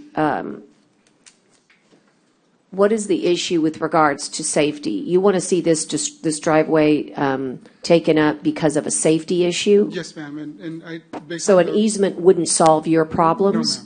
No, ma'am. Okay, and then you have a text dot Letter- rule? It's pretty much a letter that from Could- TxDOT. Are you going to pass it out to us? No, ma'am, that's Oh. just, some Okay, pictures that so, we so took. what's your text dot rule, so Mr. Hill can hear it? In other words, if there's an illegal driveway, and this is about just an illegal driveway, not about an unplatted subdivision, it's an illegal driveway, TxDOT gives them 10 days before TxDOT goes out there. They give them 2 notices. In this case, we already given Mr. Miller probably 3 or 4 notices. But this is going to be probably the 3rd or 4th notice to Mr. Miller. And this is going to be a 10-day notice telling him that if he doesn't remove his driveway within 10 days, the county is going to go out there and remove the driveway at the expense of the owner. So, Jenny, wasn't there a longer process? What's the process for this notice? I thought you had mentioned 30 days. We had asked for that time for the negotiation process. However, the way it's happened in the county in the past, my understanding is they give this 10-day letter, which has already been, I believe, in January, the first one went out. But instead, the county has been working with Mr. Miller and now with Mr. Hill for this additional time, whereas ordinarily, Mr. Juan Pimentel would just send out the letter, and 10 days later, they would tear up the driveway. So this has been extended. We've asked for the court to wait so that they could do these negotiations, and this is where we are. And just to let the court know. And you have the equipment, since you're really busy everywhere else, you can do this removal of the driveway? Just to answer that question, Judge, if we get to this point, I'm more sure that once we get to, if we get to within 10 days, we're going to go ahead and schedule it to get it removed. But we'll notify Mr. How will you do Mendoza. that since you're so busy? Doesn't take much, Why are you Judge. picking on one? I'm asking you, you just told us. One? Okay, I'm just wondering how that's going to, I'm being honest, you just said you didn't have the maintenance crews or the great equipment, but I'm asking you because he wants to know, he just sat here and heard your previous presentation. So for this, you can move equipment and make sure that driveway gets removed? Because he needs to know. It's just one piece of equipment. Okay, so you'll be able to stop what you're doing in the other roads and come over here and do this? Because that way he knows the seriousness of it. You don't have to stop, Judge. Hey, I'm not speaking, I'm speaking, you may not interrupt. I'll call on you in just a moment. Judge, you have an engineering degree. You know how it's Excuse done. me, please do not interrupt. Please do not interrupt. Juan, It's just one staff the idea member. here is It's to just- let Mr. Hill know what your intentions It's are. just one staff member, one piece of equipment. And then, and Judge and Commissioners, just kind of like I mentioned earlier, we've been coordinating with Mr. Miller since December of last year. We sent out a letter, in, if I'm not mistaken, in February. We sent a letter to him and Mr. Kusurik and notified him that it wasn't going to be an illegal subdivision, that they would have to get access to County Road 52, which is Valley View. So I don't know if the attorney knows that. 52B, I'm sorry. So we've been in coordination, we've even, from Public Works, we've given him the opportunity and told him, hey, you know what, we'll give you 30 days to kind of handle whatever you need to take care of. That was back in December, then in February, and then, we're trying to be a little bit lenient and said, we're going to give you a little bit more time. A few months after that, if we don't do this, Judge and Commissioners, you have you're going to have other constituents out there that are going to start building driveways illegally, and then we're going to have to go out there and we're going to go through this whole process again of having to come through Commissioner's Court, where normally in the past, what Jerry's been here for 40-something years, the county engineer would just direct his employees to go remove the driveway if it's an illegal driveway or an illegal structure. It's been done before where the county engineer just directs his employees to go out there and remove the driveway if it's an illegal. Excuse me, Juan. Jerry, this question's for you. how many, have you done any of these illegal driveways? We've removed? done, in prior engineers that's been here, I've done 12 removables from one day to another. It's never had come to court, never come to the commissioners. The public works director would take over, and that's it. That's how it was done, real quick. I remember that. It just takes about an hour and a half, and we're out of there. Okay, sounds good to me. Thank you, guys. Thank you. Okay, Mr. Hill, anything further with regards to what you've now heard, what the recommendation is of Public Works and the time frame? And I think the issue is that obviously, this was not Mr. Miller just deciding this is the way he wanted to go. The problem is this is his only way to access. We're going to end up with a landlocked piece of property. And so maybe, that's what I told Jenny yesterday. We may be in a corner at this point, and that my recommendation is I will probably be bringing a suit. And I'll coordinate with Jenny on that. I mean, it is what it is, and we may need to have some. The circumstances are not a situation where I understand they're making a claim. The claim of the county is that this is an illegal subdivision. It basically was a conveyance of the south half of. Granted, I wish they would have replatted it. We could have avoided all this. I completely agree with that. But it is what it is, and I've got a client who basically is going to end up with a landlocked piece of property the way it is, and I don't know whether there's, maybe that's the process we begin, and maybe there's some way down the road that we can figure out some kind of an exception to where you're not going to have people just building driveways, realizing it is a problem. I mean, it's going to be an expensive problem for both the county and my client and the carrier that's insuring it to get it resolved. Yeah, I wish we could resolve the matter, which is why we have been following the county attorney's counsel on this. And, unfortunately, you can hear that you're not getting, Well, I understand. There's always there's obviously a dispute here, and really maybe the district court is where it needs to be resolved. So as long as I can have some assurance that after the last meeting, I think it was the next day or whatever, they went out and dumped a bunch of dirt right on his road, but they took that off after I called Jenny about it. I was in the middle of the trial, but as long as I got 10 days, right. I've got to be in Houston tomorrow, but I think we'll have something going by first of next week, right. Certainly within 10 days. Right. And in the meantime, I'll communicate with Jenny, and but I don't.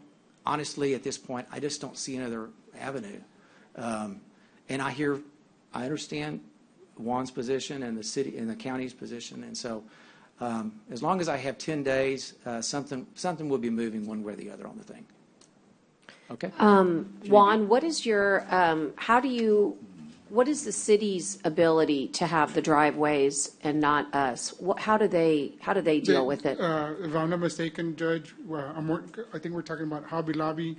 The other residents that have been out there, the ones that the attorney's talking about, those have been there for the past 40 years. So they already had a driveway before. And then aren't they? So they're not illegal because they have been there before? Well, those have been there before, but they're in the city limits.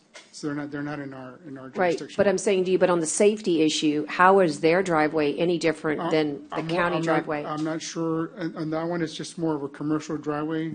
I'm more sure they looked at it. They discussed it with the city, made sure that it had the right distances, the right, everything.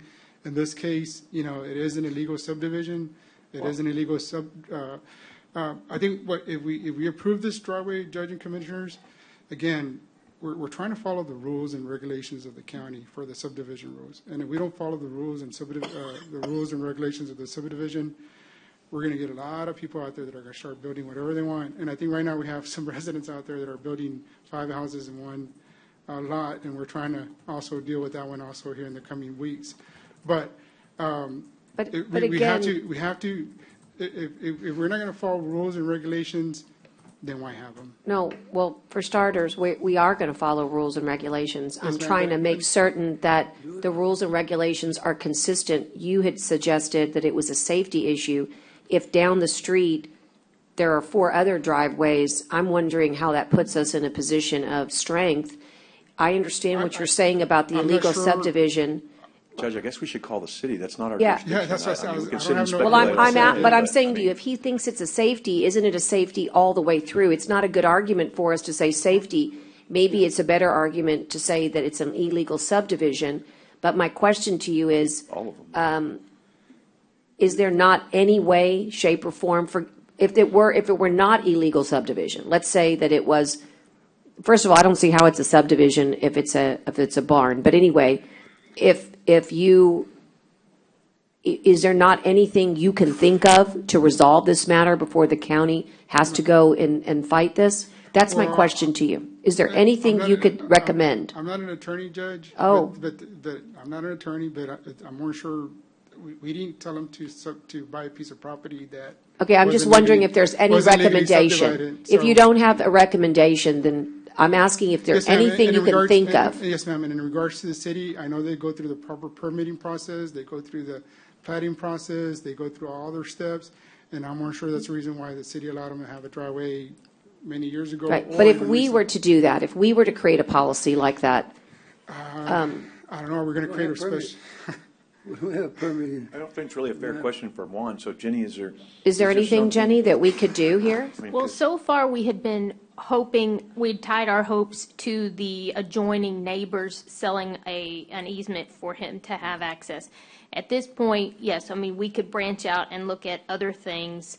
But like what? I mean, And we- if I can interject, I think No, hold Jenny on and I just a talked second. yesterday. Hang on a second. Let me ask her. I've been sitting here listening to all this. And let me just say, like, I'm sorry you've only been in this a month, but we've been doing this a year and plus. I mean, so I get that you've only been in a month, and we're trying to give you some courtesy, but at the same time, this has gone on since December of last year, and this is ridiculous. So, and I'm not saying that directed at you. I'm just saying this is, you know, you've only been in a month, but he's been dealing with it for almost a year, and that's ridiculous. And really, the frustrating part for me is it really felt like he was getting chastised for doing his job by part of this court, and that's not how I feel about it. I think you're coming in here trying to follow the rules and do what you're supposed to be doing. Now, my question, though, is, Jenny, having said all that, even though I think Juan was unduly chastised for doing his job, is there something legally that can be done at this point other than follow the rules, and that Juan has come forth and said, and you've been involved in this, so you ought to know,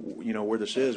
So is there anything else that, I mean, I think don't we're want to going to get, have to be innovative because, yes, if there is no safe way, and we're also still looking at that with Juan, if there's no safe way to access that road, then there's, you know, his recourse may be against just the people, the title company, the. Well, Jenny, I think we talked yesterday about, the title I mean, company, obviously. all the title company can do is pay damages. And so, you know, all the title company's going to be able to do is say, okay, county, you know, we'll pay your damages for landlocking this guy, because I don't know how the title company's going to, that's what I'm trying to get to is, I don't know what the title company can do other than pay damages. That still doesn't get the guy a road. So I'm asking you, in your observation of this so far, is have you seen or found anything yet that you think is even viable, that is even worth delaying this for 5 minutes? Because I'm looking for something to hang my hat on from you, with all due respect, not to the counsel for the title company who's going to hang his hat on whatever he can to get delayed. No, that's his job. I say that with great respect, and he's a great lawyer. But I'm asking you, who represents us, is there anything you see right now that is worth delaying this for? Well, there's a couple of different things. Either there is a type of driveway that could be engineered to satisfy the safety requirements that we just don't have or know about yet. That's going to be a longer issue than the 10 days. Or perhaps they offer the amount of money that is adequate to the adjoining neighbors that will allow him to have that access, which could take slightly longer than 10 days. I don't know. Depends on how much they're willing to offer those people. And then beyond that, we don't have a solution carved out. Okay, so as I sit here, I mean, he can go file his TRO.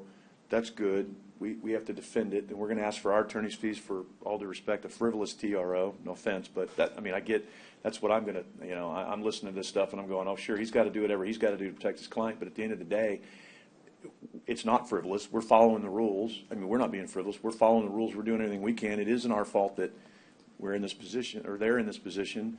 but I get that he may have to go file that, and then we're going to ask for, the attorney's fees, and we're going to ask the TRR to go away and all that stuff. But I'm willing, if you think, not for long, because I don't want to go much longer on this either, because it's ridiculous, to force them to a mediation or to, do something to force everybody in the room one last time and make this motion subject to that happening first. And if that doesn't happen, then, let him file his TRO.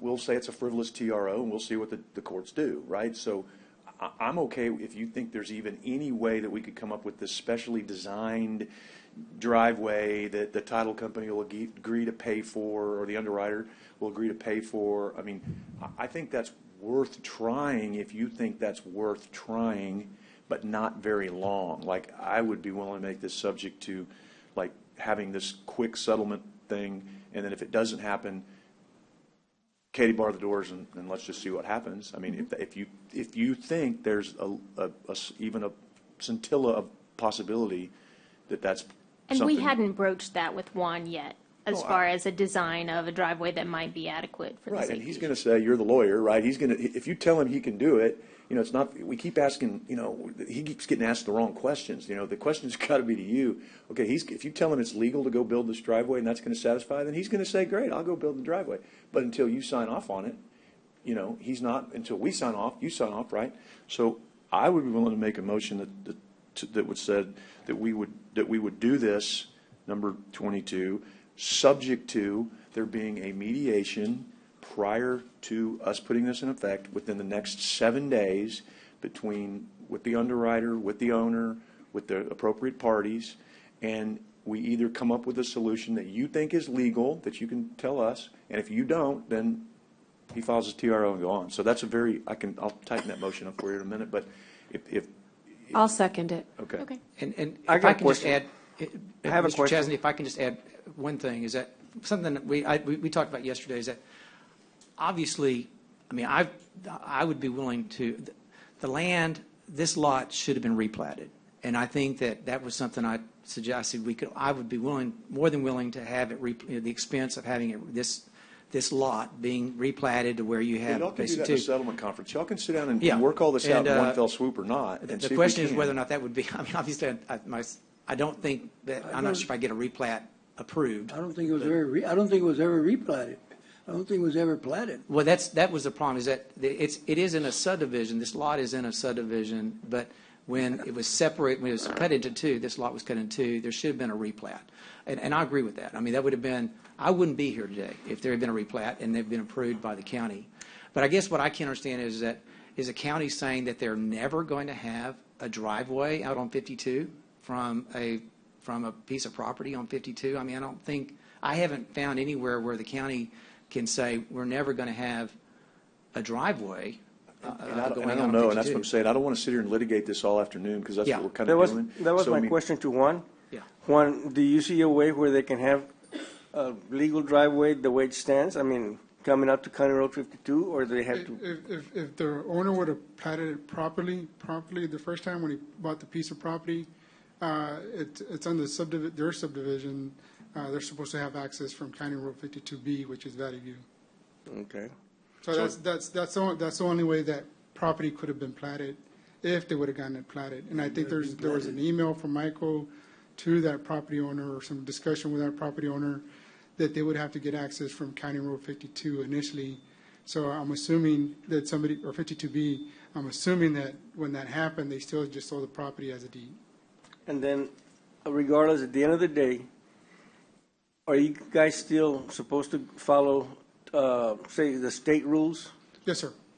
Yes, sir. So, doesn't make a difference if, they want to cut through there or not? I mean, you still have state regulations that tells you how things should be done, right? Yes, sir. Yeah, thanks. Yeah, and again, I want to emphasize too, I think Juan has 100% done his job. I think Mr. Hill's trying to do his job. But unfortunately, your client, it took that long to file a claim, and it's taken this long to get here, and that's unfortunate. But at the end of the day, we're wasting a lot of time just sitting here doing this afternoon when this should have been resolved 6 or 8 months ago. So again, I think, it's got to be a short time frame, and if you can't come up with something, then, the motion, just to be clear, my motion is if in that 7-day period, that we can't, that the county attorney can't come up with something that she can legally recommend to this court, that the driveway, we give them the 10-day notice and we're done. I mean, we go on. I mean, we give it one last shot, everybody sits down, and if we can't do it, then the 10-day notice gets issued without having something come back to court, nothing. And if he wants to file his TRO at that point, he can, and we'll go deal with it at that point. That's all I'm saying is one last shot. I feel bad for the guy who's landlocked. That's not his fault either. No offense. That's, somebody at the title company messed up. Glad it's not mine. Glad I'm not having to deal with it. But, we've had our share of those things and different things too. They happen. So I do feel for Mr. Hill's client, not the title company, but Mr. Hill's client that's landlocked. That's a bummer. But I think Juan and Jerry and Michael, they've all done their jobs, and this just gives us, 7 days to sit down. Jenny, I know that's a tight time frame for you to put that all together, and that means Mr. Hill's got to get the underwriter, and you've got to have time to do it. Is that enough time for you to do it? I should have asked you that first. I'm sorry. 7 days might be tight, but I understand there's a stress with the, perceived danger of having access. Well, the burden's on Mr. Hill. He's got to come in and show you in 7 days. In other words, I don't want you to go do research. I want him to prepare something for you that you say is legally sound or not. I'm trying to put all the onus on Mr. Hill to provide you something that you can review and not go do a bunch of research on. I don't want you to do it. So I want to make sure. But tell me if that's not a fair time frame. It's really more of an onus on Mr. Hill. Are you suggesting Assuming we could get to a mediator, find one, get to one in the next. Let's say settlement conference. How about that? Okay, I'm sorry. That's fair. Let's say settlement conference. I don't need a mediator. My bad. Okay, then that does make it easier. I'm sorry. That's the wrong term. So let me amend that motion. It would be, Judge, if that's okay with you, to be a settlement conference instead of a mediation. Yeah. Excuse me, Judge. Jenny, does this mean that he's not supposed to be coming in and out from that property as it stands right now? That's still... As it stands right now, it is, we still believe, an illegal driveway. Okay. Now, the court in the prior meeting had described barricades. I know there was an issue where there was dirt dumped so that the access was absolute. Right. But it was not, dirt dumping there was not, that was not discussed in the court, and so the court did not vote on that. To me, it was a barricade, and I just wanted to make sure he wouldn't have in or out access. As we've seen, he has taken the liberty of moving the barricade to get in there and out. And, an accident can happen at any time. Well, and we're just trying to prevent that. If we're talking about denying my client complete access at this, then I'll be down filing the TRO this afternoon. I was going to say, I want to suggest that was done without authority of this court. So Judge, it was just a that was done without the authority of this court. I want to go on record and protect the court. That was not authorized by. We got it resolved, and it basically was removed after they dumped the load of dirt there. Right. So I'm just finding out for the first time right now that he authorized that. Because I've got nothing to hide, Judge. Anyway, he authorized that. I just need you to know that, Mr. Hill. During the interim, if the court would like to set some parameters during which there would be access, or would not definitely not be access, that might, I don't know, quiet some of the stress about the access. I don't really know what the access issue is. Again, I don't really know, but I don't think we've had any issue. But in other words, we couldn't take the driveway away and the access away before the 10-day notice anyway, right? Correct. How does that work? That's correct. I guess that's not, maybe that's a Jenny question, not a Juan question. All right, sorry, Juan, that should probably be a Jenny question too. As it stands right now, the barricades are there, they're supposed to stay there. Now, he has apparently, because it is still, we believe, an illegal driveway. Okay. So any access is not actually permitted unless the court says, okay, between the hours of midnight and 1 a.m., you may do this, or you may do this between the hours of such and such. Because I do believe he has accessed it. If you want to control when he may, then that might help. Well, again, I think within this 7-day period, then it's a bit of a stay. After that, access denied, and he can file his TRO. If they can't get it resolved, and that 7-day period, then you did. I'm just saying, I'm not saying, look, let's just give them 7 days. Let's see if they can work it out. If they can't, access denied, you go file your TRO, and on down the road we go. I mean, but I don't want to have to come back to court for this again and anybody wait on it. So if my motion's not clear enough, tell me now so that I can make it clearer. But the intent is 7 days, kind of like a stay, a little 7-day stay. Get the settlement conference. Can't get it worked out, go barricade it back up, go file your TRO. We'll fight it out later. And at that point, Is that do you okay want with the you? barricades to be I dirt, agree. there's complete I agree, inaccessibility? But I just remind you all that it only takes one accident, okay, for someone to come back at us. But if that's the way the court wants to go, then let's do it. It's always the risk. There's a motion, and What were you saying, Jenny? I'm sorry. At the end of that time, do you want it to be movable barricades, or do you want it to be loads of dirt that completely grant access, I no want to access? do whatever we would normally do. I don't want to Barricades. go outside the, Movable barricades. whatever they would, And whatever not one would what if they normally. move the next day? then that is a fact issue that would create liability on them. That is what happens. When you do these before, what do you normally do? We put a barricade up, and then we put some cones up. Right. And then we put some sandbags on it. But as you've seen in the pictures, Mr. Garrett has gone under, relocated our barricade, thrown our sandbags to the side, and he didn't put, at least have the courtesy to put it back the way it was. I think that warrants, if that's the case, then that warrants going above and beyond what we normally do, if they're disregarding what we normally do, and I think you got to take more of a barricade. Yes, sir. If somebody's going to remove them, then they're not following, I would concur. If someone's removing the barricades, then I think you got to go above and beyond what you would normally do. Yes, sir. So again- you've got a motion, Lorenzo, although he may have to write it out, but me I try it think again. you think you got it? Okay, he's got it. And he says yes, he's got it. And a second for myself, and all those in favor signify by saying aye. Aye. Aye.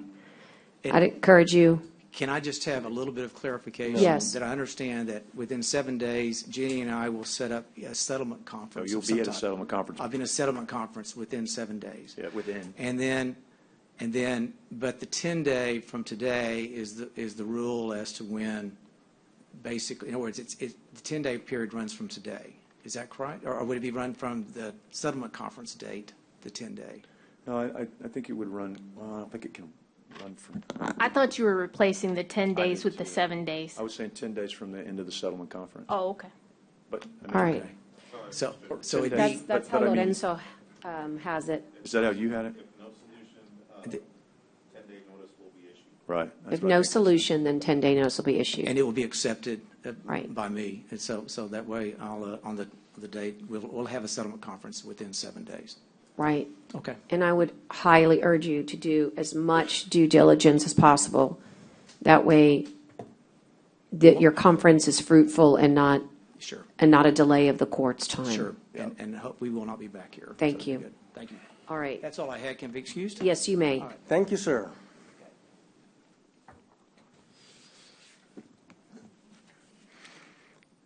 Thank you, Juan. Thank you, Jerry. We'll move on to item number 15. Remember, we took 22 out of order. So if you're just joining us again and you think we're going backwards, we just took 22 out of order. The next one is a funding of public school communications project from American Rescue Plan Act funds. This would be the funding in the amount of $100,000. It would be focused on 2 school districts at this time. I hope to bring more back when the other schools fulfill their the paperwork, so to speak. Right now, it's West Oso and Banquete, and it would be for school communication and technology for school safety.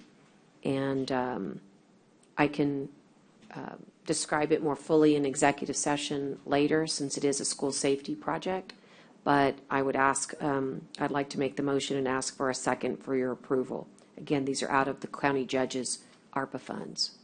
Second. And you. what is, I'd like to tell you more about it in executive session. It's a school safety Okay, because can we wait then and vote until, I mean, I just don't know. Sure. if it's- Well, let me describe it this way. I just have It no is a- backup again, sorry. Yeah, I just- well, for safety reasons, basically, it is a technology that's available that would be provided to the schools for safety, and it has the ability to be utilized both inside the classroom and outside, so think bus drivers and also think coaches, and it's a technology that we have vetted with the schools and with their IT departments. It doesn't have a lot of expensive, I would say, install. So it's a very limited installation with devices that would be provided to the school for school safety. And it's from a very reputable source, AT&T. And I can tell you more. I'm trying to walk around it a little bit, but if you'll ask me questions, I can maybe answer them. Well, I don't really want to ask something that's going to, mess up safety. Can we just go into executive session and I'll come right back out and just hear about it? I just don't, Sure. I don't want to. Sure. I don't How want to about give if away I? something you don't want to give away, and meaning like from a safety standpoint, I understand that. Yeah, well, I just felt like it'd probably not be a good idea to It's not what? tell bad guys how we're doing it, right? No, right, that's what I'm saying. So Yeah. can we just go into executive session? Sure. Okay. Sure. I'll just keep the motion in the second, Lorenzo. We'll go to executive session and at some point here, and we'll address it and come back up. Just don't let me forget, we've got to bring it back up, okay?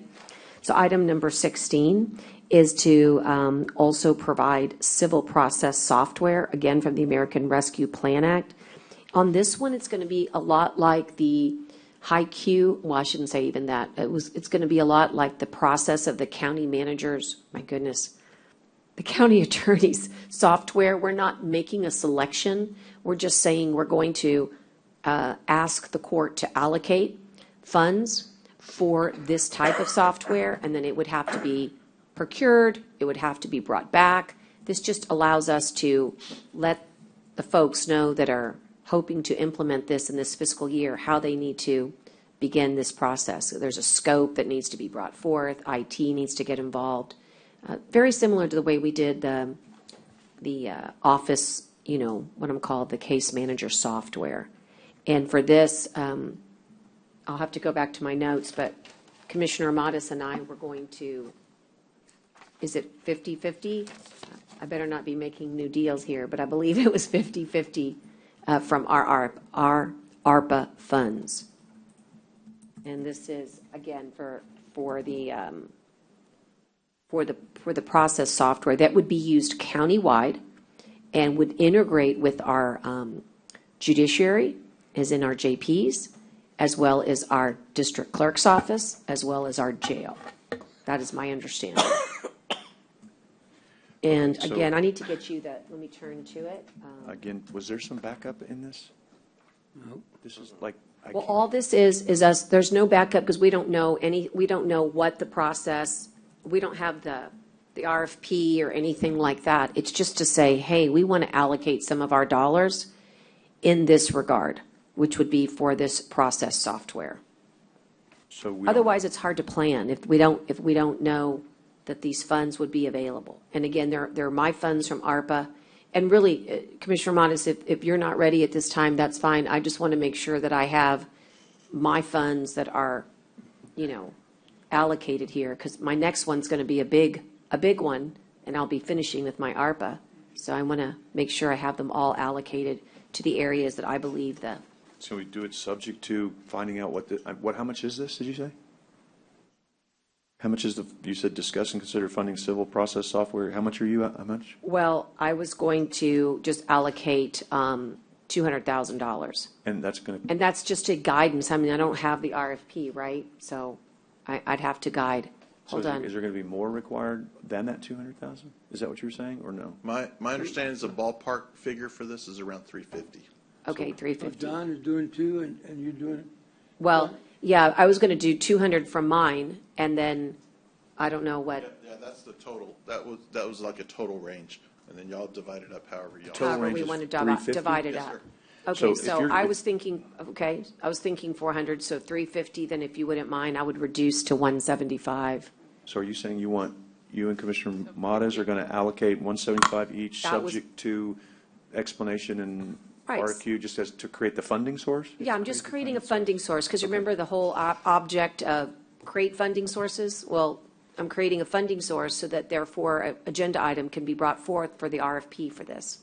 Or whatever Or procurement. whatever method. procurement Michael wants to bring forth, but without the funding, right now I'm creating the funding source so this software can be pursued. Michael doesn't want to waste time doing work that doesn't have the funding source, Well, which no, is that was really one of part our of the new policy. policies, too. No, Right? that's So our- that's all I'm doing here is I just didn't parking understand- dollars. I just didn't have anything in the backup, Judge. I understand. So Well, I'm just asking. Right, it's a allocation, and we're going to take a wild guess, and I'm going to put 175 from mine.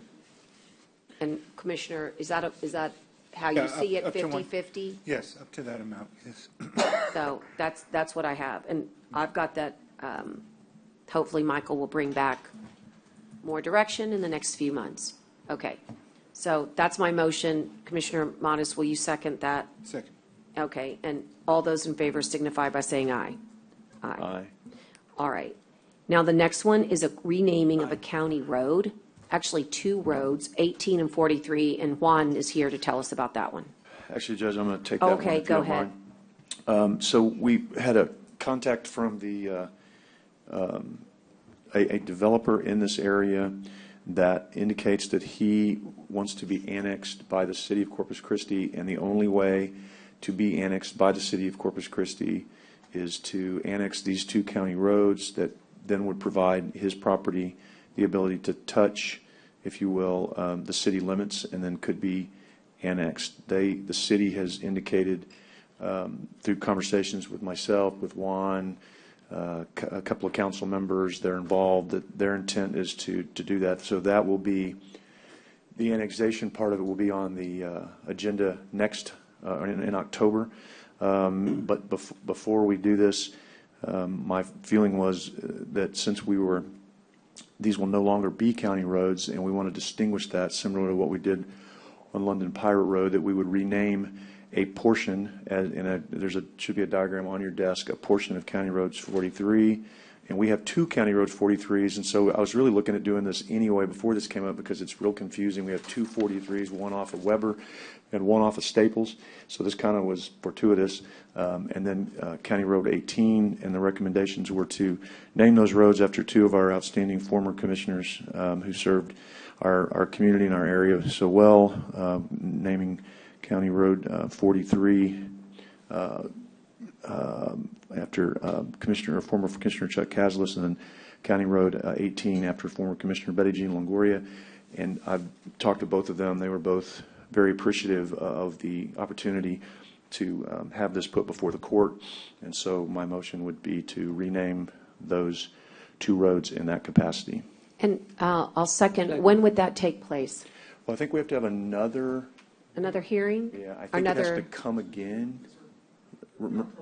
Yeah, we're going to have to. Okay. This is the first one, and then And we then would there's come second back one. in the second one, and then, but once this gets passed, then I can ask Juan to go ahead and order the signage and set up PR a it. ceremony and do something nice. We won't do it until after we pass it the second time, but I can at least get the signage going if the court passes it today, and then set a ceremony with both, so their families can be there and give them proper notice and get all that so that the court can be there, and do that sometime in October. Okay, That would be so the is there any other discussion? Since it'll come back, all those in favor signify by saying aye. Aye. All right. I want to double check, but I see items 18 through 21 through 23. Well, we've already done 22 as being executive sessions. 18 is not executive session. 18 is an open session. Well, it has to do with attorney-client information. I want to take it to executive session first. So I'll go to items 24. I don't think you should go to executive session. Okay, well. You can, I know what you want, I know what I want, so this Okay, is already, I everything's already out in the open on this thing here. You know, is it just about the attorney? Okay, I need to stop you right now. Jenny, I have a right to take it to executive session, don't I? To have the attorney join us in executive session? Well, I mean, I would think that it says here discuss, Open records. well, that has, we're going to come back out into open session, but I still have to discuss this in executive session. So, I believe it would be prudent at least to I go would- and hear whatever in Absolutely. executive first, if So- there's something that's. right, so you'll have a chance to have your say-so in open session, but we're going to take that to executive session because it's a legal matter, discussing with our attorney. And I'm going to move to number 24, which is to approve Wednesdays as a day of the week that will meet pursuant to Section 81.005 of the Government Code, and I'll make the motion that we do that. Is there a second to have Wednesdays as our court? By the way, some courts do Tuesdays, but because of council, we don't. I think Wednesdays. So I think Wednesdays is what we normally do. Will you second it then, Commissioner Chesney? All right, any further discussion on Wednesdays as being our official day? Just a question, when will and I know we normally approve the calendar for the next year, will someone start generating that for us to look at anything? Yeah, we actually, Okay, perfect, thank you. I think we asked, and it comes as a matter of course in Between November? November and December, yeah. By Right. November, we should have it. So this is just for the next meeting, nothing else. No, this is for the whole fiscal year. No, this is just Wednesdays. Consider next commissioners court meeting. Oh, no, Okay, she we're went not to- on that one She yet. went to 24. Oh, okay, I thought you were, that was what I heard you say. Yeah, it just Okay. means like Wednesday will be our normal day. So let's go ahead and vote on that. All those in favor of Wednesday being our normal day of the week for regular commissioners court meetings signify by saying aye. Aye. Aye. Post same sign. Okay. And then the next one is discuss the next commissioners court meeting date.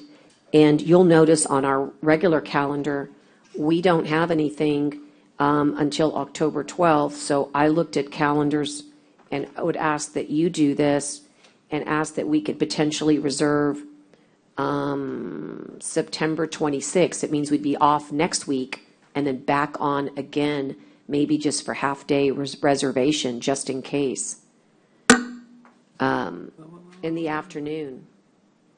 Okay, wait a minute. The next meeting is 10, 12, 22, right? Right, that's a long time, more than a month. Yeah, the next one is. Well, about a month, I guess. Will the Purple Heart ceremony be complete? In the morning, oh yeah. How about 11 the to 12. afternoon? It's set from 11 to and I don't know 1? what time So it's what are we, gonna be, but what are we, What are you doing? yeah. what do we 11 to wanna- 1. What are we doing? Well, we'd be most likely paying bills and tackling anything else that we need. For example, I know that there's a grant that we need to apply for that didn't get on here this time. Okay, what day are you talking about? I'm thinking the week of the 26th, Monday afternoon. Can we limit it to Yeah, urgent we can. items only in a very short period of time? 'Cause Yeah, I how can't about change- just I can't take a whole few days that hours? week. Half day, Yes. So. 1 yeah. to 5? In We the have a Purple afternoon is Heart the best. ceremony. Yeah, What's that? 1 to 5?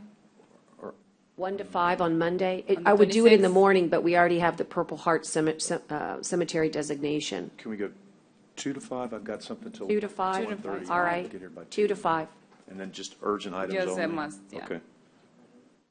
On the 26th?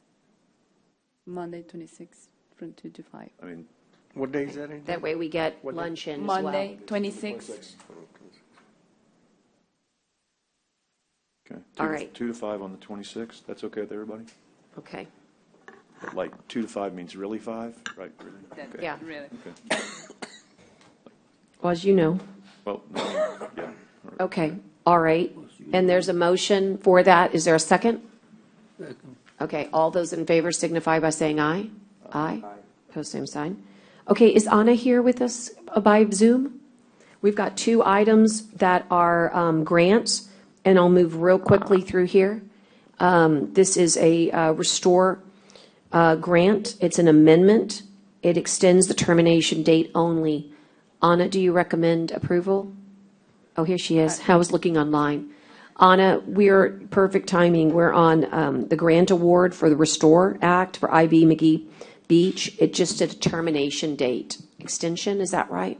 Correct. I'm working with Scott. He's going to provide an extension date so we can Okay. address it with them and submit it. All right. But he wasn't ready yet. Okay. So Can we? you want to recommend Recommend approval for an extension. Got it. For the observation deck. Thank you. Okay, is there a second? I'll make the motion. Is there a second?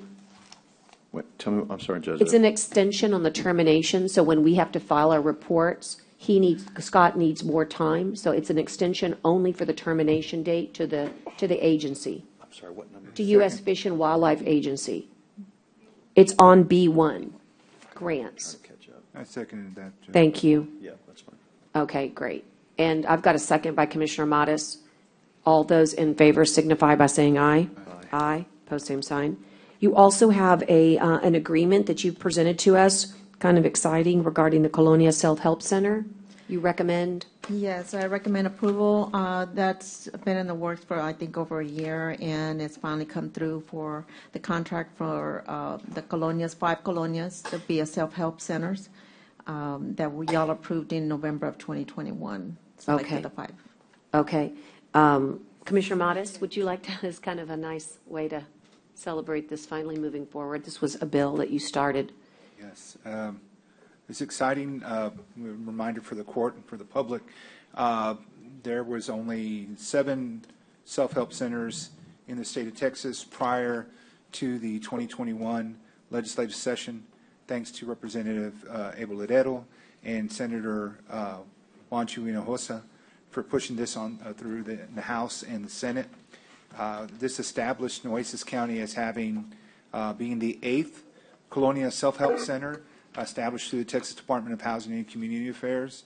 And we fall within the 150-mile boundary that allows for colonias to be recognized in the state of Texas, but we are definitely the only one that are not part of a border community directly on the U.S.-Mexico border. So a little bit of history there, a whole lot of work, and thanks again to our staff for putting this all together.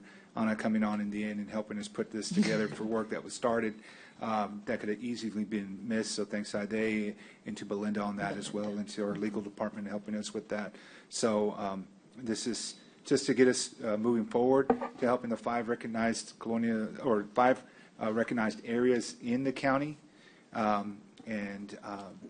Edward has a little bit more information on that. Belinda does as well. But it's basically going to be a facility for now that helps communities of interest be able to utilize tools in helping fix up homes and other parts of unincorporated areas in Nueces County. And so this funding will help us be able to actualize that without any cost to the taxpayers in Nueces County. So this is just really, it's a good item all around. And hopefully we will agree to this and move forward with the TDHCA and the Colonial Health Centers to put this together. And then this would be subject to the county attorney reviewing everything and making sure it's all in line, blah, blah, blah, right? Correct. I don't mean to say blah, blah, blah, sorry.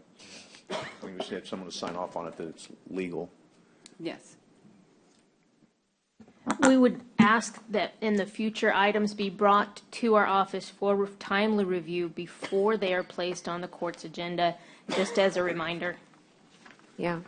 I think it's a nice thing out of courtesy, but we can still approve something. I know it seems backwards, but I appreciate the ask, and I know we'll always try.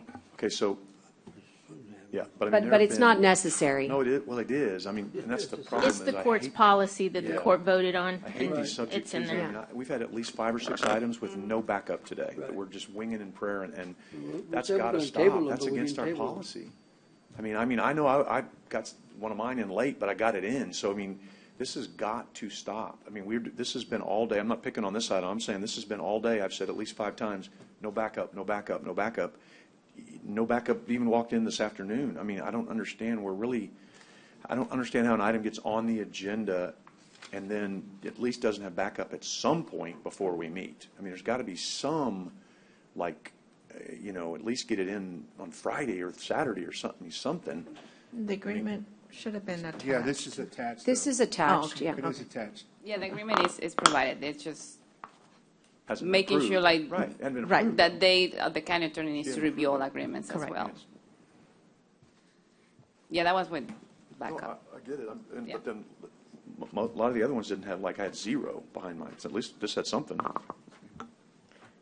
Okay, and Anna, so all those, I think the motion is there from Commissioner Modis, and I'll second, and it obviously is going to get reviewed, Anna, so you'll coordinate with the county attorney. And all those in favor signify by saying aye. Aye. And since you're here, Anna, I'll pass this to you because this looks like it belongs to you. So if you don't mind, Maggie, would you mind, because not all of it belongs to Anna, but something she needs happens to be right here in front of me. Just go through that with her. And now, Michael, we will work swiftly through here and get to executive session. Dale, I'll ask you to hold. I know that we have a lawyer here waiting, so I'll move quickly through, but not too quickly, Michael, through purchasing. The first one is a IFB bid for a grade 1 type A flexible base. So we're recommending to reject all bids. We put this bid out. We only received one bid. Okay. And so we'd like an opportunity to go out to the market again and see if we can get some more interest. All right, got a motion and a second. My discussion only is, do we have enough to do the work that we need, and how swift can we do this? Or are we all right? We have enough to do the work that we need, and I've also spoken with Juan. We may have an opportunity to get this through a cooperative as well, so I may come back Good. with a different solution on that. Okay. All right, thank you, Michael. Any other discussion? All those in favor signify by saying aye. Aye? Aye. Okay. And then item number 2 is the supplemental number 1 Go ahead. So this is for the HMAP consulting services. This is to replace the port with City of Driscoll. The port is going to perform a separate hazard mitigation plan, and then also to extend the project closeout work date from March 2023 to May 2023, which is a couple of months there. No additional cost for this change, and no change to the original contract expiration date of September 30, 2023. Great. All right, is there a motion then to approve this supplement? Okay. All right, I'll move to approve. Is there a second? Second. All right, second. Okay, again, this is no cost. This is taking the port out. You'll remember Danielle Hell came and explained why. They're going to do their own, and it's not going to change the cost, but we're going to insert the City of Driscoll, and that way they're included.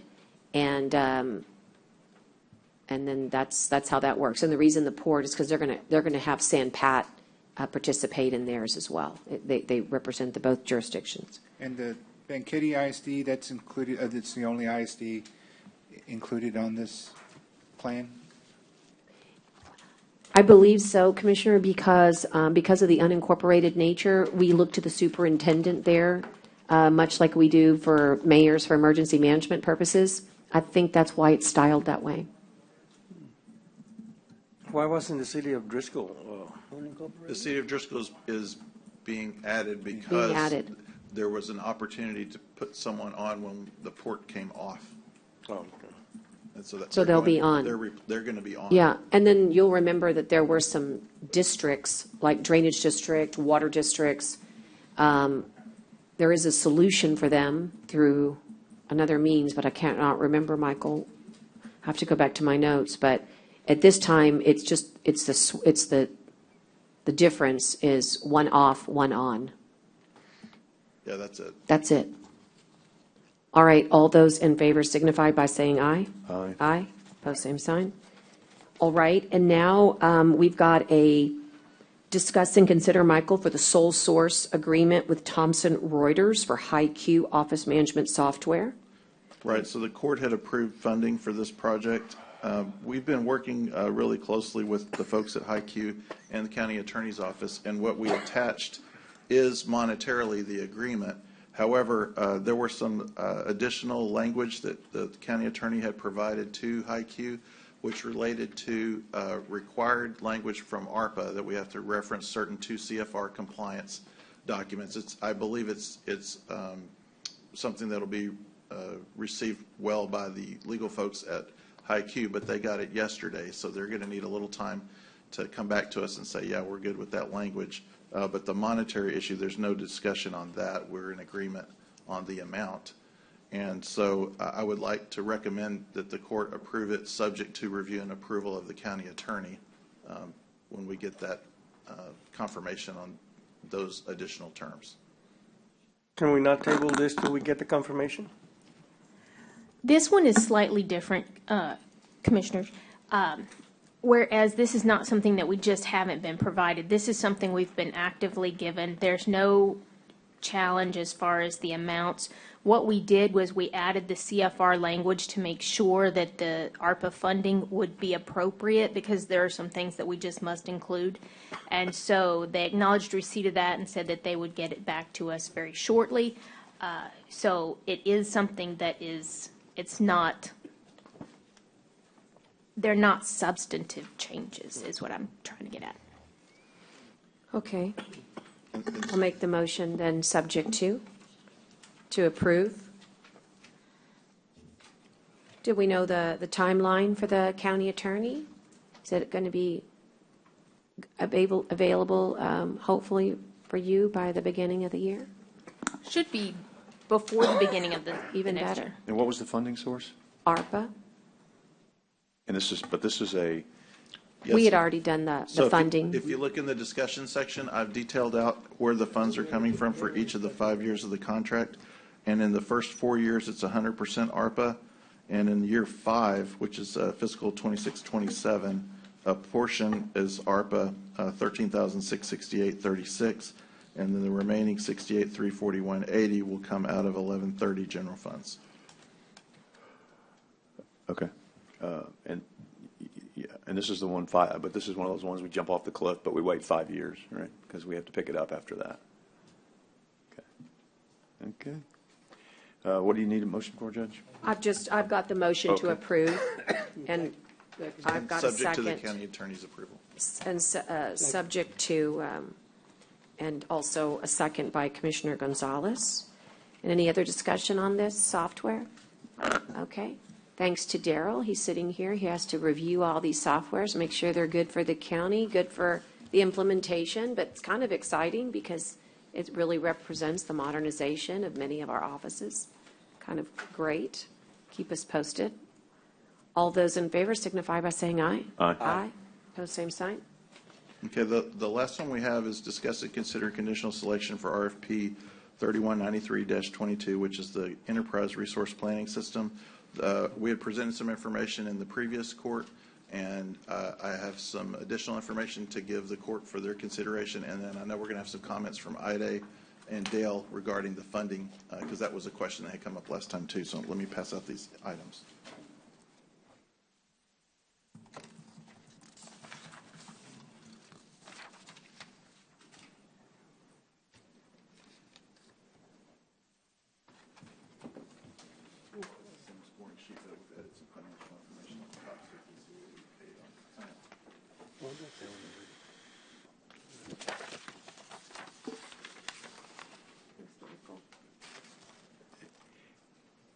And this is the one where this was that last one we did with no funding source?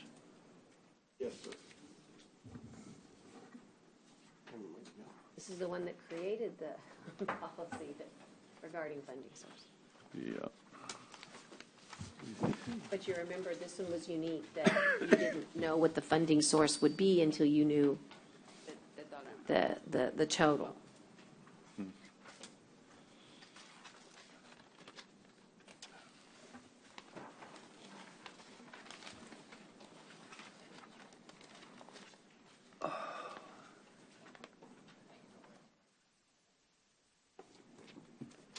Okay, so I'll just remind the court that the selection committee was Dale Atchley, Daryl Earwood, Ida, and myself. So that's your county auditor, your purchasing agent, information technology director, and Commissioners Court Administration manager.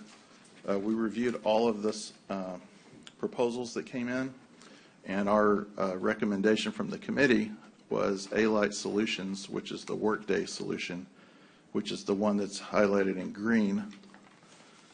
The addition on the pricing model that has been added is there in yellow, and it shows the amounts that we are currently paying for a variety of systems to accomplish what this new ERP system would consolidate together in one solution.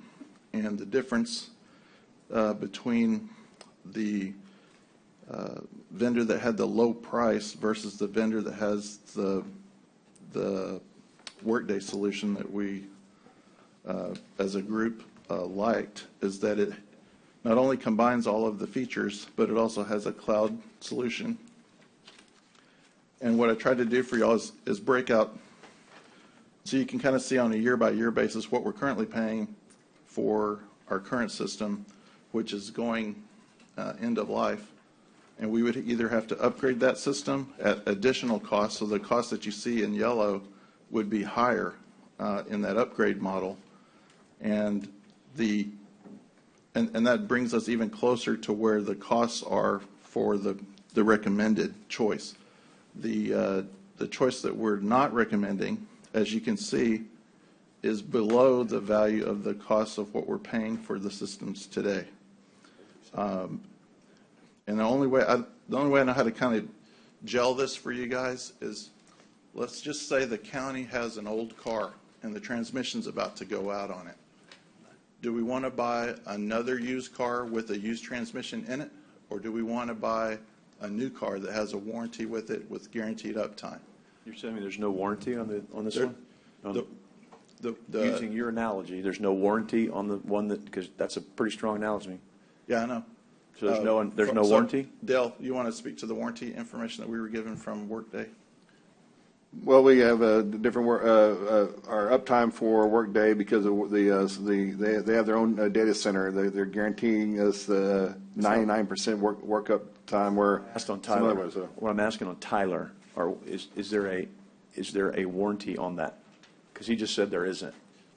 Well, I didn't say there's no warranty period. What I'm trying to say is that just did say that. But the warranty was on the guaranteed uptime. No. But you just said it was like buying a used car with no warranty. That was the analogy you used. So, are you want to take back that analogy? Yeah, I'll backtrack that. Okay, I overstated. Sorry. Golly, come on, man. So now you can do it. So what I want to say is that we have a guaranteed uptime with Workday that we were not given with the other option. We also have cloud-based computing, which we don't have that option with the other vendor.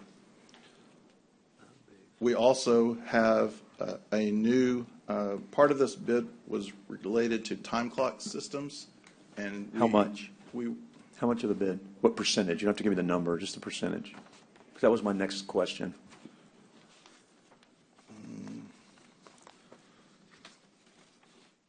Of the time clocks is going to be, I think, nominal compared to the whole thing. I mean, it's not a large. Okay. That's not the deal breaker as the cost of the time clocks. Yeah, I think it's the features of the time clock system is what we're talking about. Dale, do you want to speak to the time clock aspect? The issue we have right now, we have roughly about 55 time clocks throughout the entire county, and these all need to be replaced because of the age they are. So. And right now they're estimating about $4,000 a piece, so we're probably talking anywhere between $250,000 to $300,000 for replacing all time clocks. But then you have to coordinate everything together with the system we're using. It could require additional modems, additional services to that. So theoretically, about half a million dollars for the time clocks that we have. And Daryl has some words he wants to share too. So let me make sure I'm understanding this. The committee's belief is that this one that you're recommending is 2 times as good as the other one, since it's 2 times the price. I want you to think real hard about how you answer that, because I'm holding you to it. It's just 2 times as good because it's 2 times the price. You're asking us to come in here and consider some software that's double, and we're not talking double in the thousands, folks. We're talking double in the millions over 10 years. So I want you to answer that question and tell me what your answer is. If I comment first, I would like to say that the recommended solution is an application that was development began back around 2005, so it was in the millennium. And it is a single application. Is it 2 times better, Daryl? I would expect it to be at least that.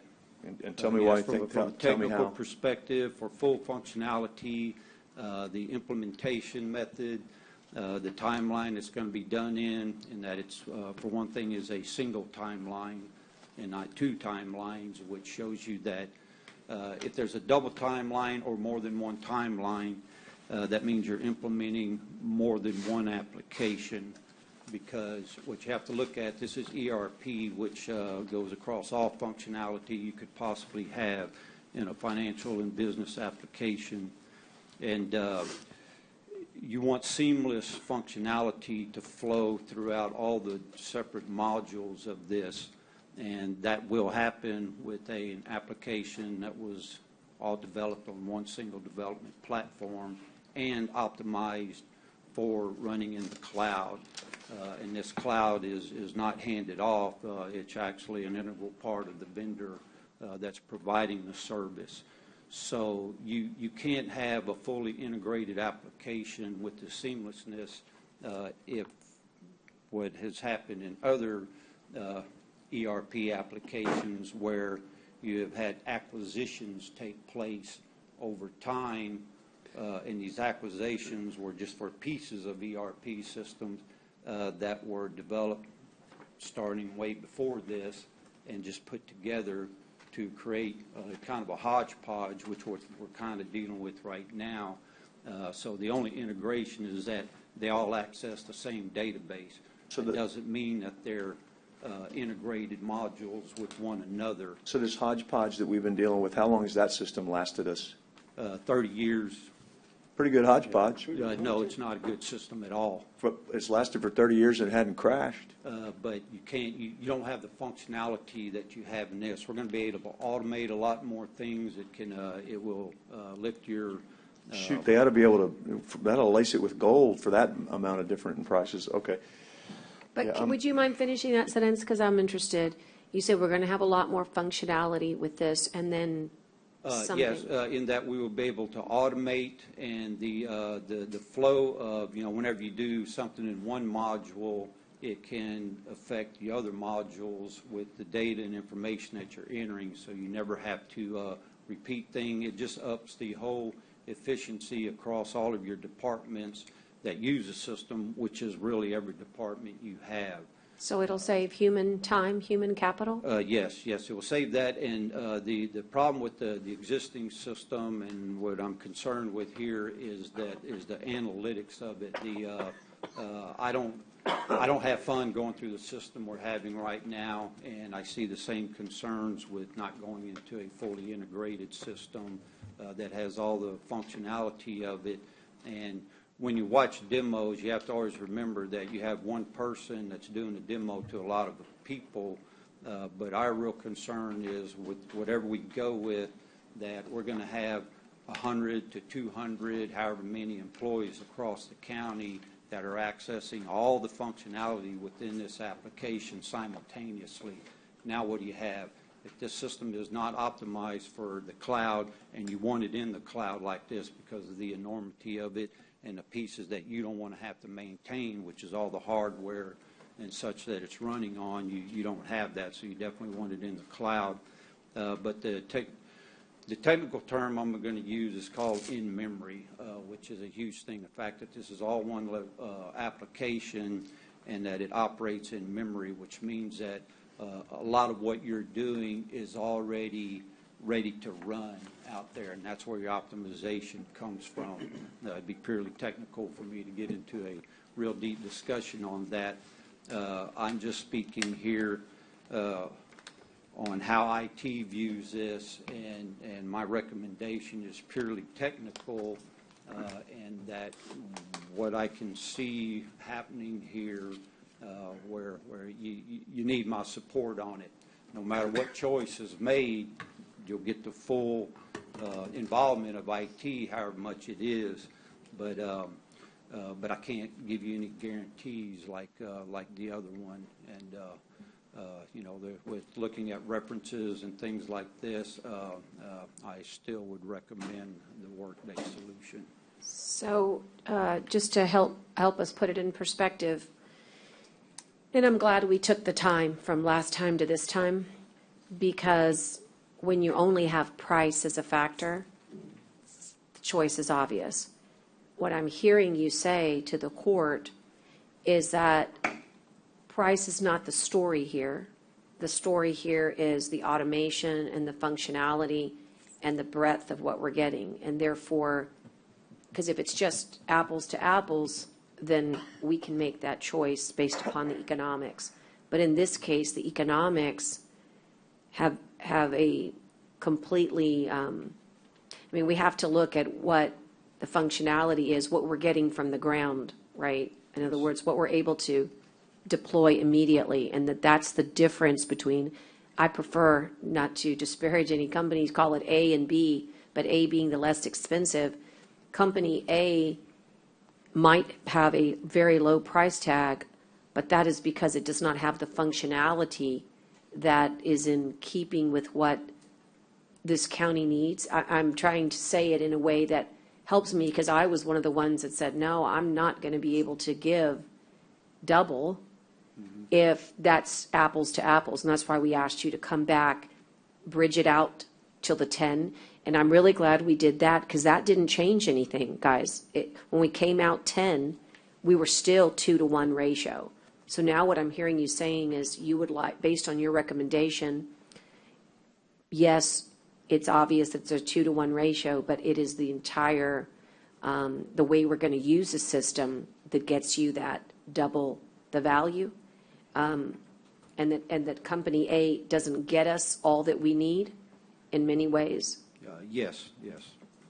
Yeah, that's I wish I had more. We also have somebody from the company B who has the functionality that you're recommending, and I would encourage some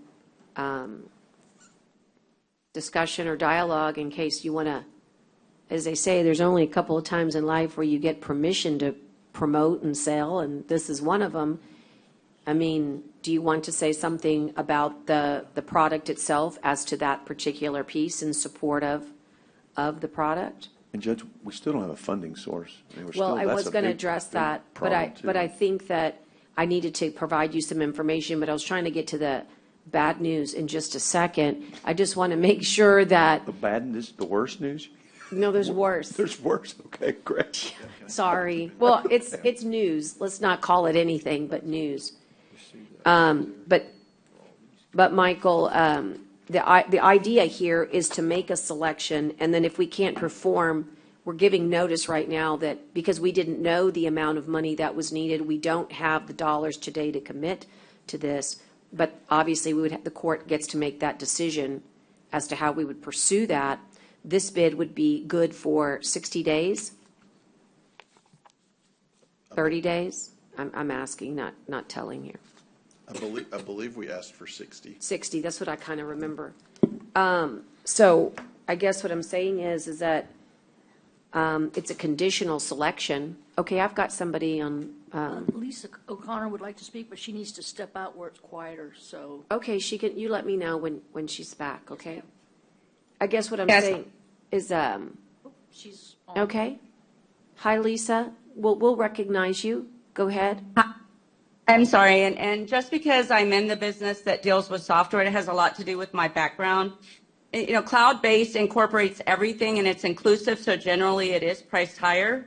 And what I was saying in the chat is that people don't account for the manual processes and tasks that are occurring today and what's that costing as far as someone's hourly wage and how long it's taking them to process whatever documents or process they're going through, and you have to account for those things.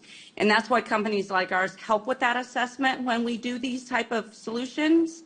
And I'm not trying to be in that arena because I don't sell ERP, but I'm just trying to give you insight to what to look for when you're trying to make the comparisons. And maybe Daryl can go back to his vendor and ask for some real things. I'll give you an example. In some of the systems we do, typically you can process 15 invoices a day manually.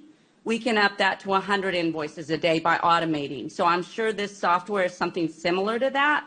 And that's why I wanted to add that, because the other thing that the lower price doesn't always factor in is the annual maintenance, and you have to account for that in the budget. So let's say you take ownership of it, not only is it the annual maintenance, you have to maintain a server and the updates and somebody that has to do those updates either with that company partner or on their own. And that's, again, an hourly wage and how much time it's taking. And Daryl's experienced with these things, so he's aware of them, but to discuss it and have the hard numbers, it takes an analysis, which I would think the vendor would do, or have case studies that show this, and I would try to have those and do the comparison with that as well. And that's just my input from a neutral perspective. Very good input. Lisa, thank you for offering that. And so just out of clarity, the cloud piece of it was one of her main points. Daryl also brought that up. Daryl, can you confirm that Company Aid is not a cloud-based solution? No, I cannot. The other solution uses the AWS cloud. They don't have their own, and in some cases they allow on-premise in your own data center. In some cases they do not. I do not think they would allow that here, but what you want to be careful with there is that when it goes into AWS, then it's not the same as something like Workday that's using their own cloud that is compliant with all the security, and with AWS, you only get so much from those cloud providers without spending a lot of money if you're going to let them totally manage it. Got it. And that's not necessarily the case. And so with AWS, you're not going to get any of the optimization that you're going to be looking for. And so if you have any difficulties with performance or things not functioning properly, you could be in a bind where it may or may not get resolved. And so it's very careful. The other is so straightforward that I just don't foresee any of those types of problems taking place. And I just wanted to point out that's one of those distinctions that you're remarking on. Yeah. Okay, so commissioners, the recommendation by the committee is that selection for RFP 3193-22 for the ERP, that stands for the Enterprise Resource Planning System, for the auditor and replacement of time clocks, be awarded to, is it pronounced A-Light? A-Light. A-Light and Workday. And so, again, a conditional selection, because of course, Michael would have to. Yeah, so what that would, just to remind the court, Yes. when we do conditional selection, it just allows me to start conversations with that company and begin negotiating what those contract terms might look like, get our best and final tailoring of all the needs, and then come back to court with what that amount would be after those benefit of those discussions. Right. And then here, you ready for your news? Sure. So we had been working with Teresa for the opportunity to have sort of a conversation about, hey, what money is out there that's not allocated? Huh? You remember that from Yep. the COs? Yes, I do. So we checked with our bond counsel and financial advisor, and unfortunately, CO 21s are not, NOT not applicable here for this ERP software. So I guess what I'm saying is we had done a lot of good work and trying to reshuffle the deck, see where we could reallocate dollars. But that's not going to work. IDE has been in contact with NOE and is prepared at our next court to come and give us some options. To provide a plan. That's To correct. provide a plan. Yeah, I'd heard that That's one. all I Okay. got. All right, that's fine. That one. And I think that there is a plan that's available, to us, but I think our financial advisor is best suited to come in and talk about that. And what I was hoping is that, given the nature of the timing, that we could use the 26th for him to do, he could get it to us quickly, that way we're not hearing it for the first time. He could get us the information through to you, through to us, and then he could do the public presentation quickly on the 26th. Yes.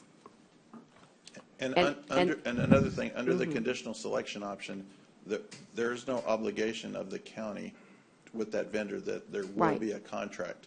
So in order to facilitate the discussions with NOE, it would be very helpful to me for the court to at least make a conditional selection Yes, I understand. so that we can have those Yeah. discussions and then arrive at what real figures might Understood. be. Understood.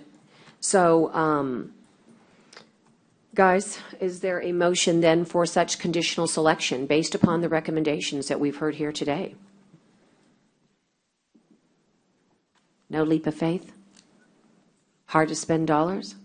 It's hard to spend dollars. I'm going to ask one question and then I'll make the motion, because I believe when I ask the question and I get the answer, sometimes you'll see that leadership requires action.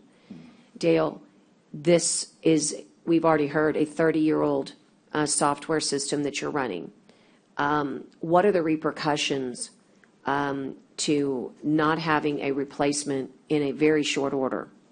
As Michael was saying, we have a end of life for our current servers that we're currently working with. They are in the process of replacing those servers with newer servers with their new version of the software. The new version of the software is so antiquated and difficult that some of the largest companies that they had under the financial system have left. And but by migrating over to the new system, it'll cost us at least $500,000. And then it will be, have to get what we've been looking into and what we've been testing on to, what used to take us 5 steps will take us 15. Okay. But we are at end of life, is Yes. what I'm trying to get to Yes. here. We are at end of life. Of the servers we're on, yes, at the moment, yes. Okay. So with that, I will make the motion to follow the recommendation of the committee, given that, A, we're somewhat have some guardrails here. We're protected that we've not made a final negotiated contract has not come forth, so we still have that opportunity. But it allows Michael in procurement to do his job and gives us the time that we need to bring Noe back in 2 weeks. Is there a second? And again, it would be to follow the recommendation of the committee and provide this selection to Workday. All right, second by Commissioner Modis. Any further discussion from anybody? Judge, I got to tell you, I'm super uncomfortable with this. Okay. All due respect to Darrell, I think we should hire some outside consultant or somebody to really look at these things and take them apart piece by piece, because even, I don't know how much IDA knows about IT. I don't know who else was on the committee. No offense, I don't know how much Michael really knows about IT. So we're making a potential $8 million decision based on one person. No offense, but I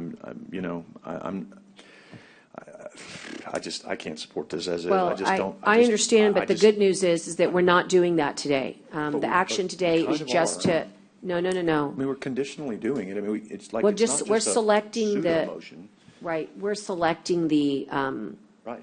We're selecting the $8 million version versus the $4 million version. well, That's- and again, the $4 million version is not the version that the county needs. It would be like saying, I'm going to, buy. I just want to reiterate that the committee didn't take this lightly, and we brought all our own expertise, whatever we had, to the table.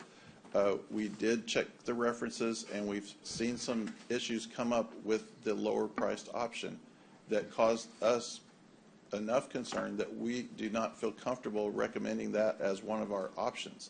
So we're coming to you telling you that the one that we really feel is going to provide the county with the greatest value over the 10-year period going forward, and we are the 15th largest county in the state, and I don't think we should be buying substandard equipment, and I'm not saying that they are, Michael, what but I'm saying we expertise have do you an have in option IT? that's... Tell me what expertise you have in IT.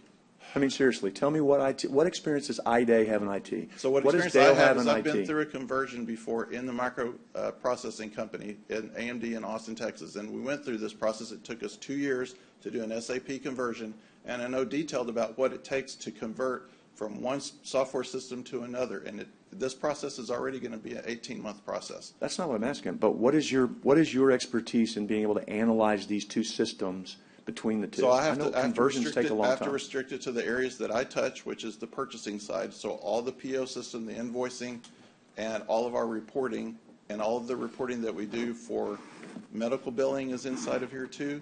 the time clock system, I interact with that every week.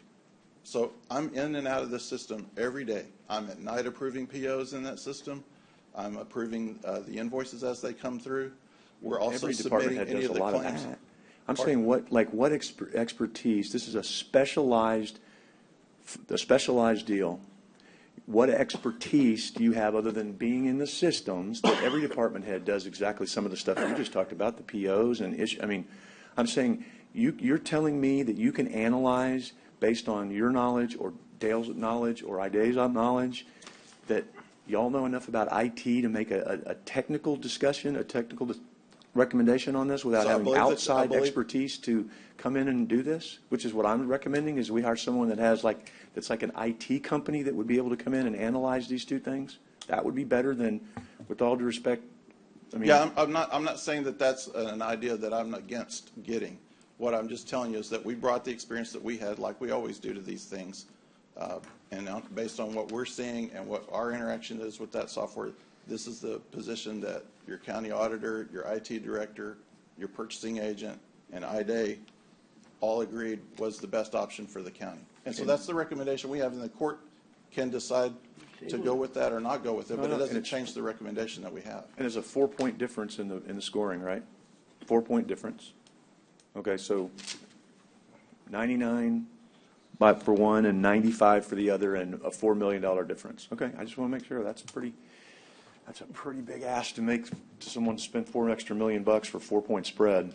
Commissioner, I need to make it clear that I don't work solo. I have consulted. I use a pretty hefty global consulting company that is totally unbiased because they don't sell products.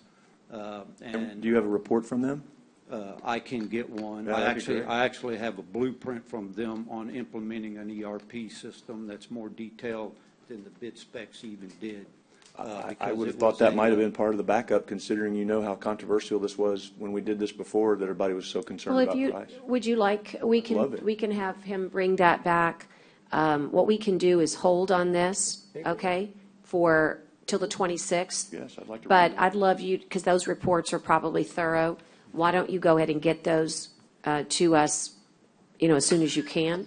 will And then that- we'll put this back on the agenda on the 26th, and that'll give more opportunity. Again, I join with you on the concern of the price, but again, if it's like an asphalt road versus a concrete, they're both roads, they both get the cars there, but one is going to have a longer duration, a better maintenance, and a better utility long-term.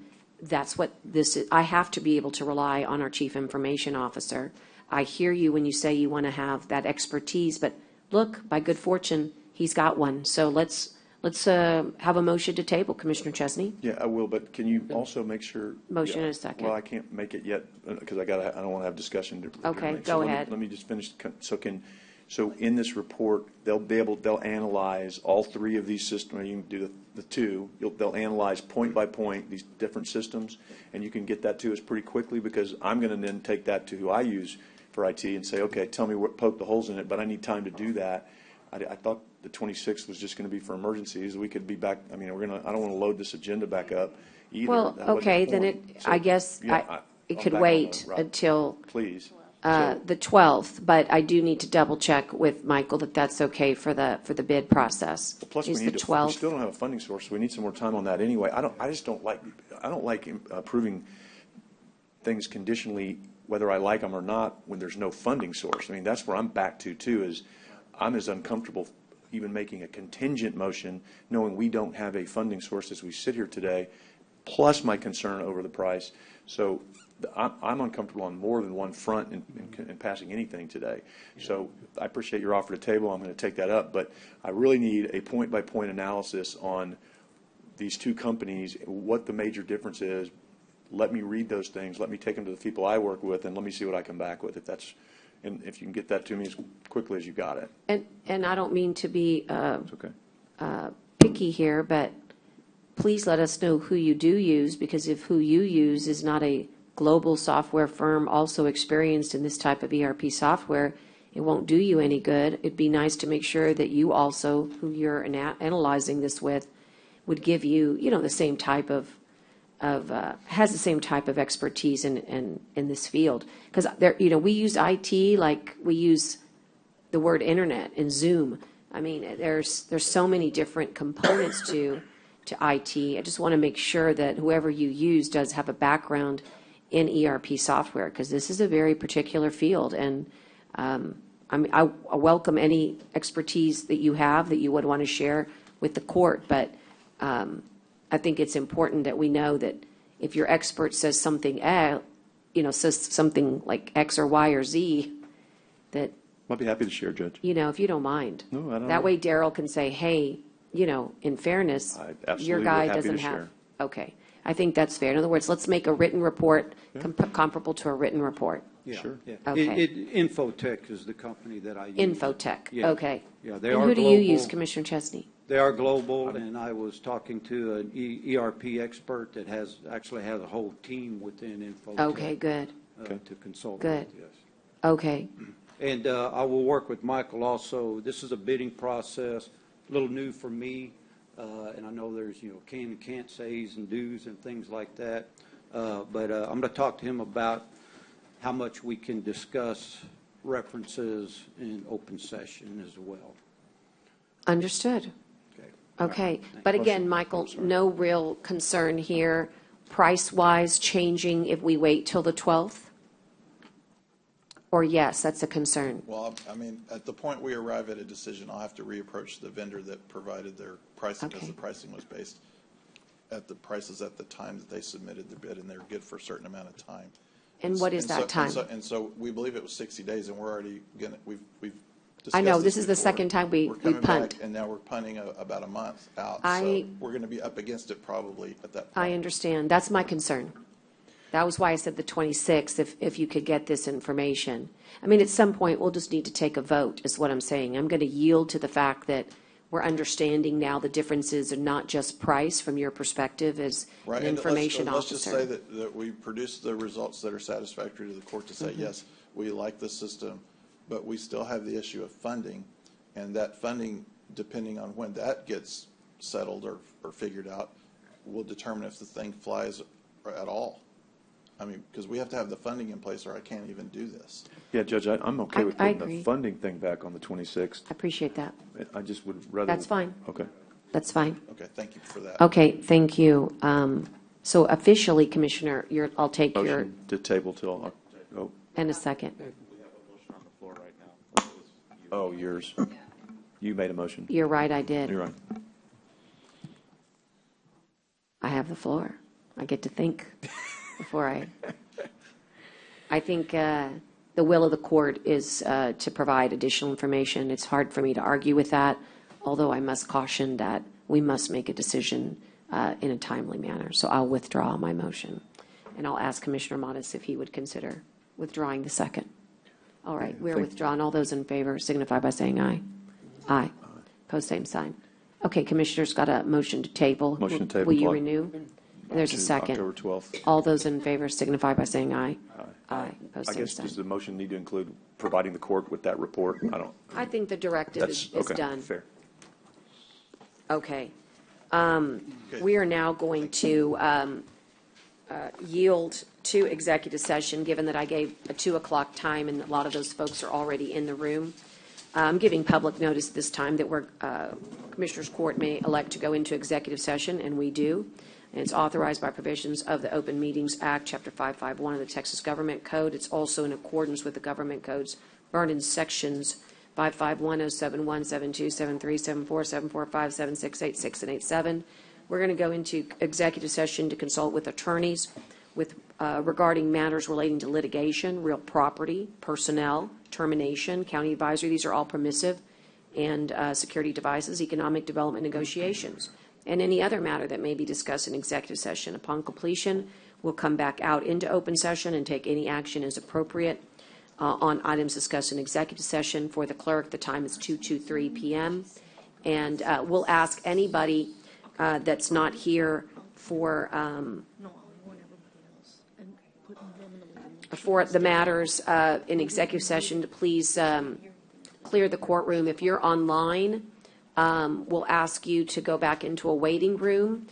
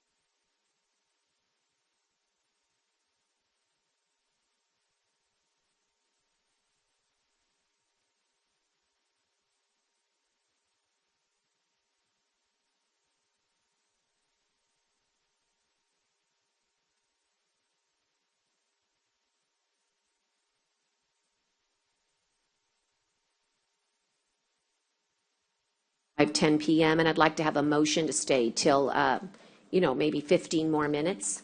So moved. All right, and I'll second it, and all those in favor signify by saying aye. Aye. Aye. Okay, so we're going to go back on the record we are back on the record after executive session, and we do have some action items to take. First, on item number 15, the funding of public school communications projects from the American Rescue Plan Act, ARPA funds. We're going to put together some funding here, and this will be for eligible projects inside public schools and for community safety. And so the amount of money that I wish to put forth at this time from my county judge's allocation is $100,000. And then there might be some others that might want to join in at this time. And then on next court for October 12th, what we can do is provide a little bit more detail as to which schools will be benefiting. Is that a motion? Yeah, do you want to put some more money in? Yeah, I was going to make mine one specific. No for my worries. school. In that case, I'll do mine for West Oso and Benquete at this time, and look forward to working with others in the future. Second, Judge. Thank you, and all those in favor signify by saying aye. Aye.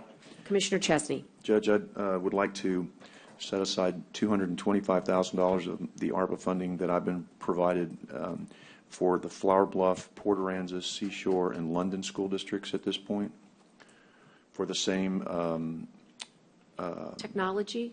safety technology. I'll leave it at that. Thank you. I'll second your motion, and all those in favor signify by saying aye. Aye. Post same sign. They will be emailing you two items I sent to her. I did send them individually to you, Commissioner, just because I had them handy. Thank you. Okay. Another item that we have is item number 13. Thank you. 13. It's the Second Amendment with forensic pathology staffing. And is there a motion to approve such Second Amendment at this time? Thank you. Is there a second? Second. A second from Hernandez.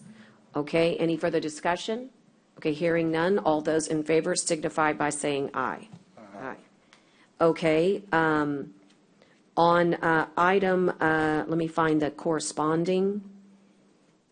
It's the ratification of council. Yes, it's item 23.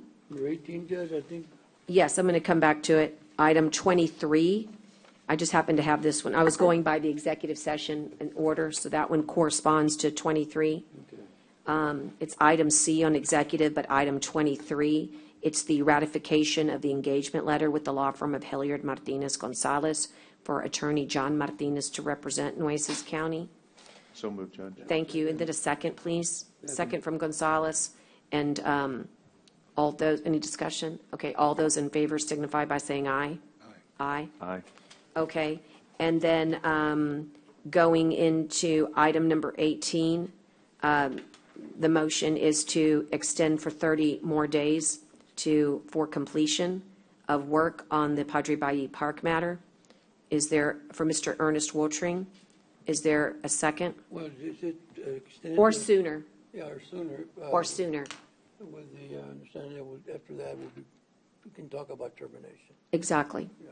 All right. What was your, I couldn't hear you. Motion is a 30-day or sooner, depending on his finishing his work. And then after that 30 days, we would take formal action to Disengage or whatever. disengage or Are you, complete services. so we're going to have to come back in 30 days? Well, Or you wanted Or- to say after 30 days? I don't know what. No, because wouldn't- 30 days, we'll be back. we'll be back on October 12th. So it's within the 30 days, Okay. in case there should be something that comes up. All right, and all those in favor signify by saying aye. Aye. Aye. Commissioner Gonzalez? All right, and then we have another one. I'm going to no on that. All right, a no. Is there anything on item 19, forgive me, Jenny, that I have to do or not? No, nothing, right? Okay. And then on item, could you tell me the next one? Let's see, hold on one second. What's 19? Oh, on, Baker, on Hazel Baysmore Dog Park, there's a motion to continue negotiations. Is there a second on that matter? It's Hazel Baysmore Dog Park and ABM. It's item 21, motion to continue negotiations, for the county attorney, that is, to continue negotiations. Second. Okay, any other discussion? No. Okay, well, let me just say, all those in favor signify by saying aye. Aye? No. Okay, opposed, same sign? All right.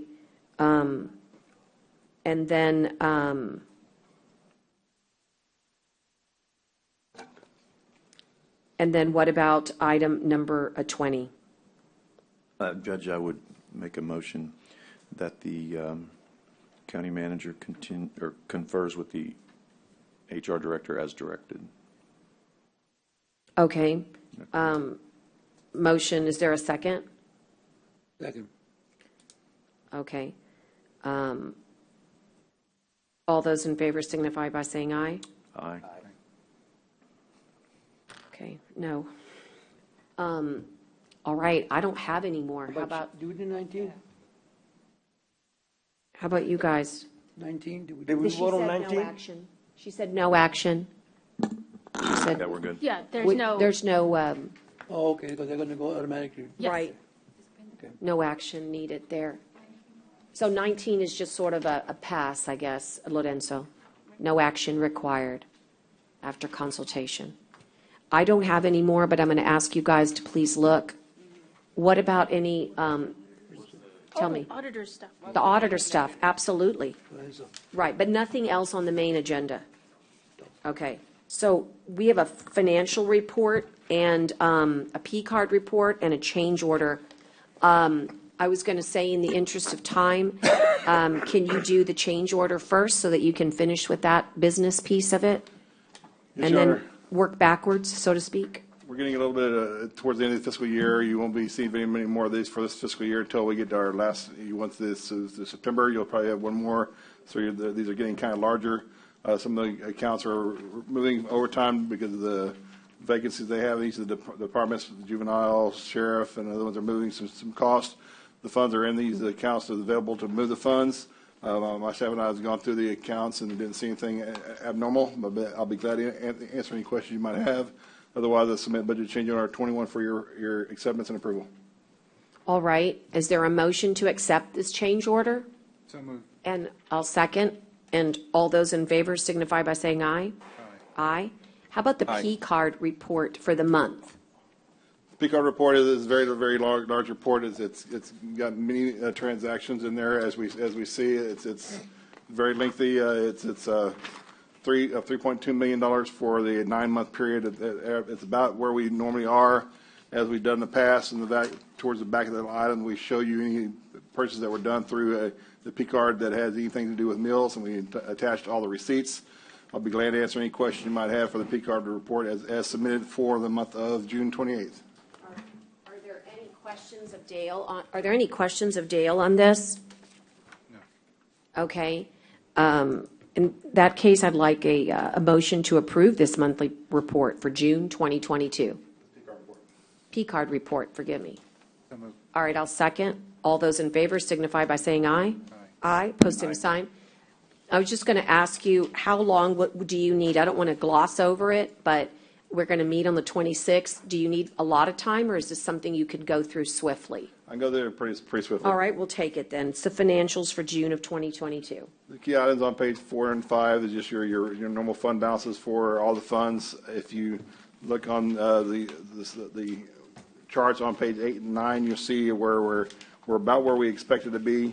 We expected to be close to where we were last fiscal year at $25 million. We'd like to have been more, but some of our loss of revenue were the points. On page 10 and page 11, show you our self-insurance fund. Right now, you see our group health and fund as a significant fund balance coming in because we just transferred $1.6 million to it. So it'll be going up from $808,000 to over $2 million. So that's very, very important to do.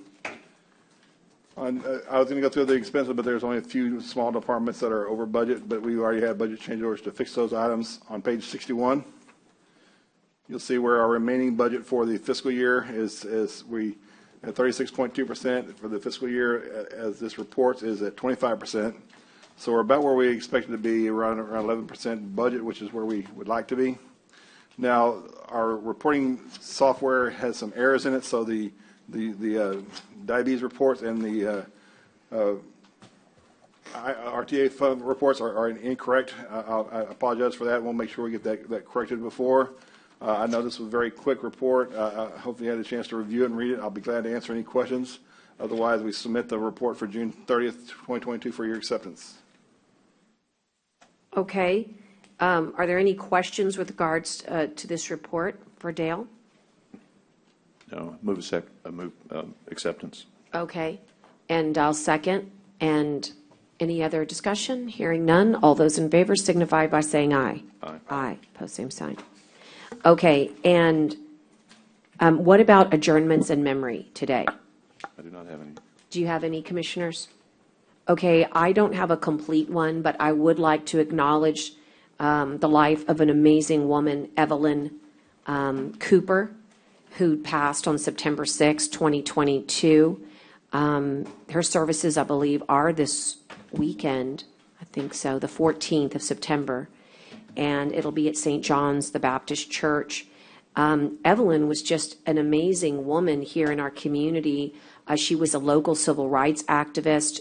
I knew her as having all the best fashion shows for the Black Chamber. And I had just recently sat with her at one not too long ago, like maybe 60 days ago.